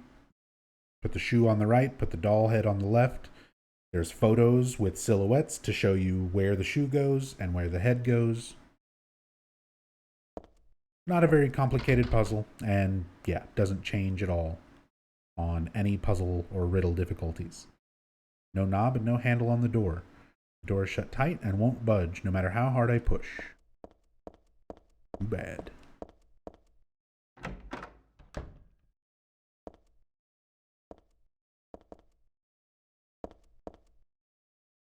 Dang Anubis. 7 years, 5 months, 14 days. A long time. It's a long, long time. We've been at this streaming thing for quite a while, haven't we? I appreciate you guys hanging out, sticking around for such a long time. 3 years, 6 years, 7 years. Even if you just found me today. Yeah, welcome to the community. We've got some awesome folks here. We've definitely been doing this streaming thing and the Silent Hill thing for quite some time. I started streaming in 2011. I started focusing on Silent Hill in 2015. Got partnered on Twitch in 2017. Here we are. Almost 2023. Still at it. There was a bout of time you didn't stream, and I used to search your name to see if you had been on. That was about 9 or 10 months from like February until November or something like that of 2020. 2020 was a rough year. Obviously, the start of COVID and everything was already bad enough. But I also had some issues. My mother had fallen and gotten hurt and needed a lot of, essentially a caretaker. And I was the person in my family doing that, along with a lot of other things going on in my life. So I had to kind of take the majority of 2020 away from streaming, and then came back at the very tail end of 2020. Early 2021. We've been at it pretty consistently since then, though.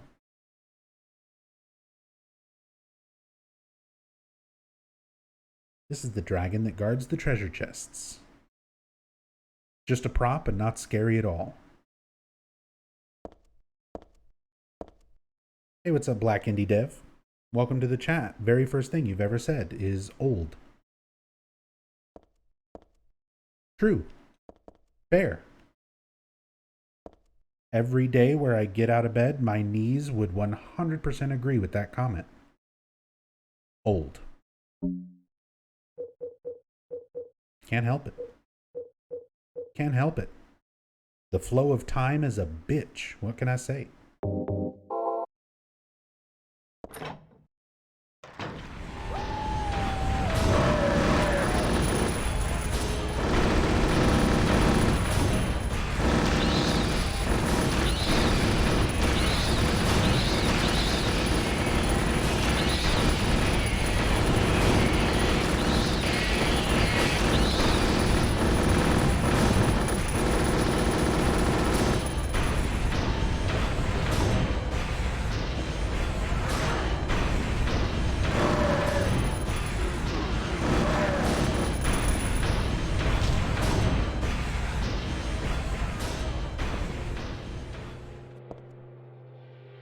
Hey, we've got some familiar places in Lakeside Amusement Park.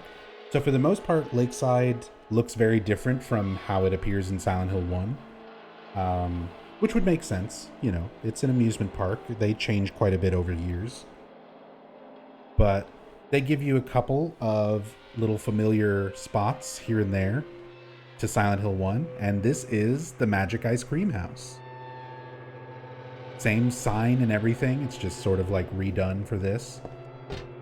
But this is essentially where you come in to the Lakeside Amusement Park in Silent Hill 1.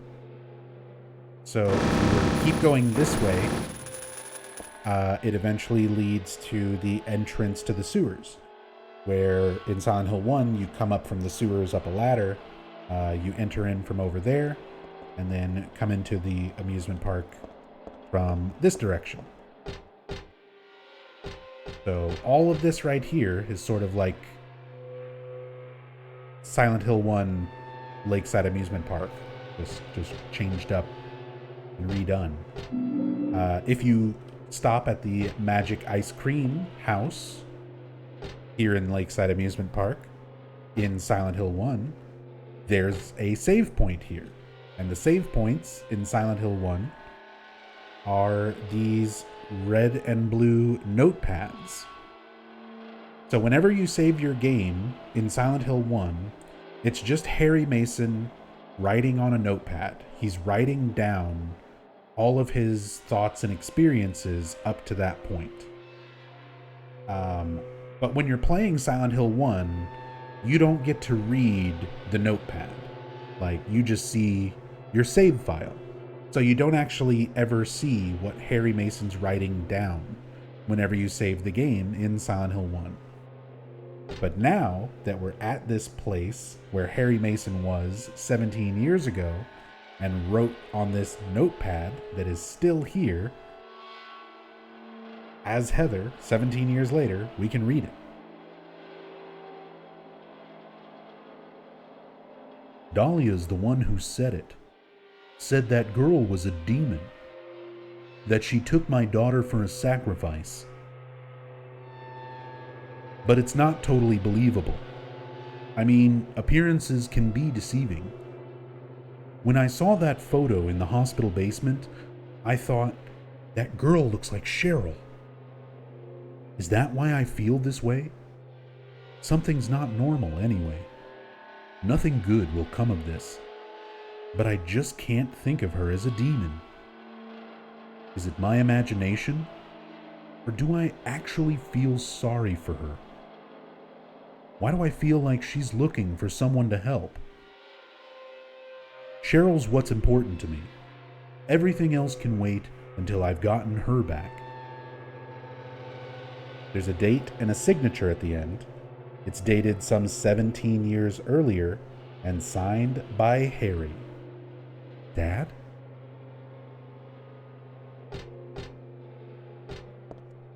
So those were Harry's thoughts and experiences by the time he reaches Lakeside Amusement Park in Silent Hill 1.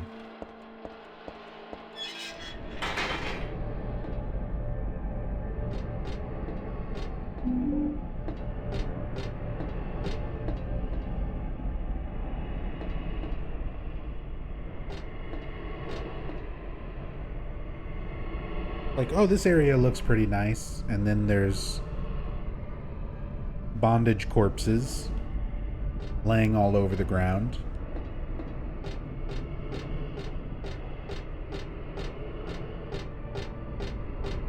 Look at this. Look at this. What kind of amusement park is this? Leaving your weird bondage corpses lying all over the place. Come on. It's like this isn't Six Flags. You're better than this, Lakeside Amusement Park. Pick up. Clean up the corpses. Happy carousel enter. Don't they mean unhappy carousel?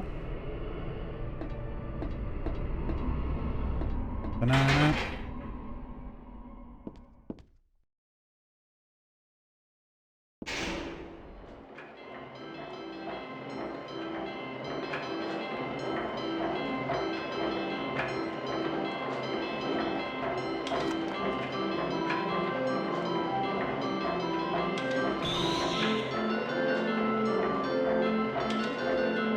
Tweaked Wolf.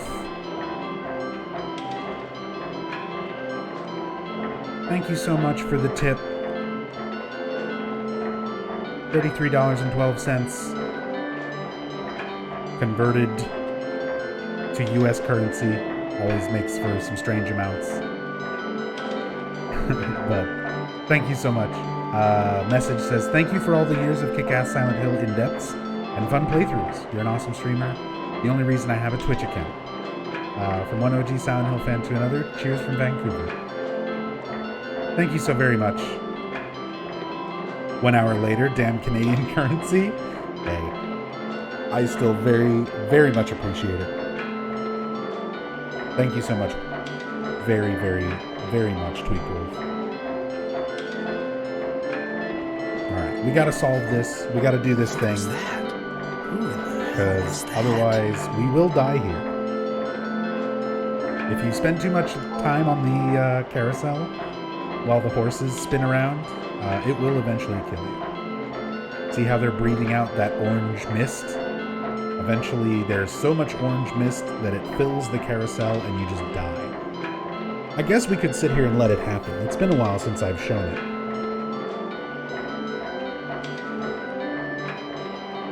What's up, EJ? Dude, I never get to catch your streams anymore. Glad to see you on. Glad you could be here. I'm still at it. I'm still streaming as much as I can. It's usually like 3 or 4 days a week, but going into 2023, I'm going to try to be on closer to like 5, maybe 6 days a week if I can. Try and get back to doing full-time streaming. Like actual full-time streaming.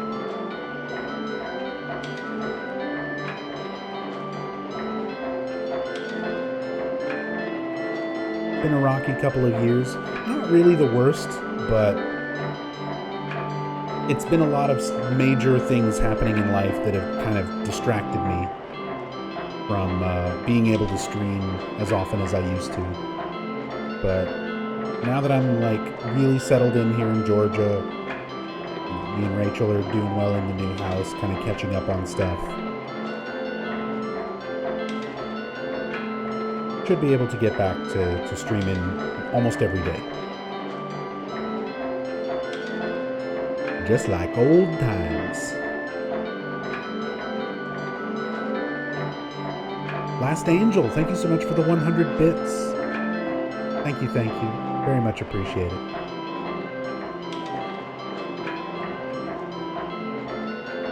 Very kind. This is your favorite song in the whole Silent Hill series? Oh, shit. Knocking my microphone around. Honestly, this is kind of a banger. Although this particular song always makes me think about Mario 64. This, in my head, always makes me think of Big Boo's haunt. The carousel in the basement under Big Boo's haunt.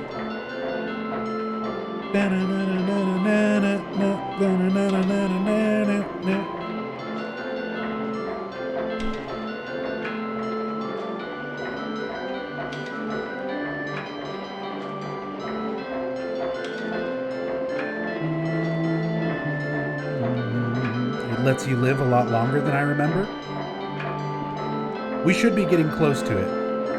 You don't have nearly as much time on extreme difficulty as you do on easy or normal or anything else.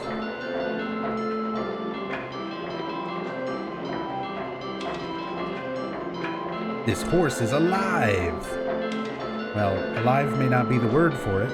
It's no ordinary carousel horse. It's not made of wood or plastic. I don't know, but it's just kind of strange, that's all.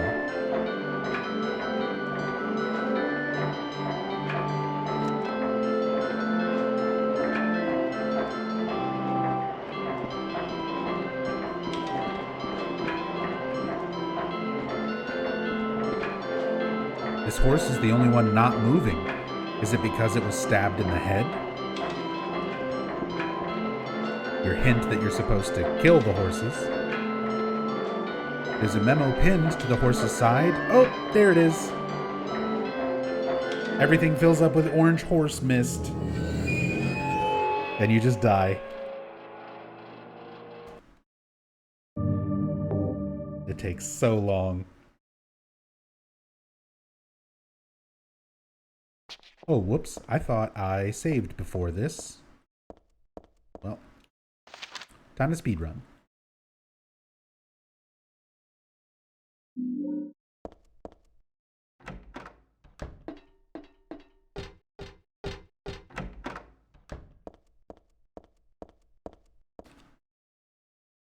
Red shoe.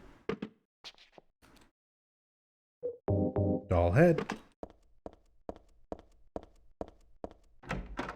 Oddly enough, that's just the Canadian name for Mountain Dew.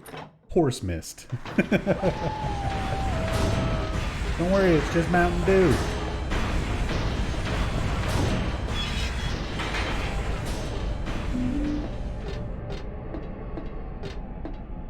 Good old horse mist.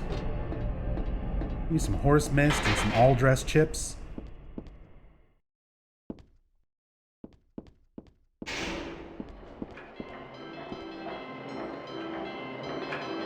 There's a memo pinned to the horse's side with a huge nail.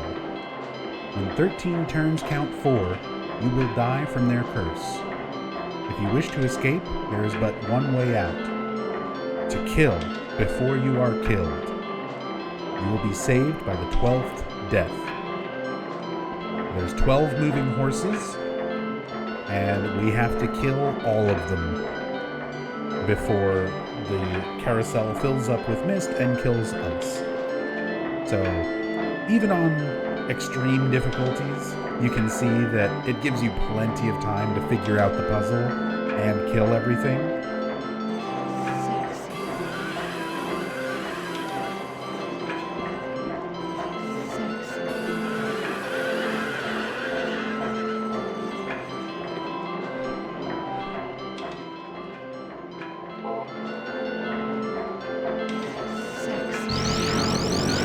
Sexy beams.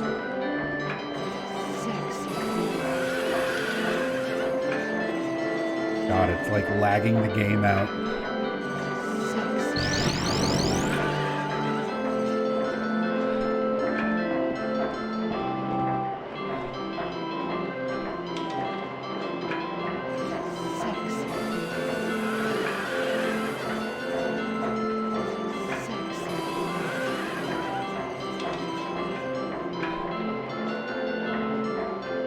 Yeah, it's the laser weapon from Book of Memories. Get out. Go home.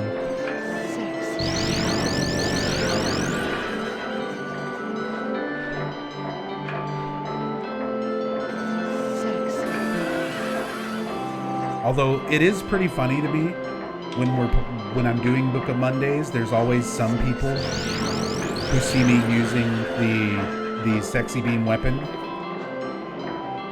in Book of Memories, and they're like, this game is so stupid, why do you have laser eyes? And they don't realize that, like, no, that's a weapon that's from one of the good Silent Hill games. The laser eyes is not the problem with Book of Memories. It's the rest of the game being a complete pile of shit. Laser eyes, totally fine with. And that comes from Silent Hill 3.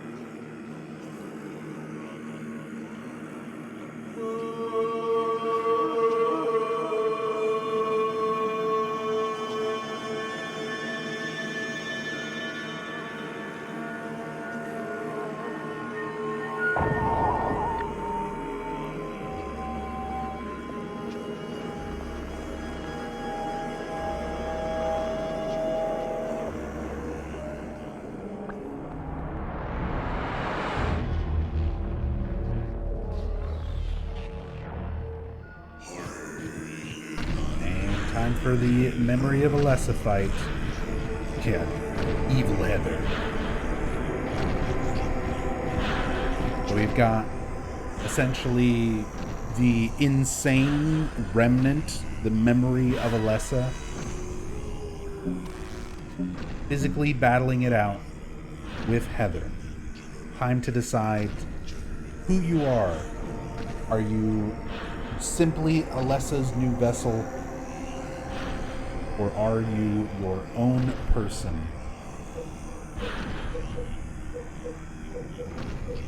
There's only one way to properly decide. With the honorable katana. Block, stab. Block, stab. Stab. Block, stab. Stab. Block, stab. Block, stab. Stab. Stab. Stab. Damn it, I should have blocked. Stab. Stab. Oh, she blocked. Block. Stab. Block. Stab. Stab. Block. Stab. Okay, first form down.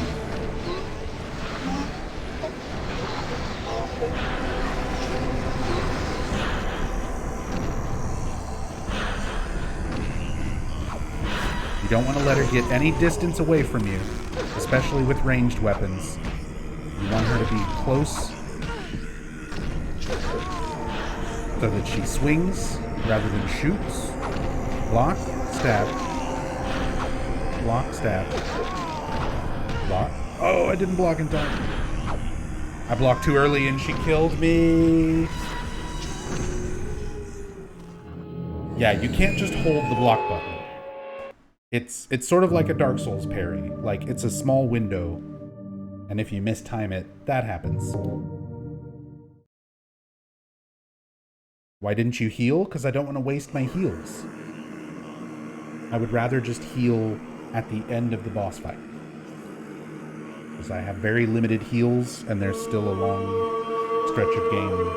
Not a long stretch, but a stretch of game where I might potentially really need those healing items. Alright, you're gonna fucking be like that, I'll shoot you with lasers.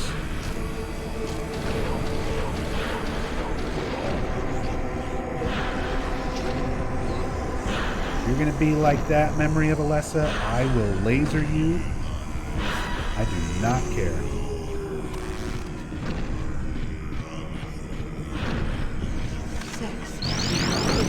Shit. She countered with gun.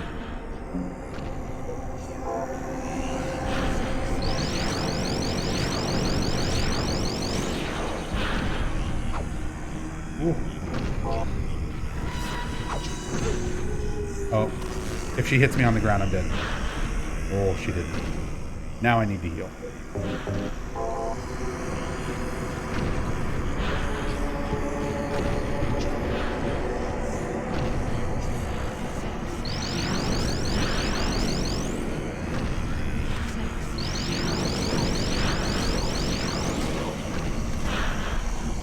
Nope. Oh my god, that still hit.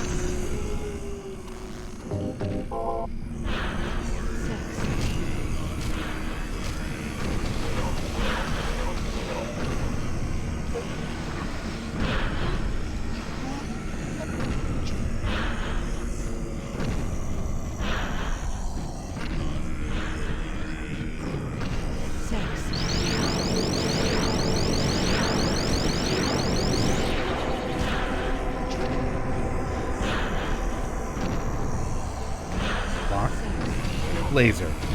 Laser, laser, laser. Get some stamina back.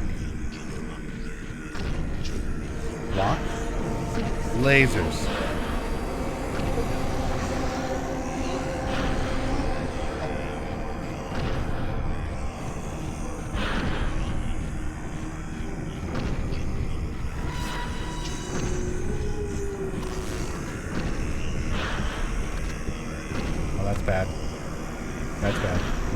shoot. Block. Lasers.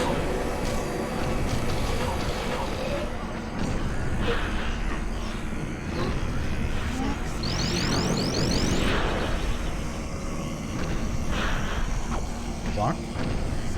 Lasers. Oh, I need more. Need more stam. Block. Lasers.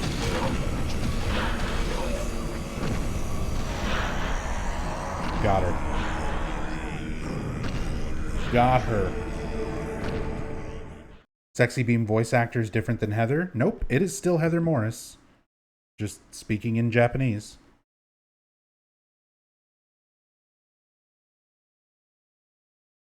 It would be better for myself to die.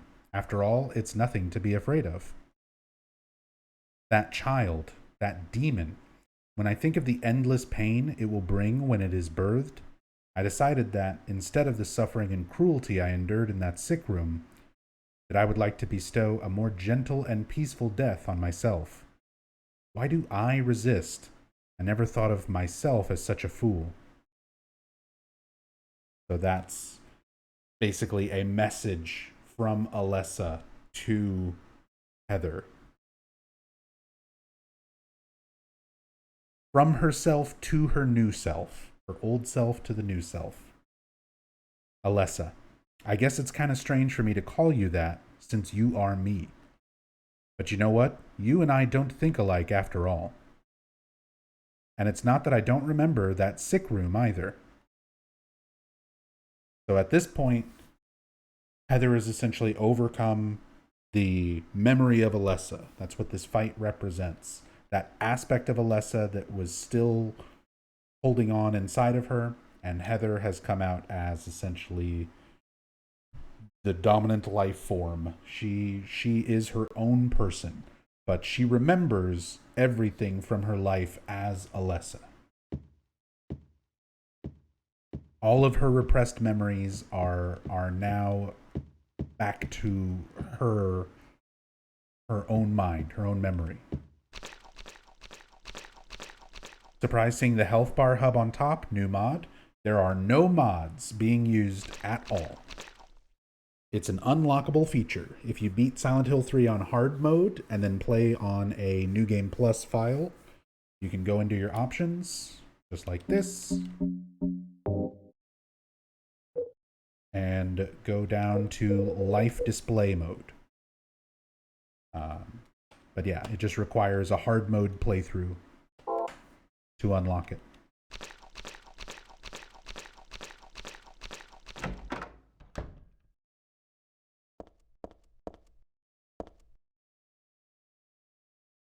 Stained by the evils of this world, we hold our sorrows within us. Only you can heal us these wounds. Each morning, afternoon, evening, and night, we call out your name and pray for the day of the miraculous descent.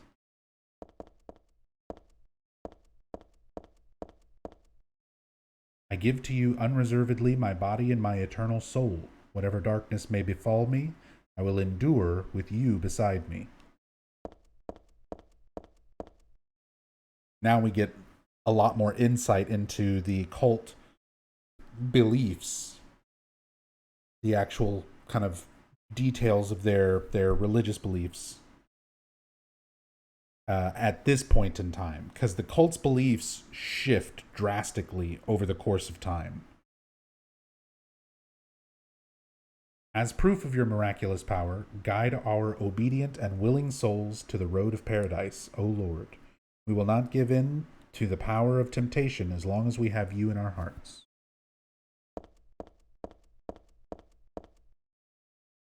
O Lord, save us with your compassion. O Lord, shower us with your blessings. O Lord, favor us with your abundance.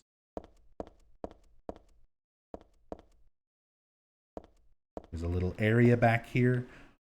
Funny enough, for a long time, I always complained. I was like, I want to go see what's back there. I want to see what's back there. I know there's nothing interactable or anything really, interesting that's back here, but it's just like a little area that you can see that you never get to go to.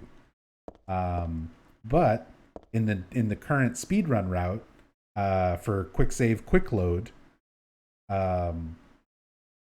which is a separate category for Silent Hill 3, where you use quick saving and quick loading during specific animations in order to displace Heather and go out of bounds.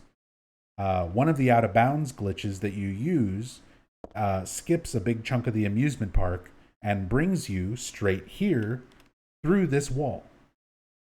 So if you use the quick save, quick load out of bounds glitch and run over here, you basically run from this direction. You come from back there. So as much as I, in the past years, was always like, oh, I can't believe you can't go back there. I want to see what's back there. In speedruns, in the quick save, quick load route, you do. You do come from back there and see what's there. And surprise, it's nothing. There's a door there. You can't interact with it. There's not even a text prompt or anything like that. There's this other metal grate on that back side, and then it's just a big blank wall and then a big empty void around the corner. So nothing super interesting, but you can actually get back there without like mods or cam hacks or anything, just by an in-game glitch. There's something written on the door. This door is the gate which leads to the road to paradise. Embrace the bosom of the Holy Mother. Admit your sins and be forgiven. Eternal tranquility can be yours. Let's go get those bosoms.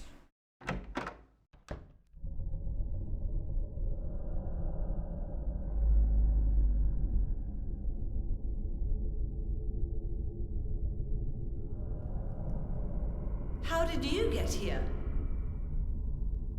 It was Vincent, wasn't it? He led you here. When will he cease his meddling? But it's just as well. Luring you here also serves my purposes. Checkmate. Check who made to that. The time is not yet at hand. The time when all will be forgiven their sins. When the paradise we have long dreamed for will arrive. After the judgment and atonement, an eternity of bliss. Oh, Alessa, the world you wanted is nearly here. That's not what I want. Not you. Alessa, your true self. But I am Alessa. My little Claudia, my dear sweet sister. Alessa, is it you? Oh, how I've missed you. I don't need another world. It's fine the way it is. But you said it yourself. The world must first be cleansed with fire. But that's not what I want now. Alessa, don't you want happiness? Have you become blind to all the hopeless suffering in the world? We all need God's salvation. Listen, suffering is a fact of life. Either you learn how to deal with that or you go under. You can stay in your own little dream world, but you can't keep hurting other people. Besides, I'll never forgive you for hurting my father. I wish only for the salvation of mankind. But for that to happen, the world must first be remade. And for that, we need God. You self-righteous witch! No one asked you to help! It's growing within you. You despise me, don't you? You're damned right I do! That's good.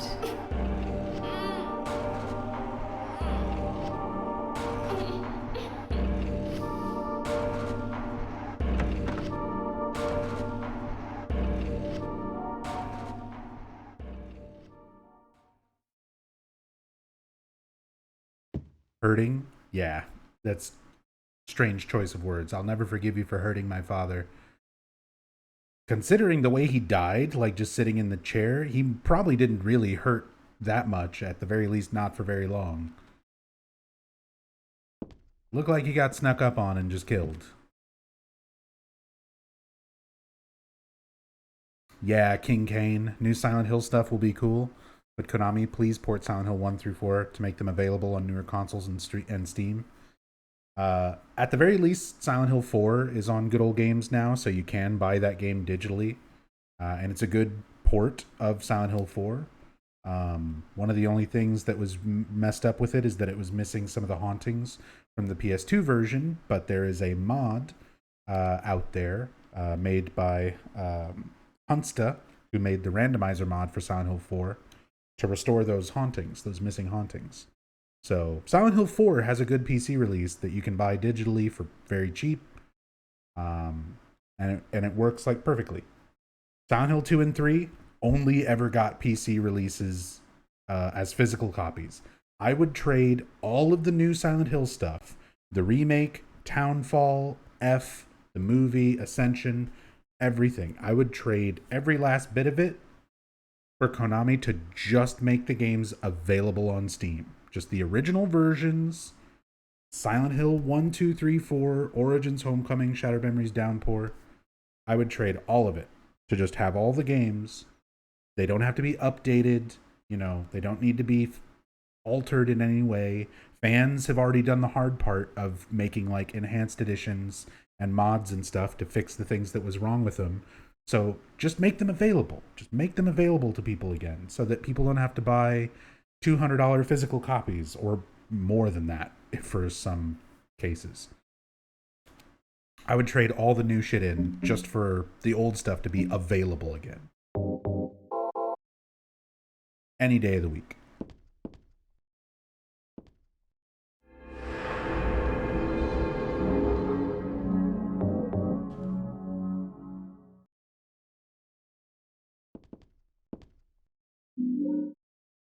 Got the Eye of Night tarot card. So we're going to be collecting tarot cards as we go through. It's going to be basically our final puzzle of the church and of the game in general. Eye of Night tarot card. Found this in the chapel. Is this a real tarot card, though? It's extended tarot. Number 22. The Eye of Night. I'm actually thinking about getting this, a variation of this card as a tattoo. Since it's like a unique original tarot card that they made up just for this game, just for the puzzle. But I'm considering this because I want to get a Silent Hill tattoo and I don't want, the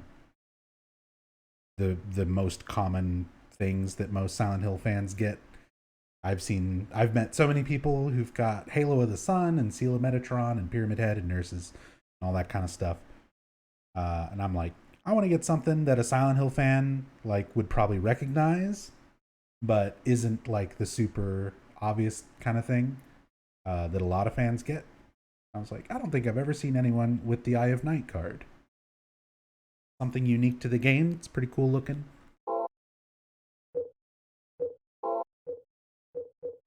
I've always liked that design.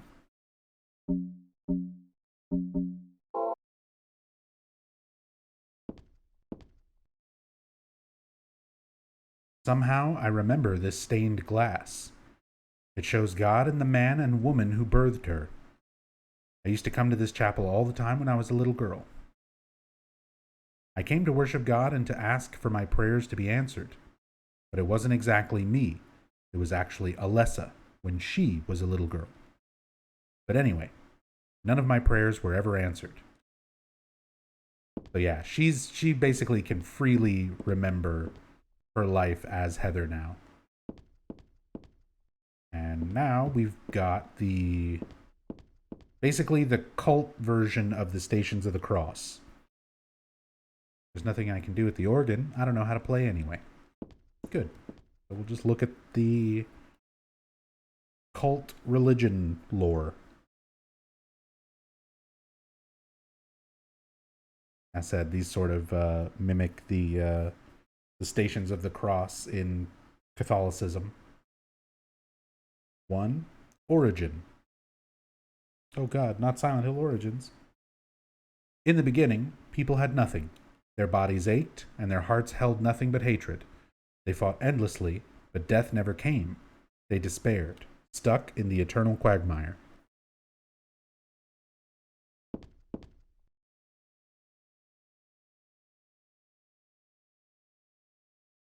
Two, birth. A man offered a serpent to the sun and prayed for salvation. A woman offered a reed to the sun and asked for joy. Feeling pity for the sadness that had overrun the earth, God was born from those two people. There was mention in one of the notes earlier talking about the cult's religion that they speculated burning and fire being used in the rituals may have been due to the cult worshipping a sun god, a sun deity. And here we have basically the explanation of the cult's beliefs, showing that a man and woman offering things to the sun. So that tracks.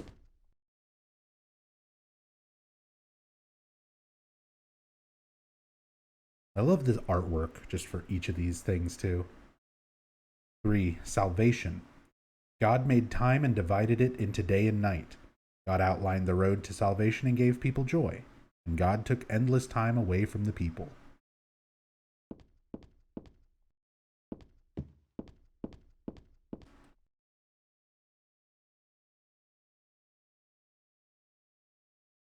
Four, creation. God created beings to lead people in obedience to her. The red god, Zuchilbara. The yellow god, Lobsel-Vith. Many gods and angels. Finally, God set out to create paradise, where people would be happy just by being there. So they start explaining some of the other deities of their belief, the same as Valtiel and some of the other ones that we're sort of more familiar with. But there are others, such as Zuchilbara, Zuchilpaba, and Lobsel-Vith.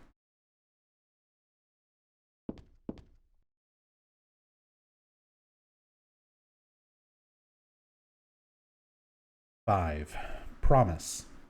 A really good song from Silent Hill 2. But there, God's strength ran out, and she collapsed. All the world's people grieved this unfortunate event, yet God breathed her last. She returned to the dust, promising to come again.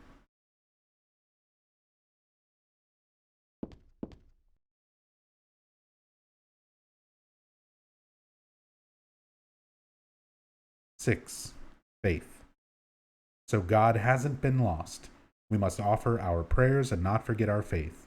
We wait in hope for the day when the path to paradise will be opened. And there's a bit of foreshadowing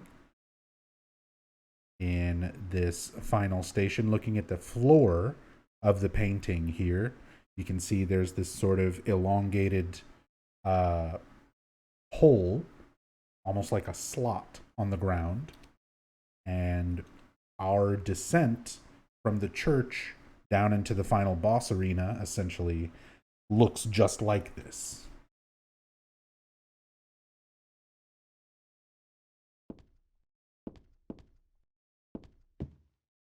Also like how some of these paintings appear in Metal Gear Solid 3. Yeah, some of these do show up in MGS3. When you're walking around,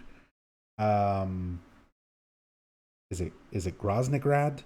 The area, the laboratories where Rydenovich is, where you have to knock him out. Granin's lab. Thank you, Azori. It's Granin's lab. When you're walking around, there is some of these paintings are used in Metal Gear Solid 3. There's also some Silent Hill artwork used in Metal Gear Solid 4 when you first get to Mama's hideout, Big Mama's house. So interesting little crossovers because Kojima loves to throw in his references to other Konami games, whether he worked on them or not.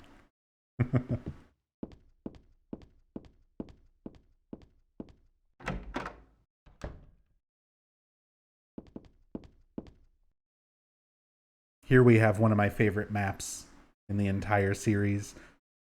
This is not a dream. What's happening to this place? And one of my favorite streamers on all of Twitch at the same time, raiding me. Very Dave, thank you so much for the raid, man. Hope you're doing well. If you guys are not already following Dave, please go follow Dave. He's a fantastic streamer. Very chill, super entertaining. Does a good amount of variety. But yeah, no joke. One of my favorite streamers. Thank you so much for the raid, dude. Hope you're doing well. Hope you had a good stream. What were you up to tonight, sir? Or today, whatever time it is for you. I started my stream 12 and a half hours ago. Sorry, 13 and a half hours ago. So I have no concept of time or existence right now. But yeah, this is one of my favorite maps in all of the Silent Hill series because it is one of the few times where we get child's drawings, like something that is drawn by a child that is actually drawn by a child. This is just one of the members of the development team had one of their kids' drawings. So the section where the map itself was done by an actual artist, but everything else, like the word chapel and the map, like that part was done by one of the artists for the dev team. But like the sun and the house and the rabbit and like everything else, the creases in the paper are all real. The fingerprints and smudges and stuff are all real. So it just adds that extra bit of authenticity. I don't know about you guys, but to me, it's always really obvious when it's like a professional artist trying to draw poorly to make something look like a child's drawing. Like Silent Hill Homecoming does that. There's a whole line of collectible drawings that Josh did. And every time you pick it up, it's like, it's clearly a drawing done by an artist, just trying to make it look bad on purpose. But there's something very unique about like a child's perspective and what a real child's drawing looks like. That like lack of perspective, and they don't quite have all of the hand-eye coordination to like keep certain lines and things straight. So there's elements of it that just, I don't know. I love how authentic this child's drawing map looks. Because it's real. Because it's an actual kid's drawing. I have the feeling that there's someone on the other side of this door. But the door is shut tight, and I can't open it no matter how hard I try. I don't know if this will work. I don't think I got enough kills, and I don't know if I necessarily took enough damage, but I'm gonna see if I can show the possessed ending here. Not here, but we're very close to the end of the game. But essentially there is an ending called the possessed ending that you can get if you take enough damage, kill enough enemies, and then answer this crying woman's pleas.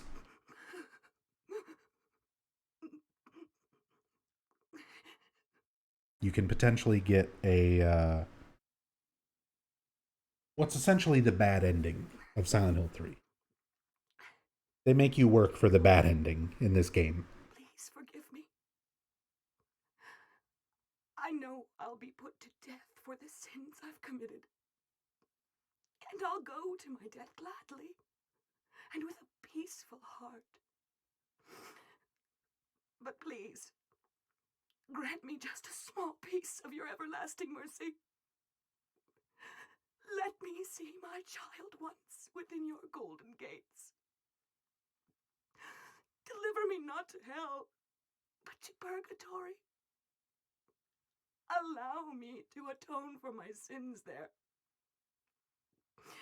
I'll stand within the very flames of redemption, no matter how they burn me. Forgive me for my wicked act of revenge. And deliver the soul of my poor murdered daughter. Please, also care for the soul of the girl whose life I have taken.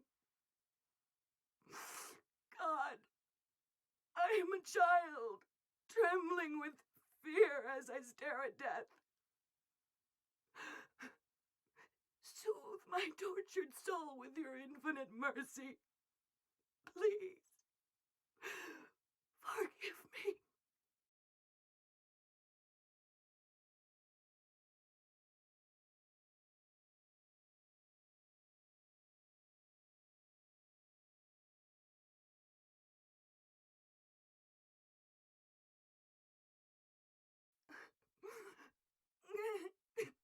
So we have the woman confessing to all of these things. For a long time, there was quite a bit of debate around who this woman is. Based on the things that she's confessing, it doesn't really match up with Claudia. It doesn't really sound like Claudia either. It doesn't really match up for Dahlia. There was a lot of people who speculated that that it's Dahlia Gillespie, but it doesn't really line up with Dahlia either. So I'm guessing this is just some other cult member who just kind of goes unnamed. The lady crying sounds like Heather's VA. It's not Heather Morris. I'm not sure who that is doing the voice. But it doesn't sound like Heather Morris to me, and I don't. It definitely doesn't sound like Donna Burke, Claudia. So I'm not sure. I'm not sure who that is. There is another female voice actress credit who does voices for like the nurses and things, the nurse enemies. So it might be her. Sounds like Mary Elizabeth McGlynn. A little bit.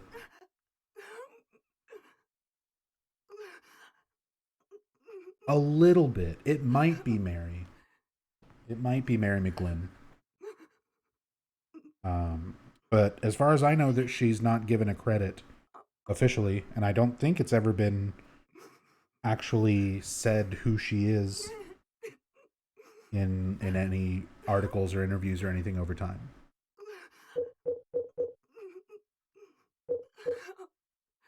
So let's see. I want to double check.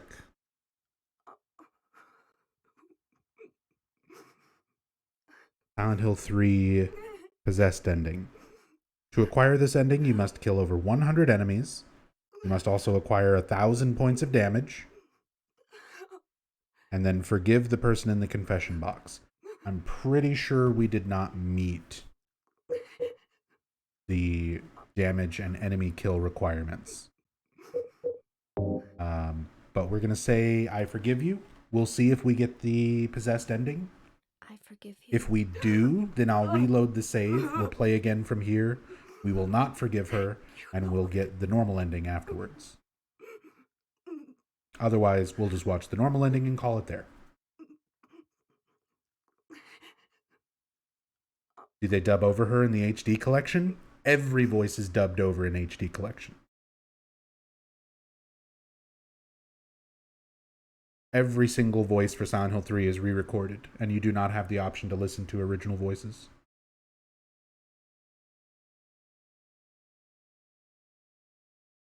There's nothing more to be said. Oh, and to answer your question, Star Garden, what's the story behind that man's portrait? Who can this be? It doesn't matter. So there you go. There's the official in-game lore explanation. It don't matter. It's a guy wearing a priest collar. To me, he looks like Colm Meaney He looks like the actor who plays... oh my god. Why is my mind blanking? Miles O'Brien on Star Trek.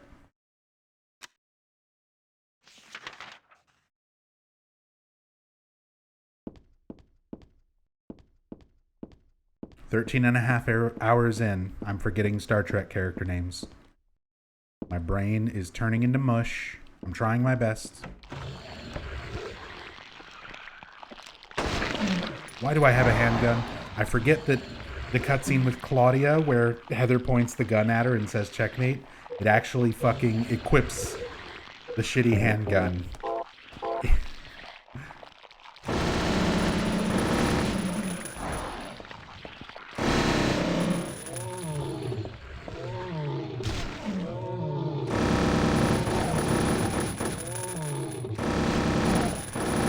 Look at the weird textures on the closers. The enemies and stuff all look different now.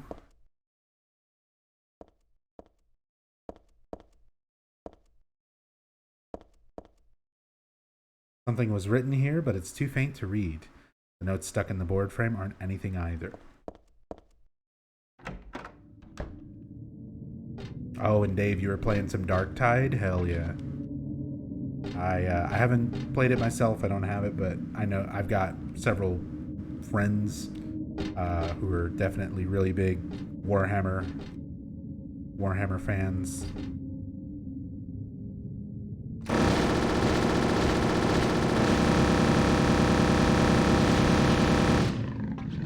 And it looks interesting. Looks really good.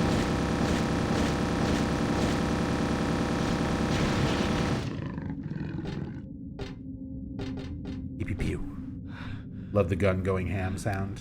Oh yeah, just infinite ammo, unlimited machine gun. Destroy everything. Rip and tear. There's a wheelchair here. With that stretcher back there, it's almost like a hospital. God, I hate hospitals. Not that I like churches much either. Same. Not a fan of hospitals. Not a fan of churches.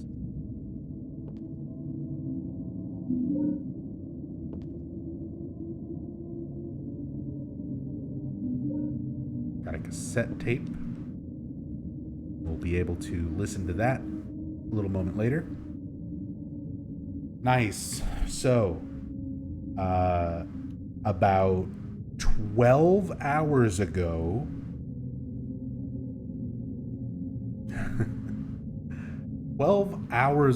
we were in a mall, and there was a big blue halo of the sun above a door, right before the the giant worm. Yeah, the split worm. So before the split worm boss, there was this big halo of the sun above a door in blue. And I said, remember that. And I don't think hardly anybody who was here at that point in the stream is still here. Actually, some of you still are. Some of you might remember that. Crazy people who've been here for like the entire stream, like 13 and a half hours. But for anybody who remembers me saying to remember the blue halo of the sun back at the start, this is where it gets explained. There are a bunch of papers in this file. I get the feeling that it's a handwritten copy of some book. Represents the deity known as the Halo of the Sun. What was that? Who in the hell was that? A very particular way. Thank you so much for the 600 bits. Very much appreciated. Thank you, thank you. So this represents the deity known as the Halo of the Sun. In heraldry, symbolizes a religious group. The two outer circles are charity and resurrection. Resurrection's an important one, considering reincarnation is essentially what Alessa does, a form of resurrection, I guess. The three inner circles represent past, present, past, and future. Usually drawn in red, occasionally drawn in black or other colors, but blue reverses the meaning into a curse on God and is therefore forbidden.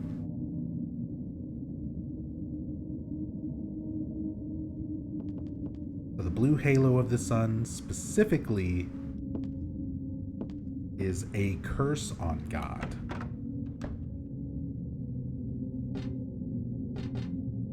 Why Heather be like, fuck you, God.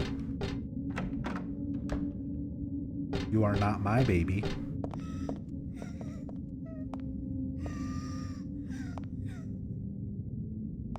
Here we can see some bloody footprints and hear a young girl crying,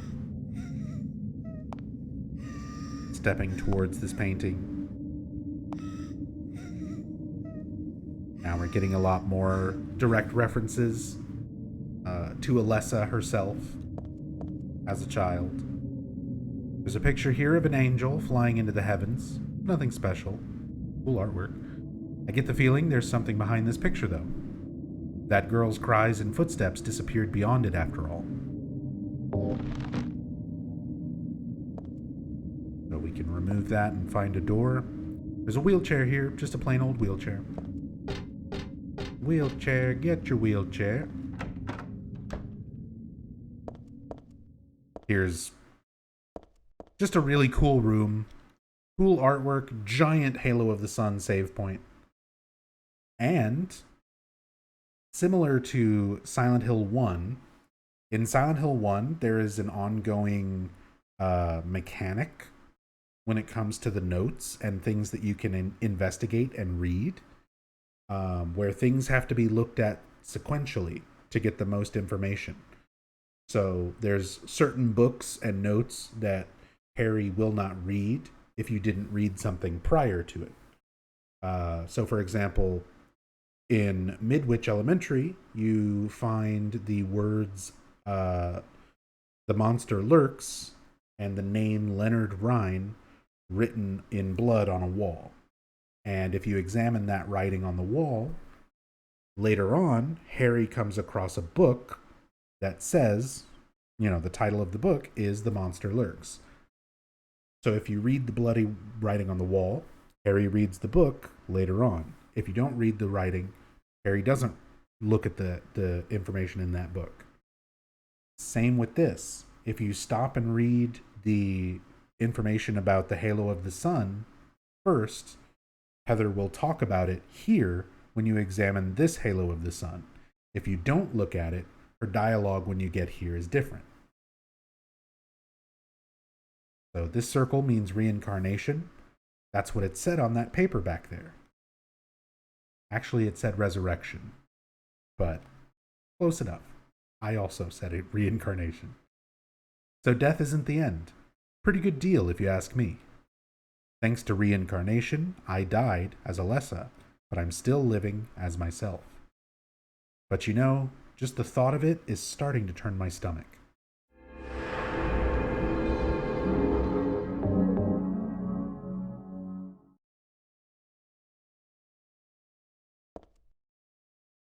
Literally the only picture in this room? No, we've got a few. Exactly 3. Over here we have Saint Jennifer. That could be a reference to Jennifer Carroll in Silent Hill 2, who was essentially a martyr. She was persecuted by the Christian religious people in Silent Hill at the time for being a cultist, and was persecuted and locked in prison until she died. So they essentially, the cult from that perspective, made Jennifer Carroll a saint. She became Saint Jennifer, unwavering faith under death's blade. But there's a statue of her in Rosewater Park in Silent Hill 2. One of the few mentions of the cult in Silent Hill 2. Saint Nicholas, miraculous hands, doctor of God. Unlike Jennifer Carroll, who's most likely Saint Jennifer, I'm not exactly sure on Saint Nicholas. who that represents, or historically who that could be, who had been in the cult. There's a few different people that could be argued to be, you know, the people with miraculous hands, or a doctor of God. Alessa herself, when she was in Brookhaven, was being cared for by a few different doctors. So, yeah, St. Nicholas, it's Santa Claus. Clearly. Maybe it's that doctor who was like, half the soul is lost. The power we would draw now would be very weak. Maybe that's Dr. Nicholas. Maybe they made him St. Nicholas. And then we have Saint Alessa, Mother of God, Daughter of God. This picture, that's me. I'm holding the baby, and I'm the baby being held. The me that wanted death and disappeared with God 17 years ago, and the me here and now that sought life.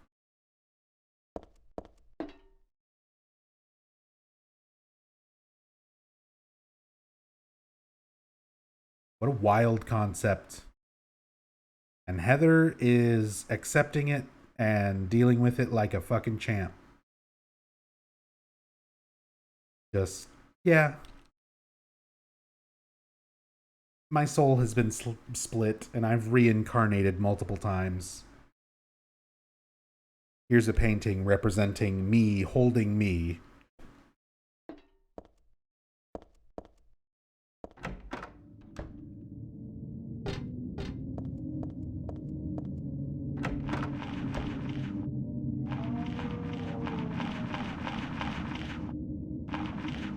Oh, Valtiel's crawling around. Nobody move. He dropped his contact.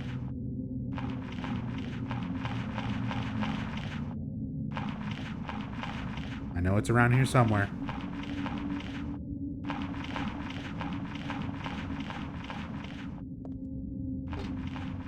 Yeah, such a strange animation. I don't know.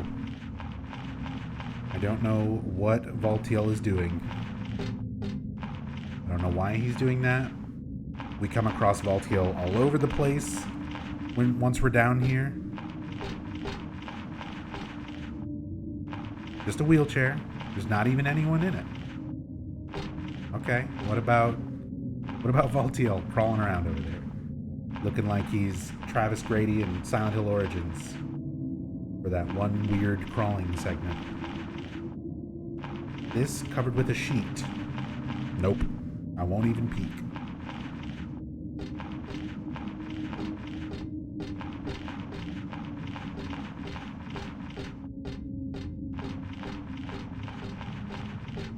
Now we can't get any other dialogue. Trying to look at him there.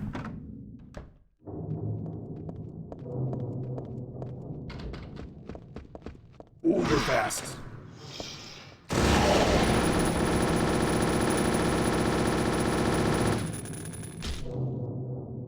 Fuck you. More kicks.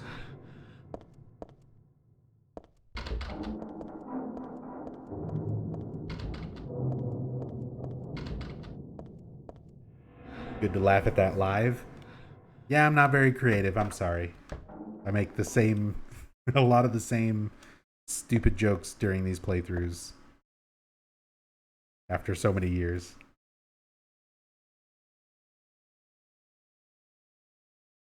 Silent Hill's Ancient Gods. A study of their etymology and evolution. What a mouthful. Look at that. There's Saint Alessa. There is Samael, final boss from Silent Hill 1. Baphomet, basically. There's no religion that has remained unchanged from the moment it was founded. This one is no exception. So we're explaining the cult's belief system changing over time. When this religion fell into the hands of immigrants, it was deeply influenced by their own original Christian beliefs. For example, the traditional representatives of these primal gods may be given the names and descriptions of Christian angels. Thus, shared characteristics began to appear. There is also one rare example of the chief deity, creator of paradise, or Lord of Serpents and Reeds, being dubbed with a demon's name. Of course, this was not done by believers, but by their opponents.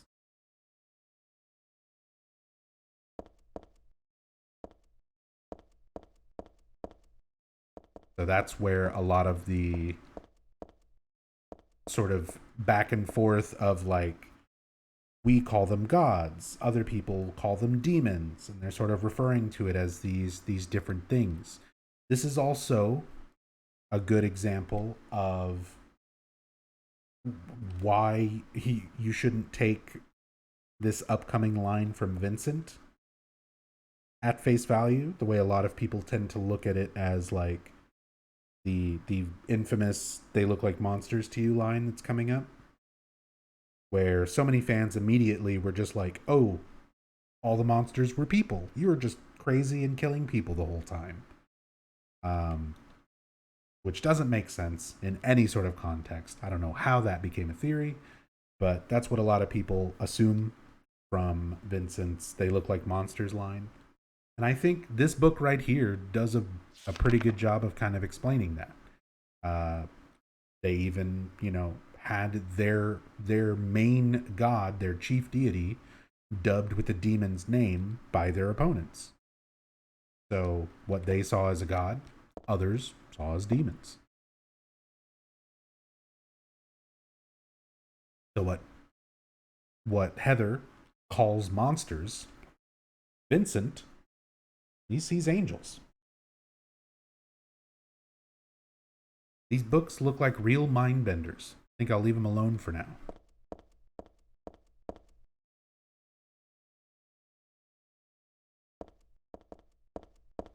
There's actually a note here with a puzzle. Oh, can you not examine it? There are like certain requirements to be able to interact with this, because it's essentially one of the costume unlocks, like an extra optional puzzle. But we can't interact with it. I'm trying to remember what you have to do for that.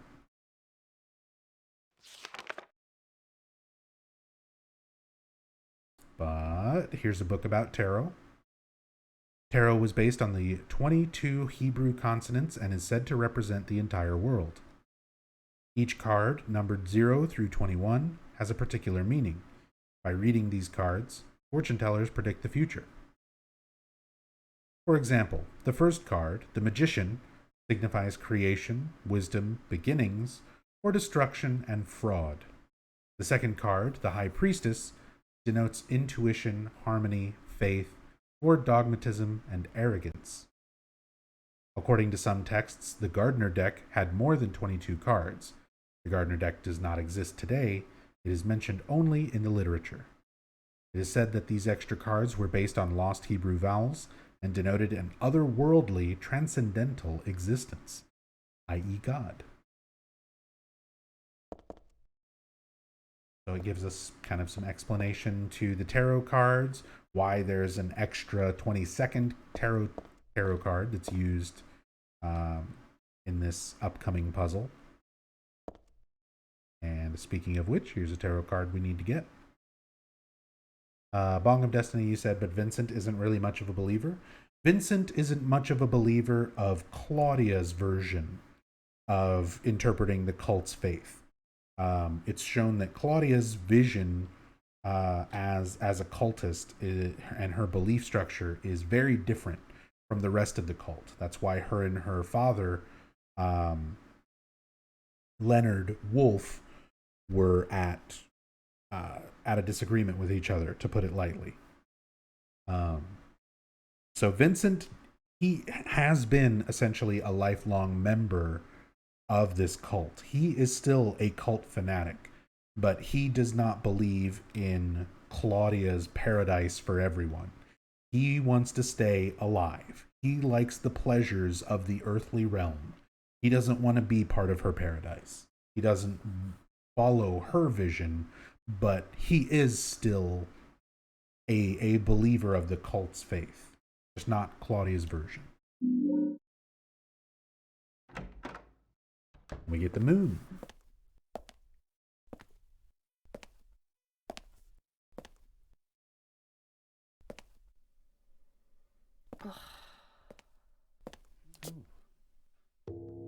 Hiya, Heather. You show up everywhere, don't you? You make me sound like some kind of unwanted pest. Well, who are you anyway? Haven't you realized that yet?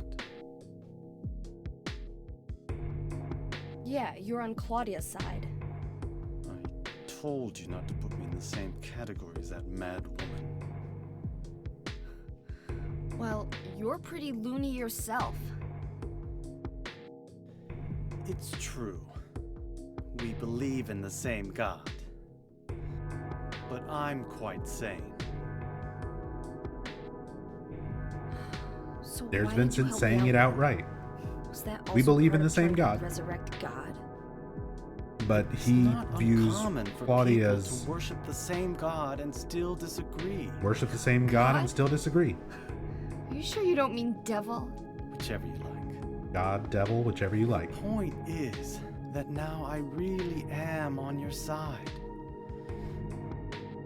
I don't want God to be born. Wouldn't be convenient. Much too unpredictable.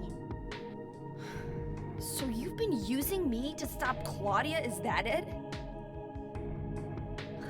Do your own dirty work. My dirty work? I think we both had our own interests in mind. You hate her too, don't you?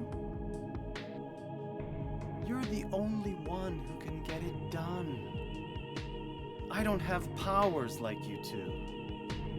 There's Vincent Besides, acknowledging the real I always hated psychic getting all abilities and pumped, powers of both sweaty. Heather and Claudia.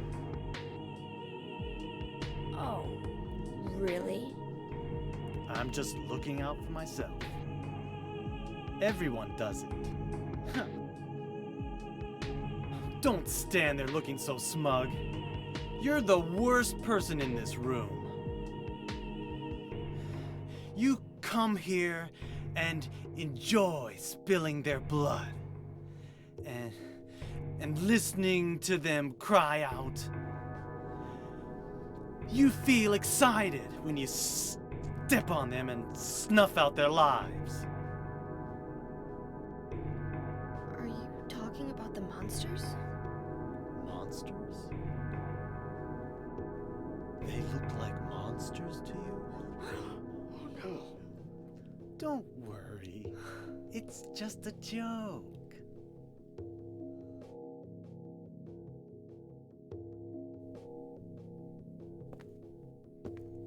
By the way, I forgot to ask you. Did you get the Seal of Metatron? What's that? You don't have it? Leonard was carrying it. You mean this thing? Yes, that's it. As long as we have that, we're fine. Here, take this.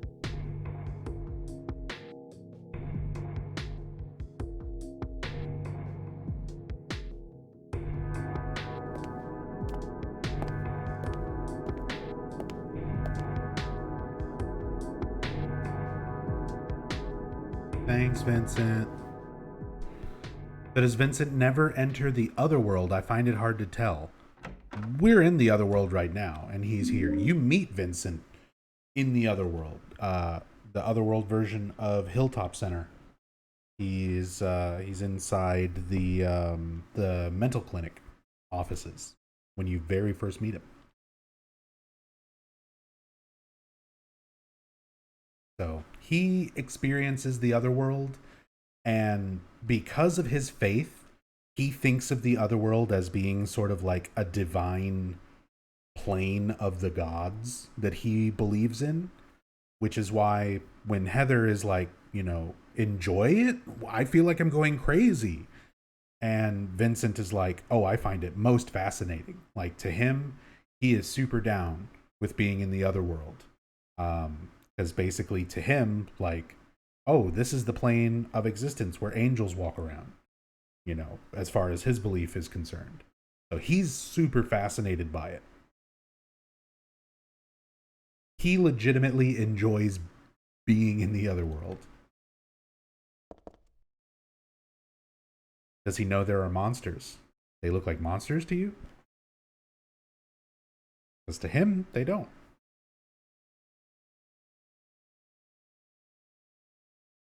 Tome of the Seer. Sounds like an occult book. I don't need this now. It's not my taste anyway. There's a sheet of paper here, but it's blank.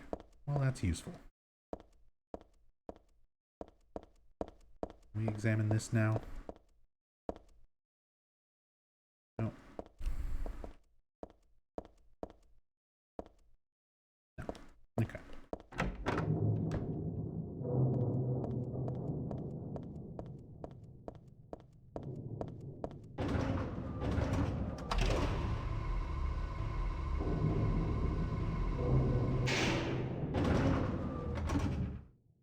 Best part is they work it in without going too far. If it was too dramatic, then it would have flopped. They walk the line right between being believable and shocking. True. Sorry, I'm catching up on chat. Tweaked Wolf. I've always had a question, actually. Wanted to hear your opinion. The random bathtub earlier in the game always made me laugh. She tried to go to use it and says, I knew it. What's your thoughts on why she says, I knew it? What or why would she have used it for? I think she wasn't intending to, like, take a bath. Like, she wasn't intending to use it like that. I think she was just turning the faucet to see if the water even worked. And when it doesn't, she's like, I knew it. You should have known. Even outside of crazy supernatural things happening to reality, it's like a display. It's not hooked up to anything.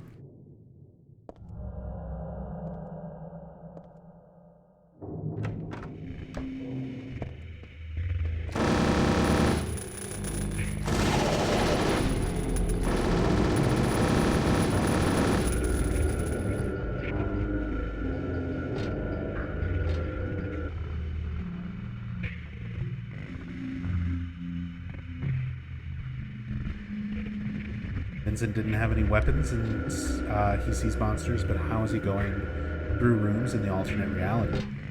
Because Vincent is a follower of the cult's faith, it could be the monsters just don't interfere with him.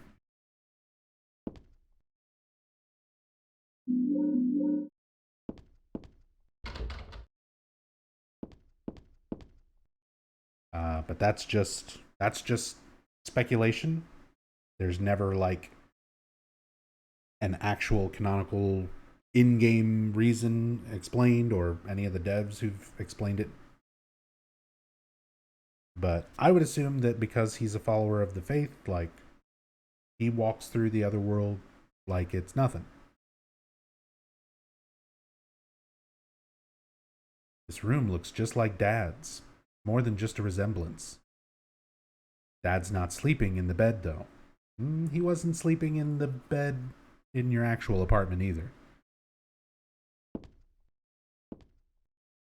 Although that is really disturbing, seeing all the blood where Harry was, with all the blood like leading out of the room, like his corpse just got dragged out of here.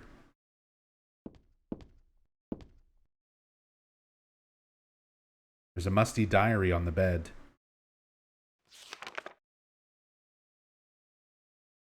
This writing, is this Dad's diary? Why would it be here?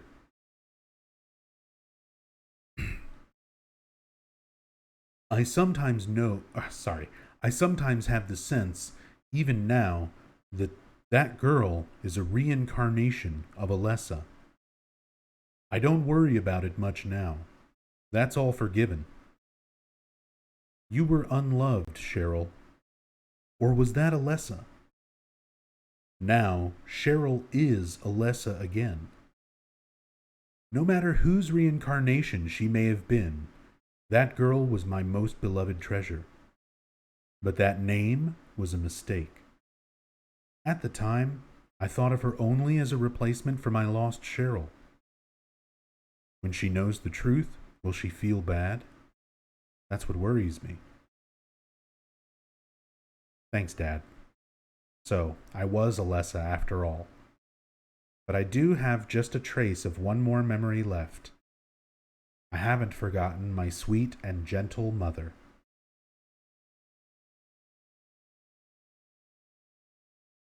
So, there's that last line of her remembering her mother. I've always had a bit of a difficult time sort of discerning how to read that line. Is she saying that sarcastically and referring to Dahlia, or is she saying that sincerely and referring to Jody Mason, Harry's deceased wife? Because Jody was around when Cheryl was being raised. But at this point, she's going back and forth between her memories and Cheryl's memories and Alessa's memories. Knowing Heather, it was sarcastic. That's the thing. It's hard to tell. Oops. It is hard to tell. Always felt like it was Harry's wife talking about Jody because he mentioned Cheryl in the diary entry. Yeah, I mean, like, I feel like that makes the most sense. But you see what I mean, right? You can sort of picture it as Heather saying it with a sarcastic tone. Too bad she doesn't repeat that bit of dialogue, but nothing happens when I try to turn on the TV or VCR. One of the books catches my eyes, although the bookshelf and books are all the same as Dad's. I love the lighting. This sunset lighting throughout this game. They use it in a lot of situations in the very beginning.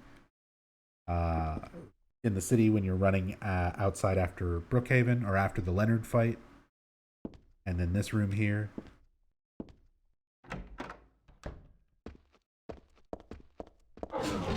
Whoa, buddy. Watch where you're swinging. Well, that's a lot of dead bodies. The door's open. Inside, there's someone wrapped in a bag. Maybe. No, they're definitely dead. Out of nowhere? Yeah, that guy respawns. The missionary, or the missionary is technically just the boss one. All the regular enemies that resemble the missionary but smaller, I think they're called scrapers. There's nothing important here. I haven't looked too closely though. I don't think I want to.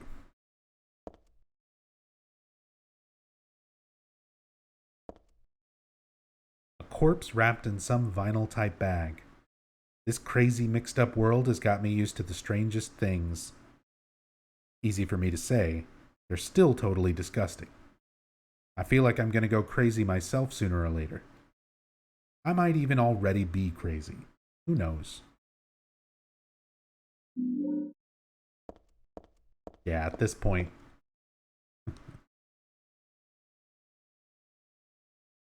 All these bodies on the floor, wrapped in plastic. What a nightmare. I wonder if that's a reference to Twin Peaks. Because Twin Peaks and a lot of David Lynch's stuff is very influential to Team Silent. But specifically the way that's written out, that's almost word for word a line from, I think that's the first or second episode of Twin Peaks.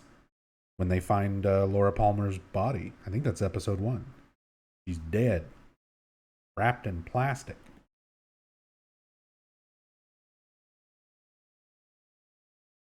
I'm just glad they don't seem about to get up anytime soon.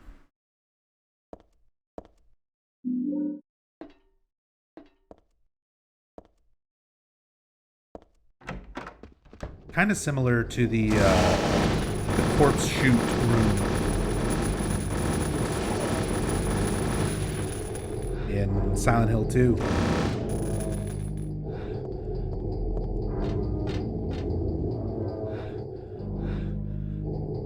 God, just look at all of this, like, burning textures on the walls and like the heat lines effect, like making it look like this is all hot air. It just does such a good effect of conveying heat.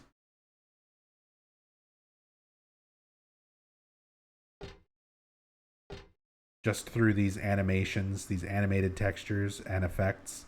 And I should point out, like, somebody mentioned earlier that this game looks better than Homecoming that came out, 5 years later, on hardware that's capable of much more than the PlayStation 2. And in Homecoming, there's an entire sequence called Hell Descent, where you're going all the way down to fight Scarlet. And it looks like shit. It all looks so bad compared to these PlayStation 2 graphics. Like, granted, I'm playing the PC version, but the PC version, unmodded, is almost identical to the PS2 version. It's not that much more enhanced or anything than the PS2's resolutions. So all this stuff still looks good on the original PS2 version compared to the PC version, and it still looks way fucking better than Homecoming, trying to pull off the exact same effects.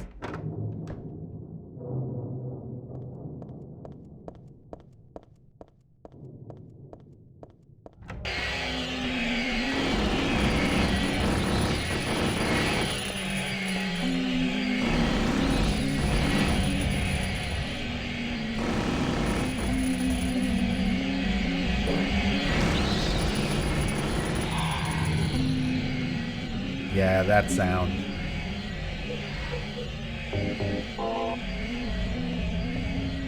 Pendulums are not fun.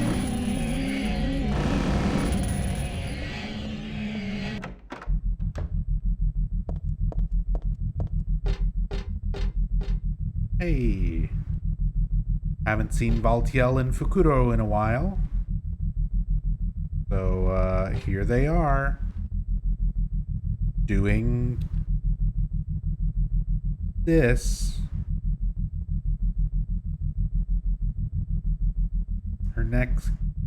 Her head's wobbling around. I think you got her. I'm pretty sure that neck is completely shattered.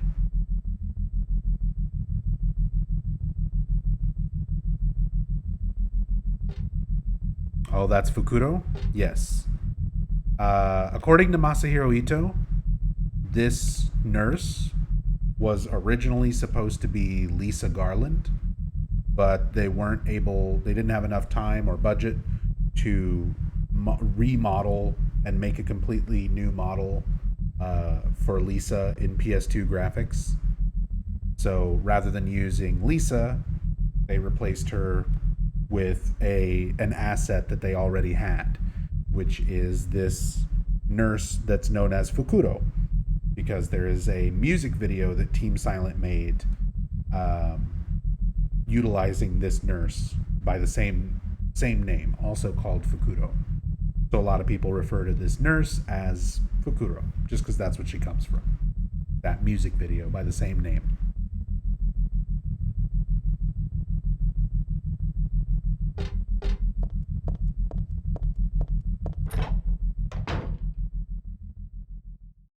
crossing my fingers so hard they don't focus a lot on combat or fighting techniques for the new Silent Hill 2 and keep the focus on the atmosphere. Well, there's a 3-second clip in the Silent Hill transmission where we can see on one of the devs' monitors James fighting a nurse in the Silent Hill 2 remake. And he does a straight up Alex Shepard Homecoming dodge. Like, duck and dodge to the left when the nurse is swinging a pipe down at him. It looks almost identical to the Homecoming dodge. So, I've got a feeling. I got me a hunch. I know what the combat's going to be like in the remake. Probably going to be a lot like Homecoming.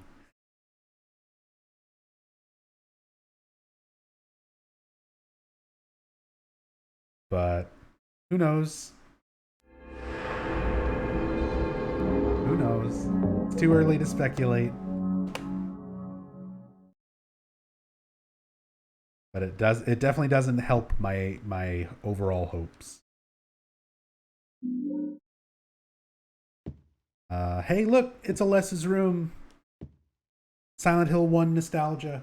God, I would have loved so much more of this in Silent Hill 3. Seeing areas from Silent Hill 1 remade in Silent Hill 3's graphics. Getting to revisit all of these places in Silent Hill 1 as Heather and seeing them in, more detail and having Heather comment on things. But yeah, they did a really good job recreating all of this from Silent Hill 1. All the little details of things in Alessa's room. And there's all these things that in Silent Hill 1, when you examine them as Harry, he doesn't say anything about it. Like, if you look at this stuff on the floor, Harry is like, playing cards are scattered on the floor. And that's all he says. He says, there are some children's dolls here. And then that's all he says. But then you get to this room in Silent Hill 3, examine these things as Heather, and you get all this information about what they mean, what they represent. There are playing cards on the floor. I used to play a lot. I remember little Claudia always had a hard time winning. That made her cry. So when Alessa and Claudia were little, they would play cards. Claudia would lose a lot. She would cry. And now these cards that Harry Mason barely commented on Silent Hill 1 have a much more deeper meaning, thanks to Silent Hill 3 sort of like expanding on it. Love it. Love it. I wish there was more of this. I wish they would have had time and budget to put more of Silent Hill 1 in Silent Hill 3, rather than the Silent Hill 2 chunk of Silent Hill being the majority of your town exploration.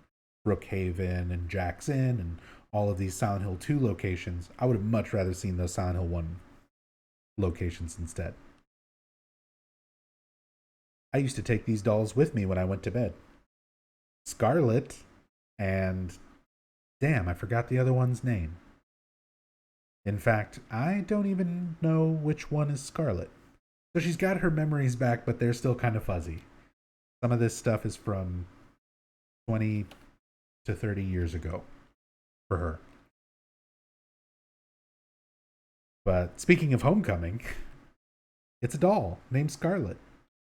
Probably where they got the idea for Scarlet Fitch in Homecoming. This is some sort of landscape. Where's it from again? Well, it doesn't matter. It matters to me.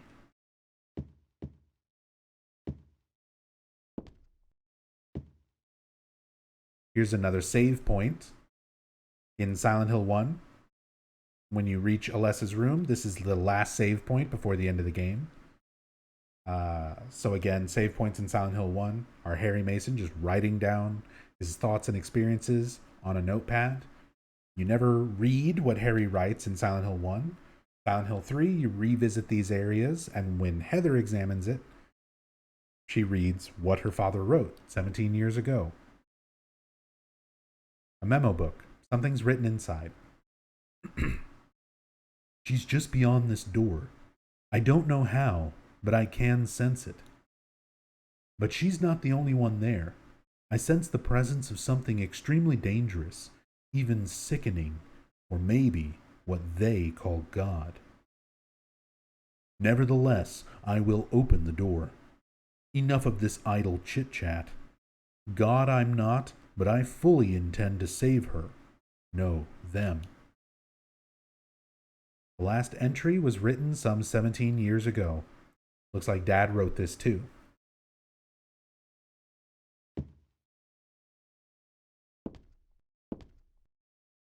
My clothes from when I was 7. They don't fit me now. Good thing, too. And that's what Dead by Daylight is for. Because in Dead by Daylight, you can just play as Cheryl wearing Alessa's clothes.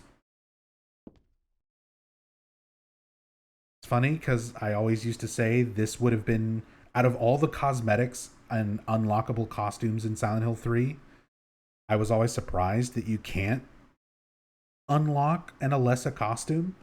That would make a lot of sense, but they didn't put it in Silent Hill 3. Just needed to wait. Just needed to wait until the Silent Hill chapter for Dead by Daylight, and then we finally got Cheryl dressing up like Alessa again. The scribbling on the floor here is Alessa's. For some reason, she always drew monsters like this when she was alone. She used to draw with Claudia, too. A nice daddy and mommy and a fun school. A happy world where everyone smiled and laughed all day long. In short, everything we never had.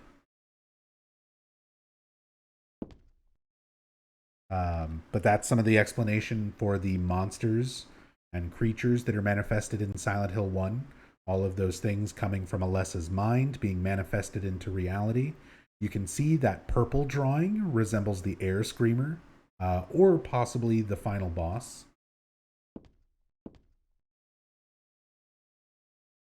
And the other image is like a dog. So we get all these little things that sort of explain the creatures, the manifestations, all these things that were in Alessa's head since Silent Hill 1. And why a lot of those things were the way they were. The shelves are jammed with books. The top shelf has books on religious teachings and textbooks, serious stuff. The other two shelves are full of fairy tale books, like Oz and Alice. So for that stuff, that's where a lot of the puzzles come from in Silent Hill 1. There's references to Wizard of Oz when you're collecting the keys to the Eclipse, the keys that let you go through the house with the dog house in front. Those are based on Wizard of Oz characters on each of the keys. Alice in Wonderland, Through the Looking Glass. In Brookhaven, not Brookhaven, Alchemilla in Silent Hill 1. There are 4 colored plates that you have to put into a door to unlock it. And on each of those plates is different Through the Looking Glass, Alice in Wonderland characters. Cheshire Cat, Mad Hatter. So all of those things are there because these were stories that Alessa read. These were her favorite books. Mother Goose and Cinderella. We saw a Cinderella puzzle earlier in Silent Hill 3. We had the doll's head and red shoe puzzle. So even in this game, they're still adding these same things that are still memories in Heather's mind. This is a closet. It's meaningless to me. I don't have time to wax nostalgic over these old clothes. All right, fine, we'll continue. There's just so many interesting things to look at.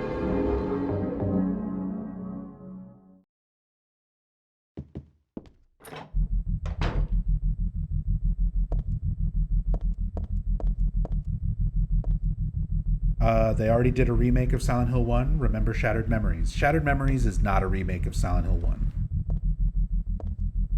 Shattered Memories is an original game that slaps on some Silent Hill 1 character names, and they do not represent their characters in Silent Hill 1 at all. Silent Hill Shattered Memories has no cult. There's no otherworld, really. It's an entirely different setting and story. It is the furthest thing from a Silent Hill 1 remake possible. Heard Shattered Memories is a retelling. They marketed it as a reimagining. They marketed it that way. Now, after the fact, multiple developers have mentioned that, like the main developer, the director, Sam Barlow, basically said, we wanted to do an original Silent Hill game, but Konami would not approve any of the ideas that they pitched. So they looked around at ideas that Konami had already given the green light for that weren't in production. And one of those things that Konami had given the green light for was a remake of Silent Hill 1. So they basically told Konami, hey, we'll do a remake of Silent Hill 1, just as an excuse to start working on their original Silent Hill game. Because it was originally going to be Silent Hill Cold Heart, but Konami wouldn't accept the pitch. So they had to spin it as being a remake of Silent Hill 1. But it's not. Like, there's characters with the same names, but their motivations are totally different. Their personalities are totally different. The setting is different. The story is different. There's no cult. There's no stuff like that. It's a completely different story that just shares names and not really anything else.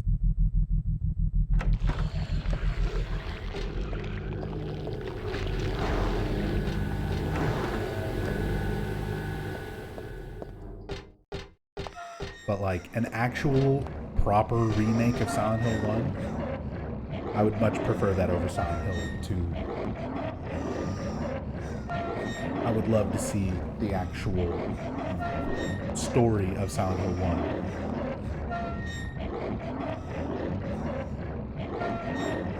1. Konami has been ruining Silent Hill since 3. That is a hot-ass take, Freddy.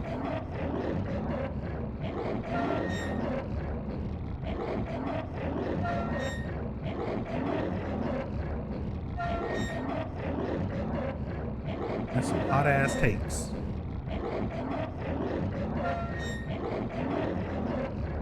We've got Altiel once again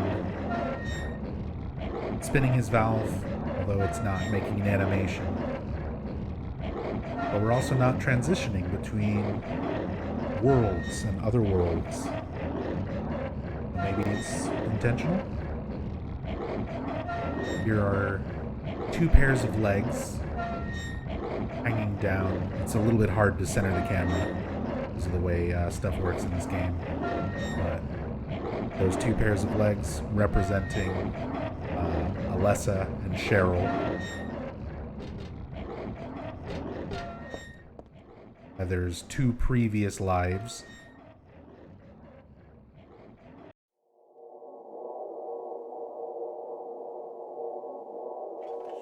Yeah, just really cool imagery as well.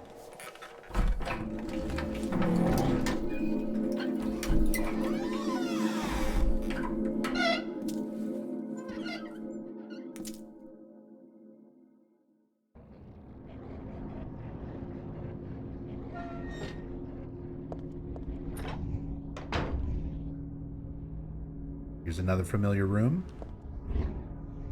Alessa's hospital room. Underneath Brook, I keep saying Brookhaven. Underneath Alchemilla Hospital from Silent Hill 1. There's a picture here, but it's not my style at all. 24 years ago, Dahlia. Someone asked earlier if Dahlia gets directly mentioned in this game. Here you go. She almost calls her mom, but she catches herself. Dahlia used me to summon God. God was in my womb, but I couldn't deliver her. And I was shut up here in this hospital room. I stayed here until Dad helped me out when I was 14. What's up, Techie? Who is Mo? Mo. For the replay, let's go to Mo. Anybody remember Nickelodeon Guts?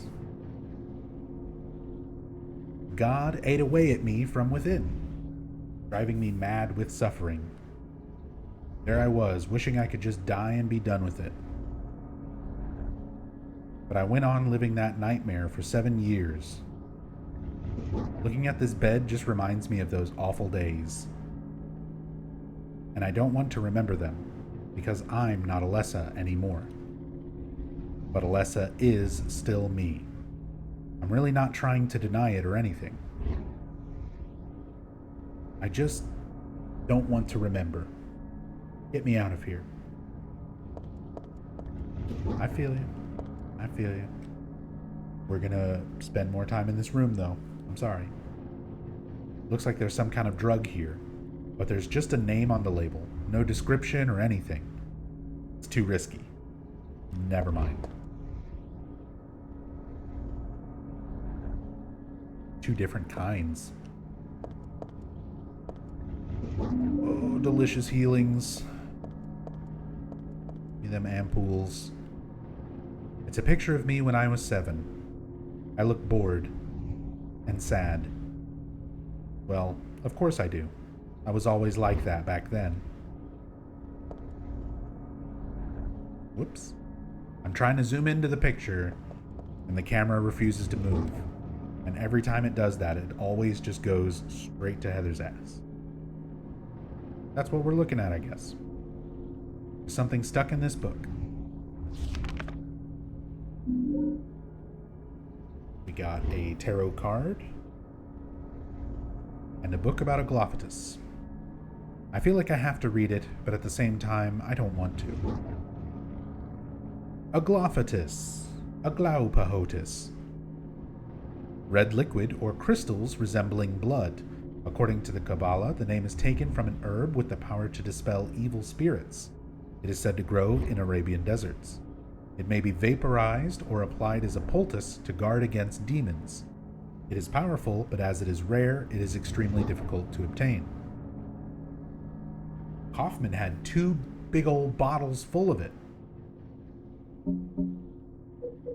But luckily, our dad, Harry Mason, escaped Silent Hill with some Glophatus. Which is why, personally, I feel like the canonical ending of Silent Hill 1 is the good ending, rather than the good plus ending. Because for the good plus ending, you have to use all your Glophatus in order to save Sybil. If you collect the Glophatus but don't use it on Sybil, you watch Kaufman, like you still save Kaufman, you still get the good ending, just not good plus where Sybil survives.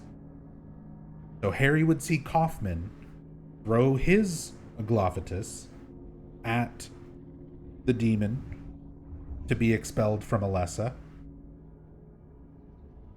and understand what it does, how it works, and then he'll keep it. He'll still have some in his inventory since he never uses it on Sybil. Which allows him to give it to Heather 17 years later, or at some point. So there's that red jewel. There's that Glophatus.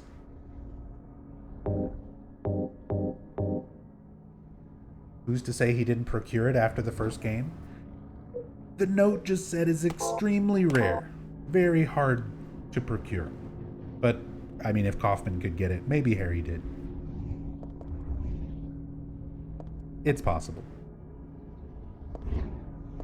But for me, there's at least an in-game explanation that explains Harry surviving and leaving Silent Hill, getting Alessa reincarnated as baby Cheryl, number 2, and having the Aglophidus and knowing what it does. Makes sense. Just makes sense.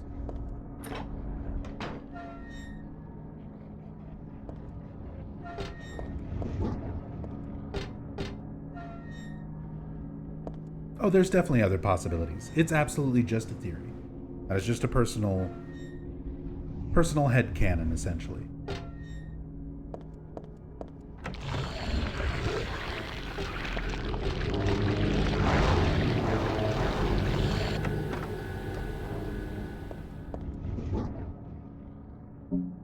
Alright, so we got our brass key. We still need to listen to the cassette tape. We're going to do that once we go open up the brass key door. We have the Hanged Man tarot card in that mortgage place, such a pitiful card. The Moon tarot card found in the archives. Don't think it's an especially good card. The Fool tarot card. This was in my old room, in a hospital room. What did this one mean again? And then the first one we got in the chapel, the Eye of Night. Time to backtrack.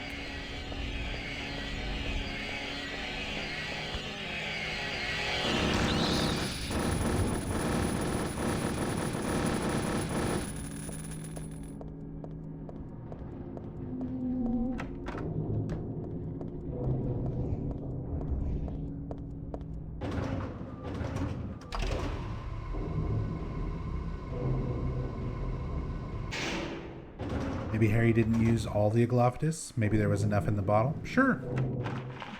He might have had some left over after he splashed most of it on Sybil. I mean, for Silent Hill 3 to happen, it definitely needs to be either the good or good plus ending. And I guess he wouldn't really have to have a lot of it, because it's just like a tiny little bit inside this pendant.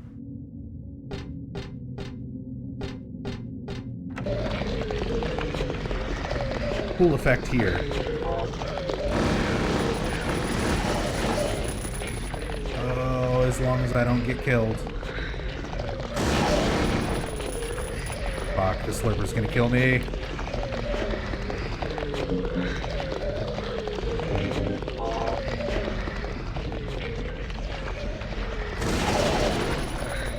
Fuck off, Slurper. No, Heather, shoot!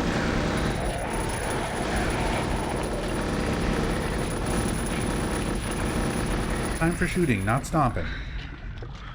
Ah, there we go. So once you kill everything in this room, all these wall effects change.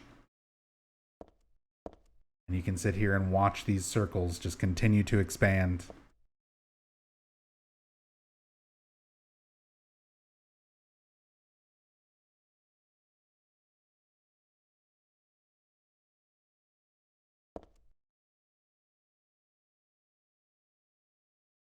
Why? Because it fucking looks cool. I don't know. That could literally be the entire purpose behind it. The team was messing around with animated effects and they were like, this fucking looks cool. Some stuff is just like that. Not everything needs like a super deep, definitive answer. This is pretty cool. I love the burning wall textures.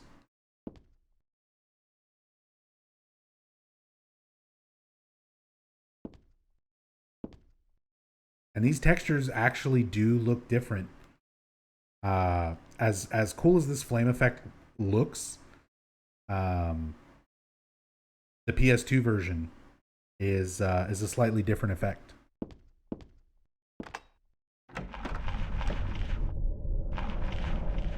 And the HD collection is a broken effect that doesn't scale properly with the size of the wall. So if you look up the way I just did, if you're playing HD collection, you'll see where the animation stops and then loops again at the very top.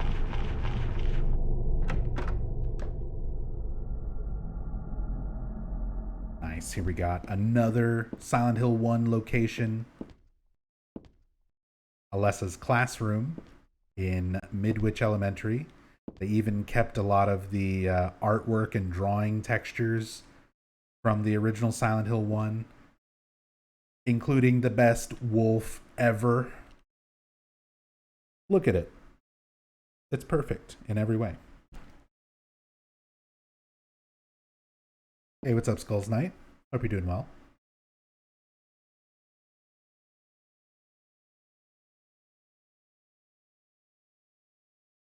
Heather could have swallowed the red pill as soon as she had her memories back from her time as Alessa.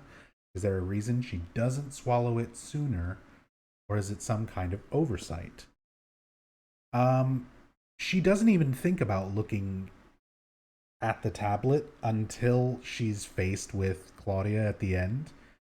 She's thinking about Harry, her father. She's like, says dad, as she looks at the pendant and opens it.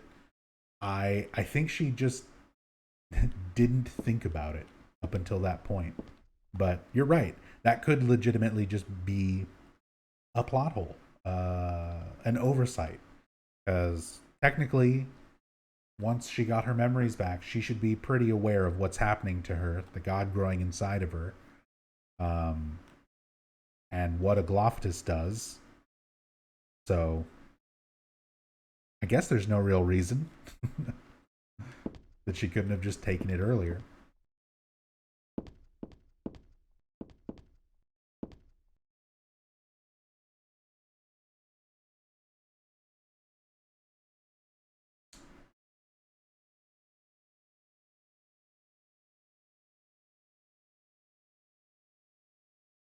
Psychosis, you asked, people have ever asked if you've applied for a job related to Konami for Silent Hill. You're a walking encyclopedia for it. I think after Tom Hewlett, Konami probably would never hire a self-proclaimed Silent Hill fan or walking encyclopedia ever again. I don't think I'd have a shot at that.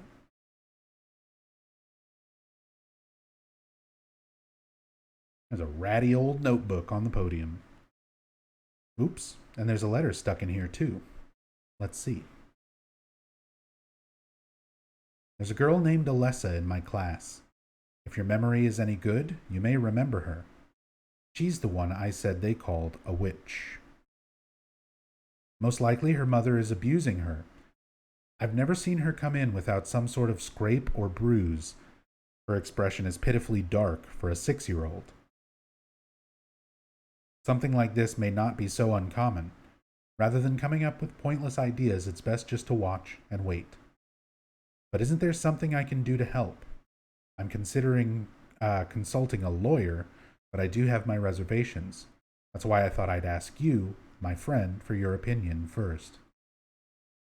Hey Gordon, little reference to Kim Gordon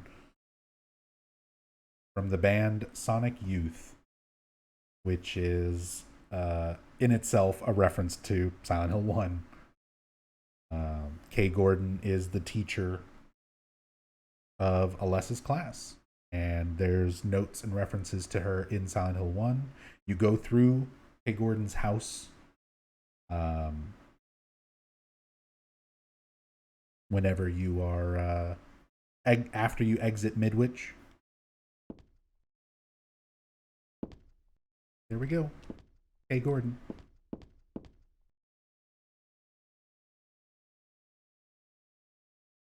Go home, drop dead, thief. This used to be Alessa's. I mean, this was my desk once upon a time.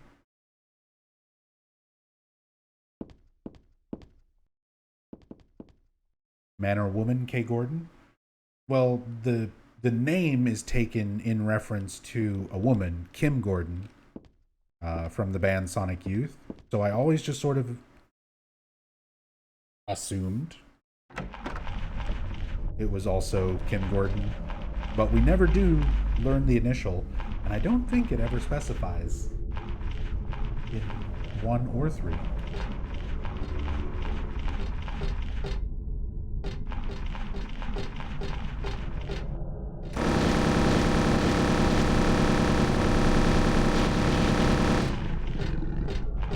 want Nub to work for Konami in the first place. I mean, considering there's like articles that talk about how horrible it is for most people working at Konami, yeah, it probably wouldn't be the best job anyway. Well, that's a room full of enemies and nothing else. No thanks.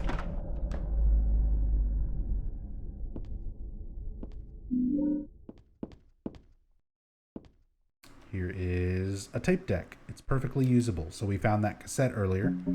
We can now listen to. There's no label, but the tab's been removed.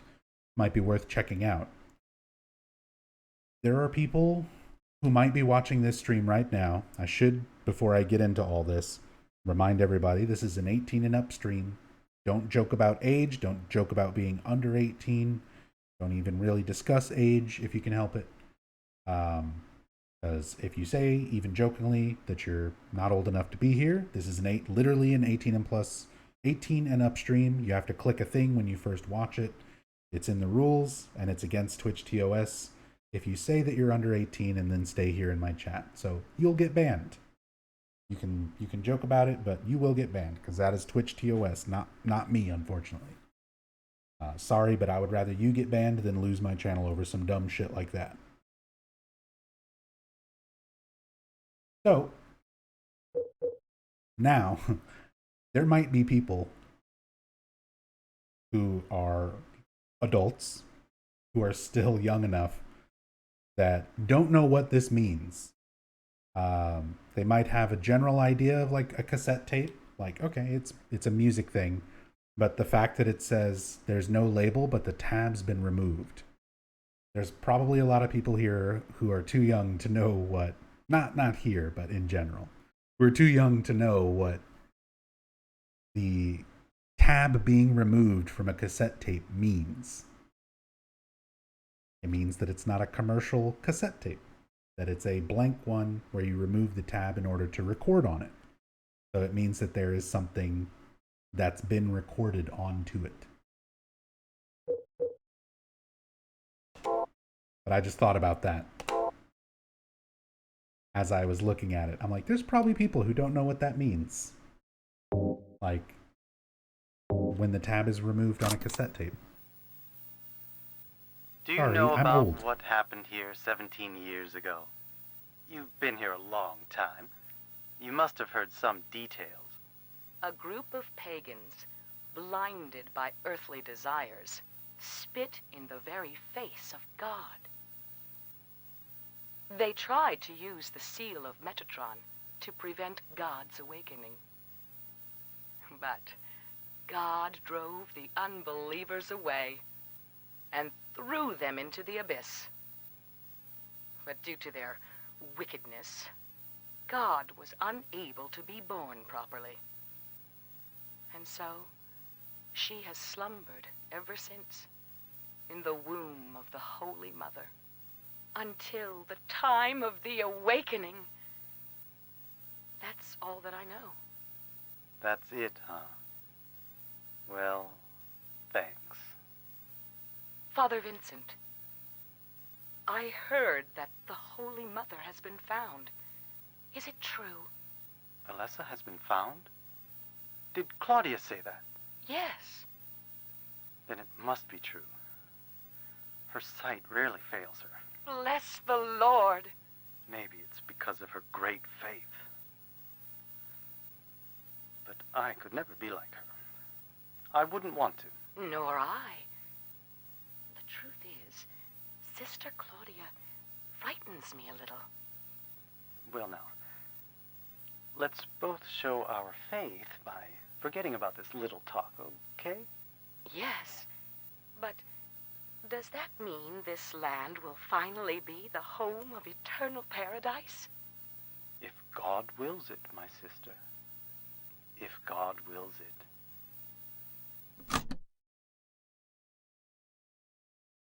Yeah, so that tape was hidden away. The cult members gossiping, essentially, about Claudia. Not exactly trusting of her judgment, but they are still believing in her abilities.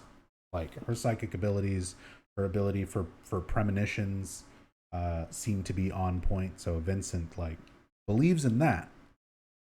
He knows that she actually has powers, skill there.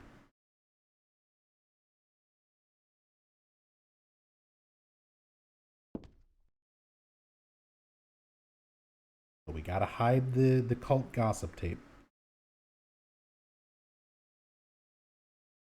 Can't let Claudia find that. Some documents on the desk. What are these? Letters? No, maybe a bunch of suggestions. People are starting to voice their dissatisfaction about Father Vincent using the organization's money for his own personal benefit. I've also heard rumors that Father Vincent has been extorting donations from some followers. Is he really the right person for such a position? I'm in no place to deny all he's done to make the organization grow. Even though we believe in God, if there were some sort of gathering, shouldn't we be valued not for our limited talents or our talkativeness, but for the depth of our faith? LS. We never find out exactly who LS is. I think at one point fans try to tie that to Homecoming, as in Alex Shepard's mother, Lillian Shepard, who at one point would have been, I guess, a cult member. Everyone in Shepherd's Glen, all the founding families would have been at some point, but yeah, they wouldn't put a reference to Lillian Shepard in Silent Hill 3. That's just the way a lot of fans have like tried to wrap this around into the rest of the series. But it's some member of the cult with the initials LS talking about dissatisfaction with Father Vincent, how he's been extorting money. So it's one of those things where he is a believer of the faith. He is a member of the cult's religion and like truthfully does believe in it and follow it. But he's also very selfish. He likes the pleasures of the earthly world. He likes money. He's stealing from the cult and from the church. And he also is playing sort of the parallel to Michael Kaufman in Silent Hill 1. Again, everything in 3 kind of parallels Silent Hill 1. You've got your cult leader, religious fanatic, who's trying to change everything and birth a god. In Silent Hill 1, that's Dahlia. In this game, it's Claudia. You have your person working with the cult, who's not really on the same side as the person leading the cult, but they still have to sort of work together for their own personal gains. So you have Vincent filling that role for Michael Kaufman in Silent Hill 1. Even down to the naming convention with our main character, Heather Mason, Perry Mason. Same initials, same syllables.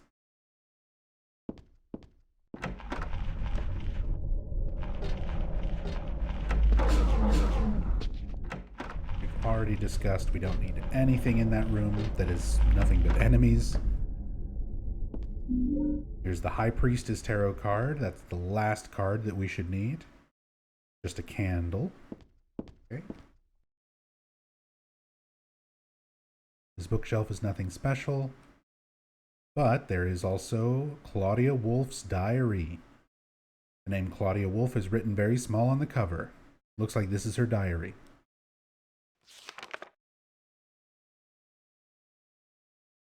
November 10th. She didn't die then. She was born. I knew that for a fact. But then why haven't I found her yet?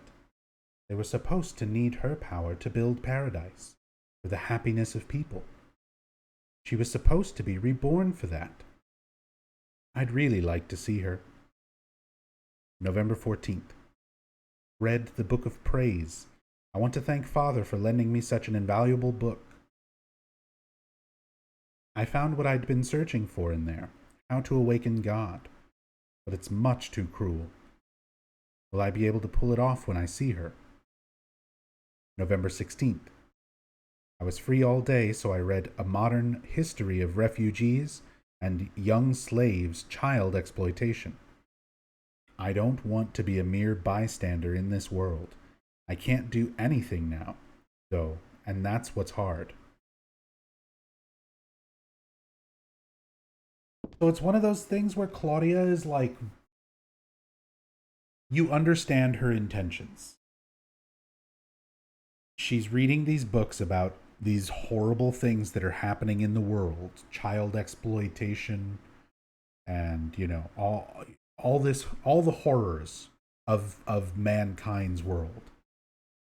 All the shitty things out there. She's reading up on it, while at the same time believing through her faith that her God could be born into this world and basically bring everyone to paradise, even if it means the extinction of mankind. Obviously, it's a very extreme solution to the situation, but Claudia is not just like rubbing her hands together, evil villain, you know, I want to birth a god to take over the world. No, she legitimately wants to end suffering. It's just she wants to do it by ending everything. Rory Z, thank you so much for the 4-month resub. Welcome back. Whoa, in-depth playthrough, my favorite. Well, we're nearing the very end of this one. I've been going for almost 15 hours. So we're going to keep going, but we will be wrapping up relatively soon. There's an old birthday card on the desk. So she was still hanging on to this. A birthday card from Alessa to Claudia. To little Claudia, happy 6th birthday. I love you as if you were my real sister. Here's to you.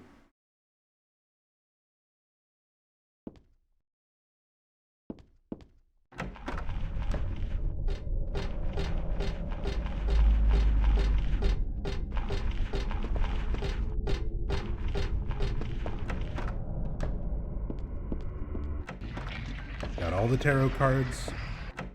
Time to run all the way back to Alessa's room.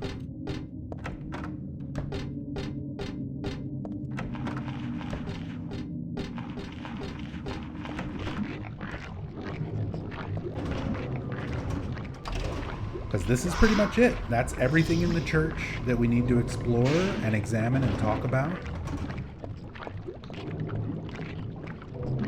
We have all the tarot cards we need. So it's just a matter of solving the tarot card puzzle and watching the last few cutscenes, killing the final boss, killing God.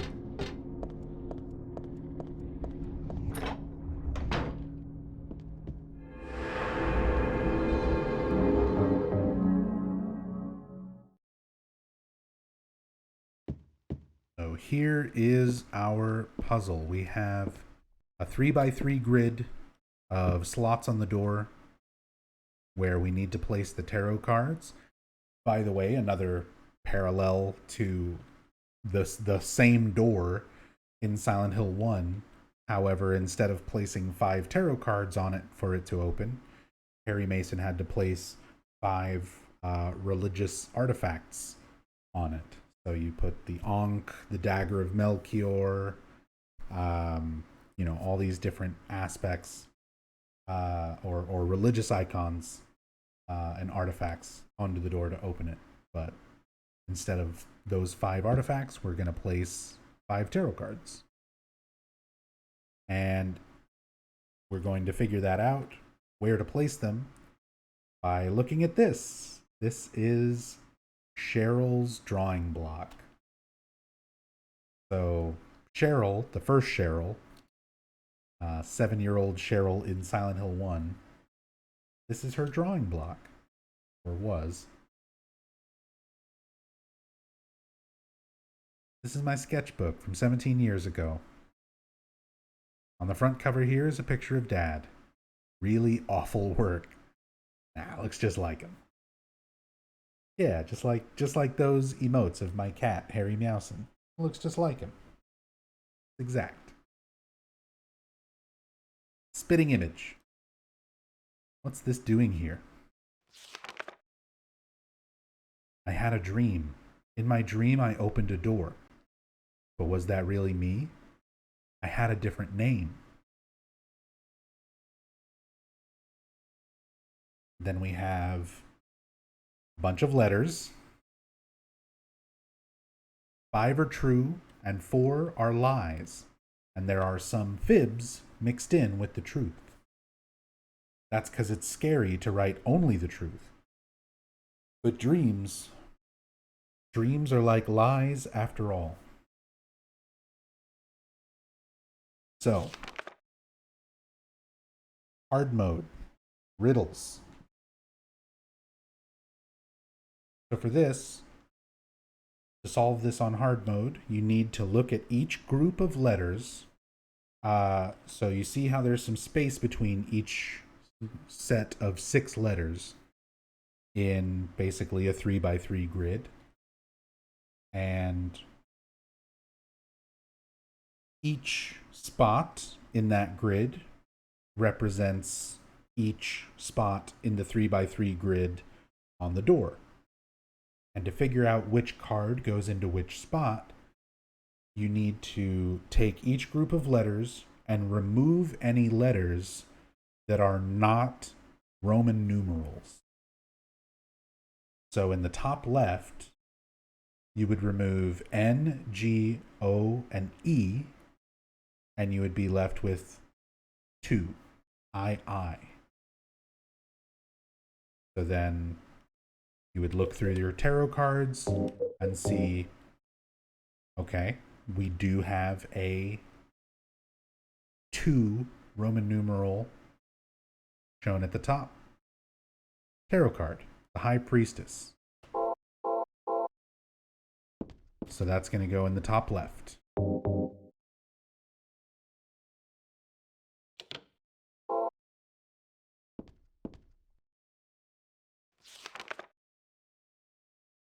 Next is WXX, IFI. Remove the W, remove the F. XXII gives us 22. That's the Eye of Night.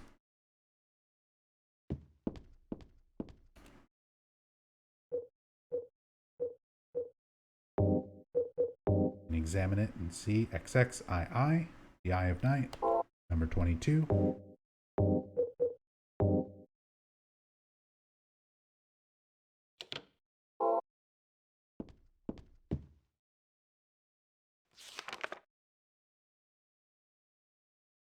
Top right, NXA, VII. So you remove N, you remove A, and you're left with XVII. Actually, is it L? I think it is I. XVII. So 17.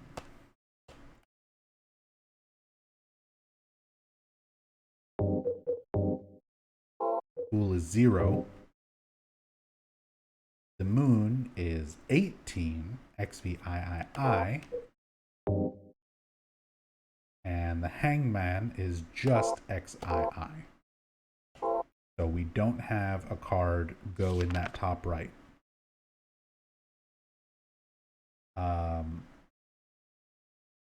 Middle row, first grouping of letters. MOXXON. Remove MOON, moon. And you're left with XX. Guilty Gear XX, which is none of the cards that we have.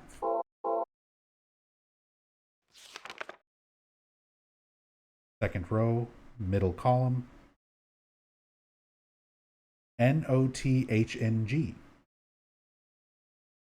Interestingly enough, there are no Roman numerals for this one, and if you put an I in between the H and N, it actually spells out nothing. And because we do have the Fool Tarot card, the 0 card, essentially, that goes in the middle, where it says nothing, which is what the clue, I think, about fibs mixed in with the truths is supposed to mean, where you don't really play by the logic of the rest of the puzzle for that middle one.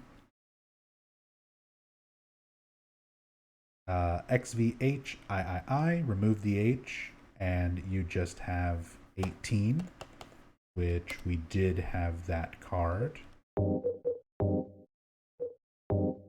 That is the moon.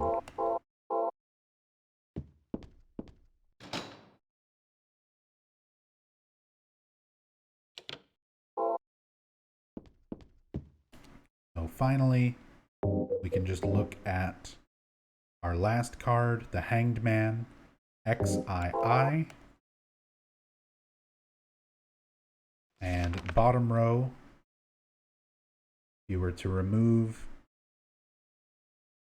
so it's going to be the bottom left spot. Because the bottom middle, if you took out C and E, you get XXII, too many X's. Bottom right, you take out C, C, and H, and T, and you just have XI. So again, don't have either of those cards. But first group, bottom row, you take out AA and J, you're left with XII.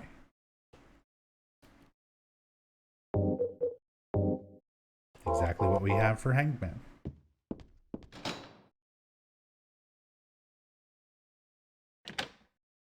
And the door is unlocked.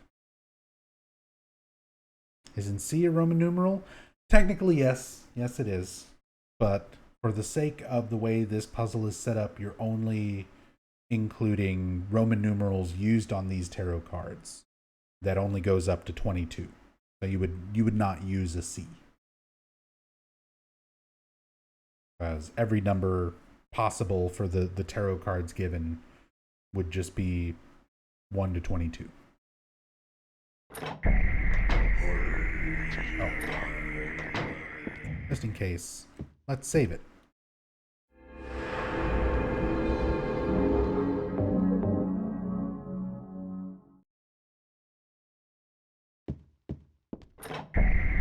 Hey Wexford, welcome back. I am still going. We're almost done. We just finished the last puzzle of the game. All that's left is our confrontation with Claudia and God.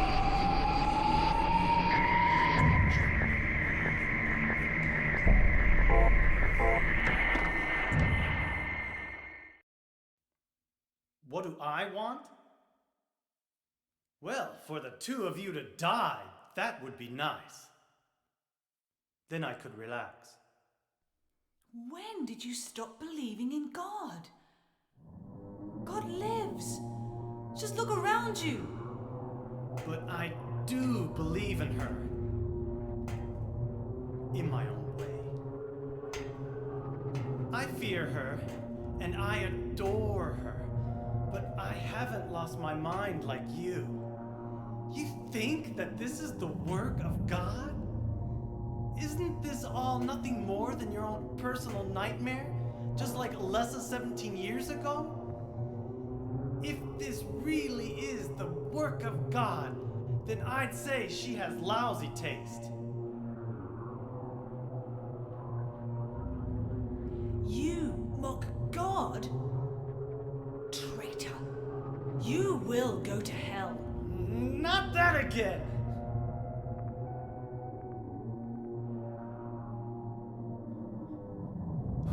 think you are, claiming to know God's will? Go home, Vincent. Home. This church is my home. I built it with my power. The power of money that you view with such scorn. Although I admit that this atrocious scenery is all yours. If you continue to get in my way... Did you kill me?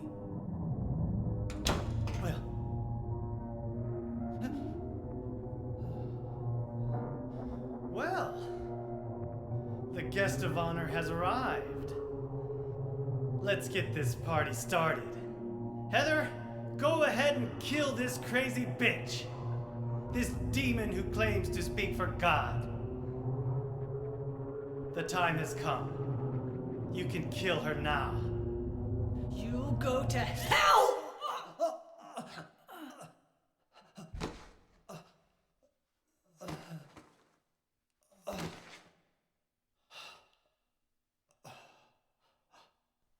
What did you do? Nothing important. You're not going to run? I guess this is the end. No, the beginning. As Vincent said, the time has come. Alessa, I'm saddened that you didn't agree to this on your own. But I thank you for nurturing God with all the hate in your heart. It's time for mankind to be released from the shackles of sin which bind them. But a God born from hatred can never create a perfect paradise. Happy people can be so cruel. Is it so hard to believe that sympathy could be born out of pain and suffering? Why do you reject God's mercy? Why do you cling to this corrupt world? You know that only God can save us. And save you too? Happy ending? I'd rather go to hell. No, I don't expect to be saved. And that's fine. Alessa, my dearest. For the pain that I've caused you, I deserve no mercy. Even if it was to save mankind. It was too deep a sin. It was hubris for me to try to hasten the day of her arrival. Sacrifices were made. And those are my sins.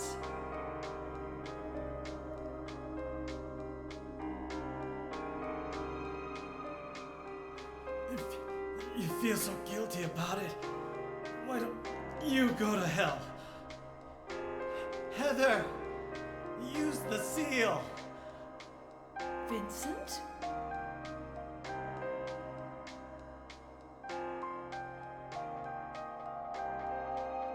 The Seal of Metatron? Now your stupid dream is over. Oh, that's just a piece of junk. What do you think you can do with that? Do you really think it can kill God? I'm sorry to see you fell for my father's foolishness. What? You're pathetic.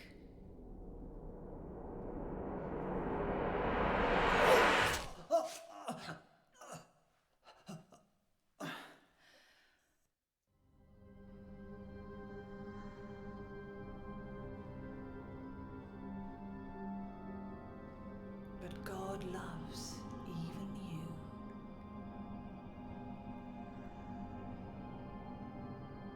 Now, Alessa, there's nowhere else to run.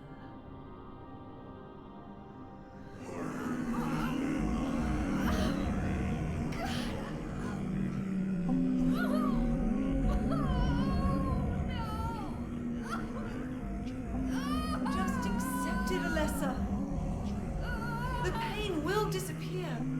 I've been waiting so long for this. Even as a child, I knew I would see the coming of this day. I knew I would be a witness to it. Judgment Day.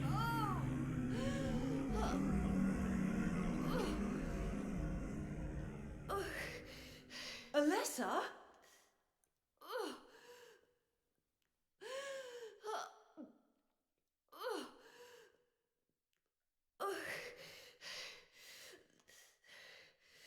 Shut your stinking mouth, bitch!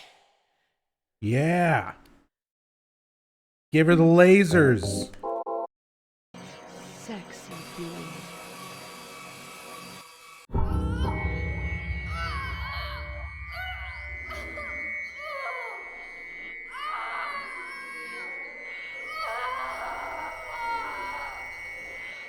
Alessa?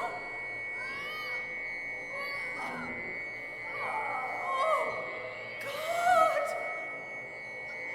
Bring us salvation! All right. And that's Silent Hill 3. Pretty good game. One of my favorites. Thanks everybody for watching. Yeah, the bad ending. So if you attack Claudia, you're basically giving in to the negative emotions that the god has been feeding on the entire time. Meaning the god just gets born. If you succumb to your anger and try to take revenge on Claudia, that's what you get.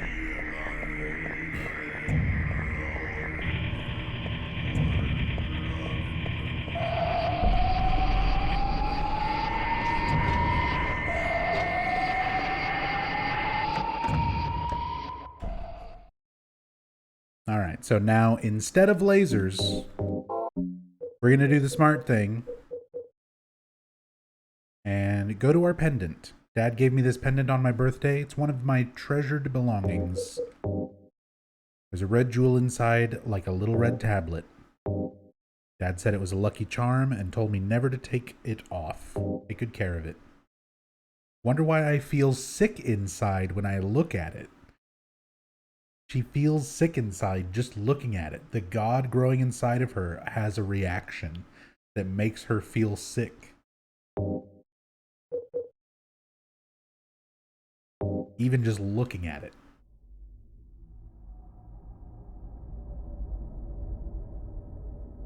This, by the way, is some of my favorite mocap in any game ever. This reaction of Heather when Claudia starts to ingest the god fetus. Watch Heather's reactions.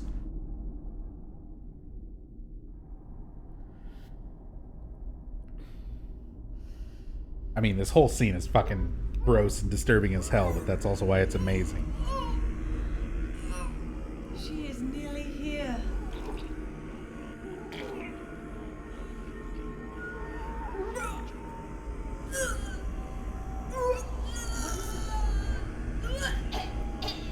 Alessa, what have you done? What did you swallow?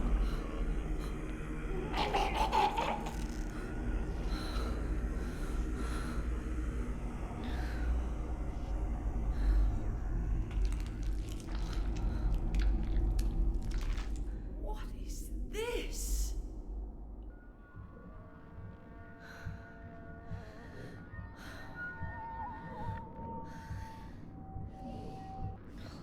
Looks like God didn't make it. Stop! God is... Okay, look. Claudia! Heather has this horrified reaction. She looks away, she covers her eyes, and realizes she can still hear Claudia ingesting this thing. So she shuts her eyes and moves her hands to her ears to block out the sound. Alessa, you cannot kill God. It's such a good series of, like, visceral reaction to what's happening in front of her. Like, I don't want to look at it. Fuck, I can still hear it. Like, so good.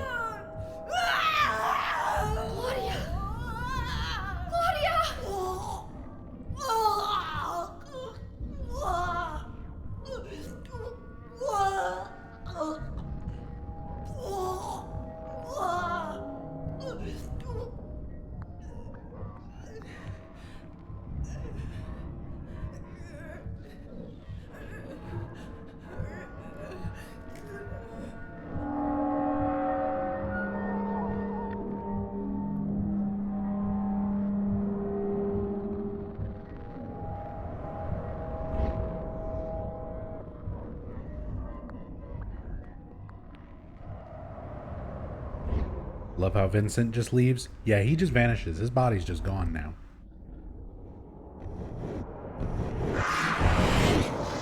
Snatched.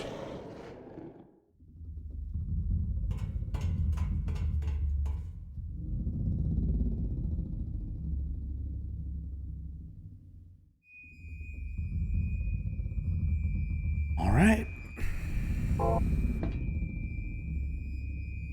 Final boss time. Into the giant butthole.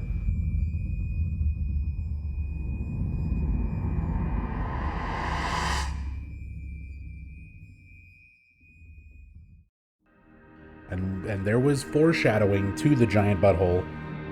We saw it on the painting in the chapel area of the church when we first got here. Hey, what's up, Hearing? Hope you're doing well. LTL doing his thing. We have this god that is sort of a mix between Alessa and Claudia, but it was also born incorrectly because of the Aglophithus. I was gonna kill you. So it's not like fully formed, mostly bones. This is God.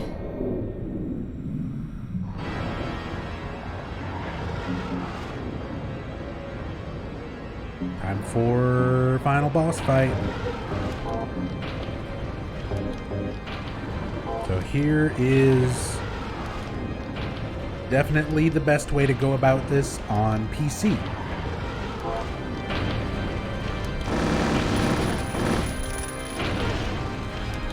You just run up and get slapped for all of your health. But now we're in a good position.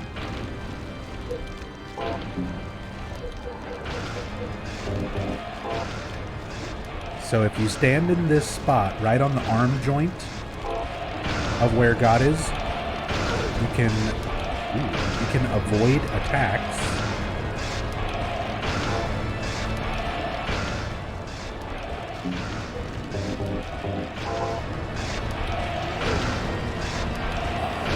Am I not in the right spot? There it is.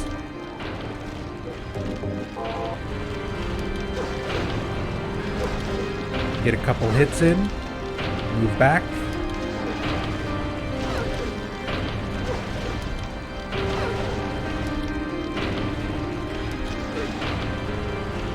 Why am I getting hit?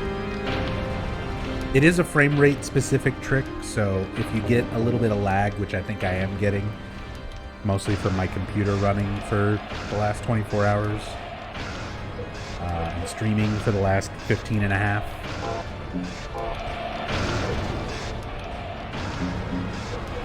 Which is why this only really works on the PC version.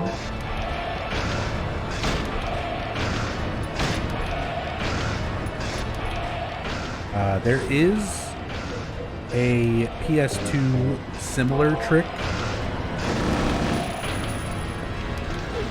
Oh, man.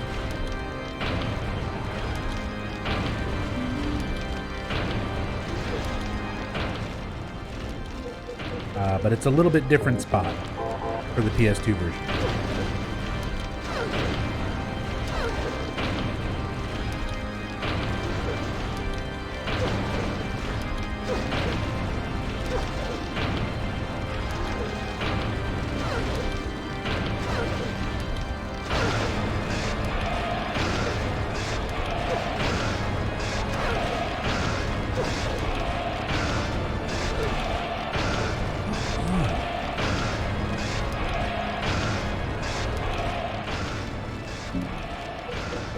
That's all my healing.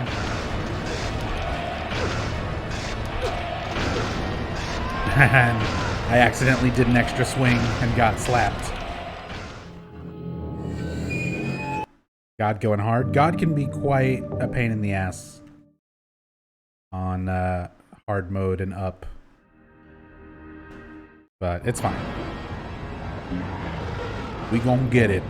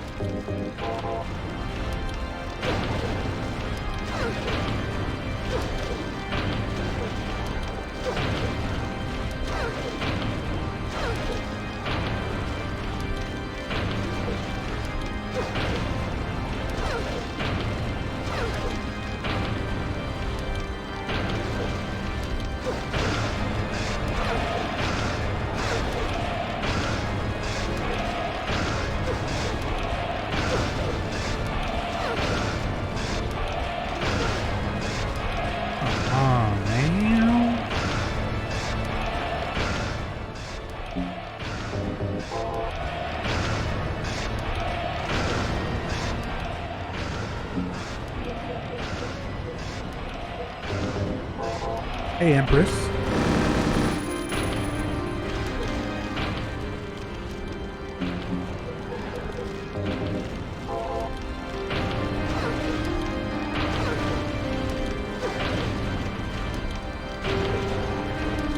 Tomorrow's your birthday. Happy early birthday. Was going to get Silent Hill 3 from Good Old Games, but can't register an account with them for some reason. Well, Silent Hill 3 is not on Good Old Games, only Silent Hill 4.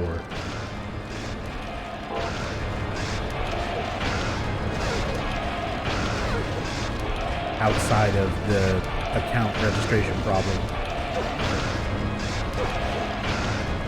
But yeah, 3 has never been sold digitally anywhere officially. Same for Silent Hill 2 PC.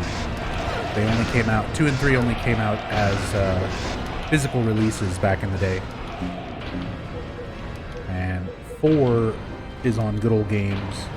And Homecoming is on Steam, but those are the only Silent Hill games you can buy, like, PC versions of currently.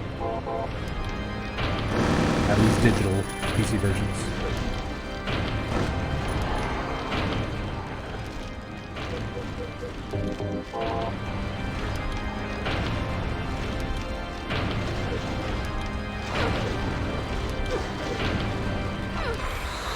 Hey, there we go.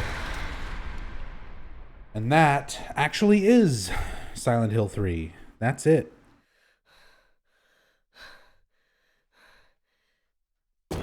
We've avenged Harry Mason.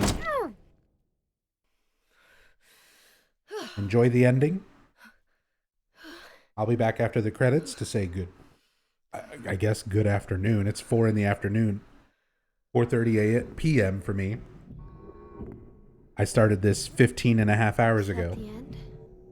So I'm going to go to bed, get a few hours of sleep, and then I'm going to be back playing Silent Hill Book of Memories, because it's Book of Mondays, everybody. Yay. I hate it. Dad. But yeah, enjoy the end. I'll be back.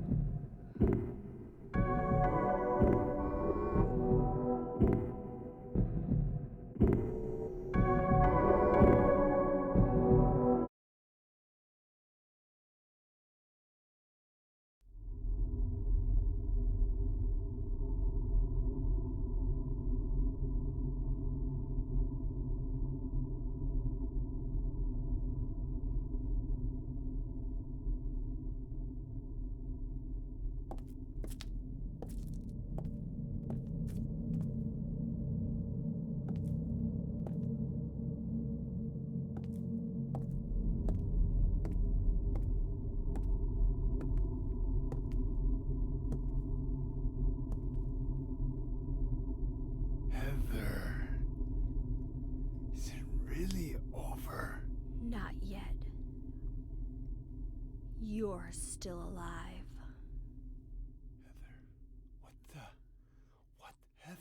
Heather. Just a joke. You've got terrible I'm taste. sorry. Heather, did You don't have to call me that. I'm not hiding anymore. You want me to use your real name? What was it again? Cheryl. The name my father gave me. You gonna let your hair color go back too? I don't know. Don't you think blondes have more fun?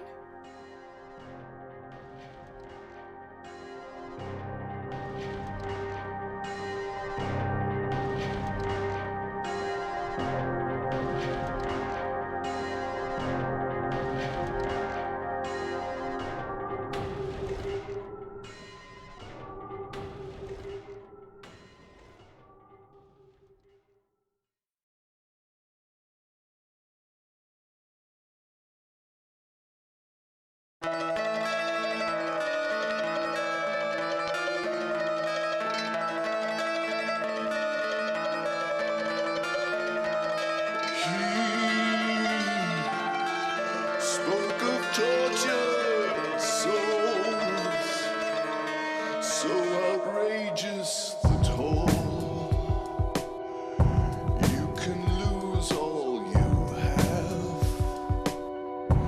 He refused to give in to the town that takes all. Survive. You must have the will. This movie doesn't end the way we want all the time. Then he shouts at the moon, she's gone, and fear has overcome. He was walking the mile. He was walking alone.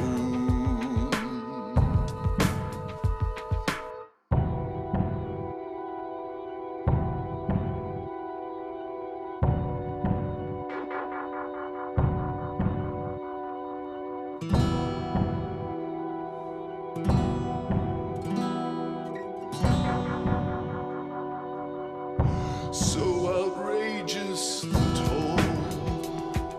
You can lose all you have.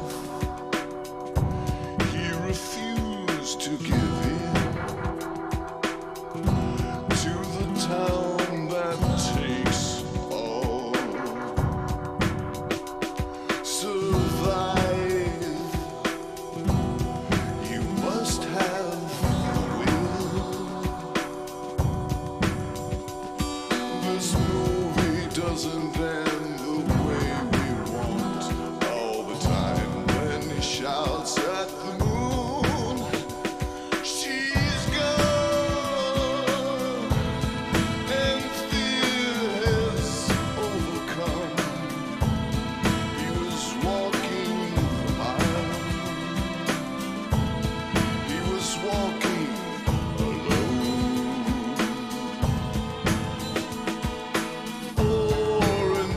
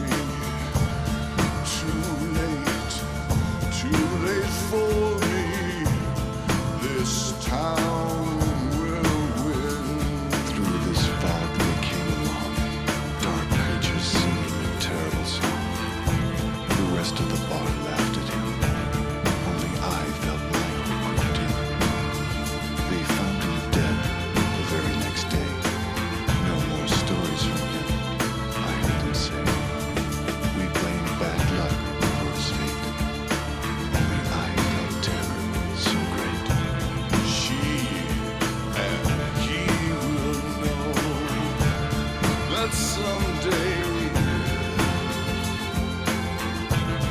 All things will end. That misty night, that dismal moon, the dead search for their kin, while angels sleep in endless dark. The dead seek out sin.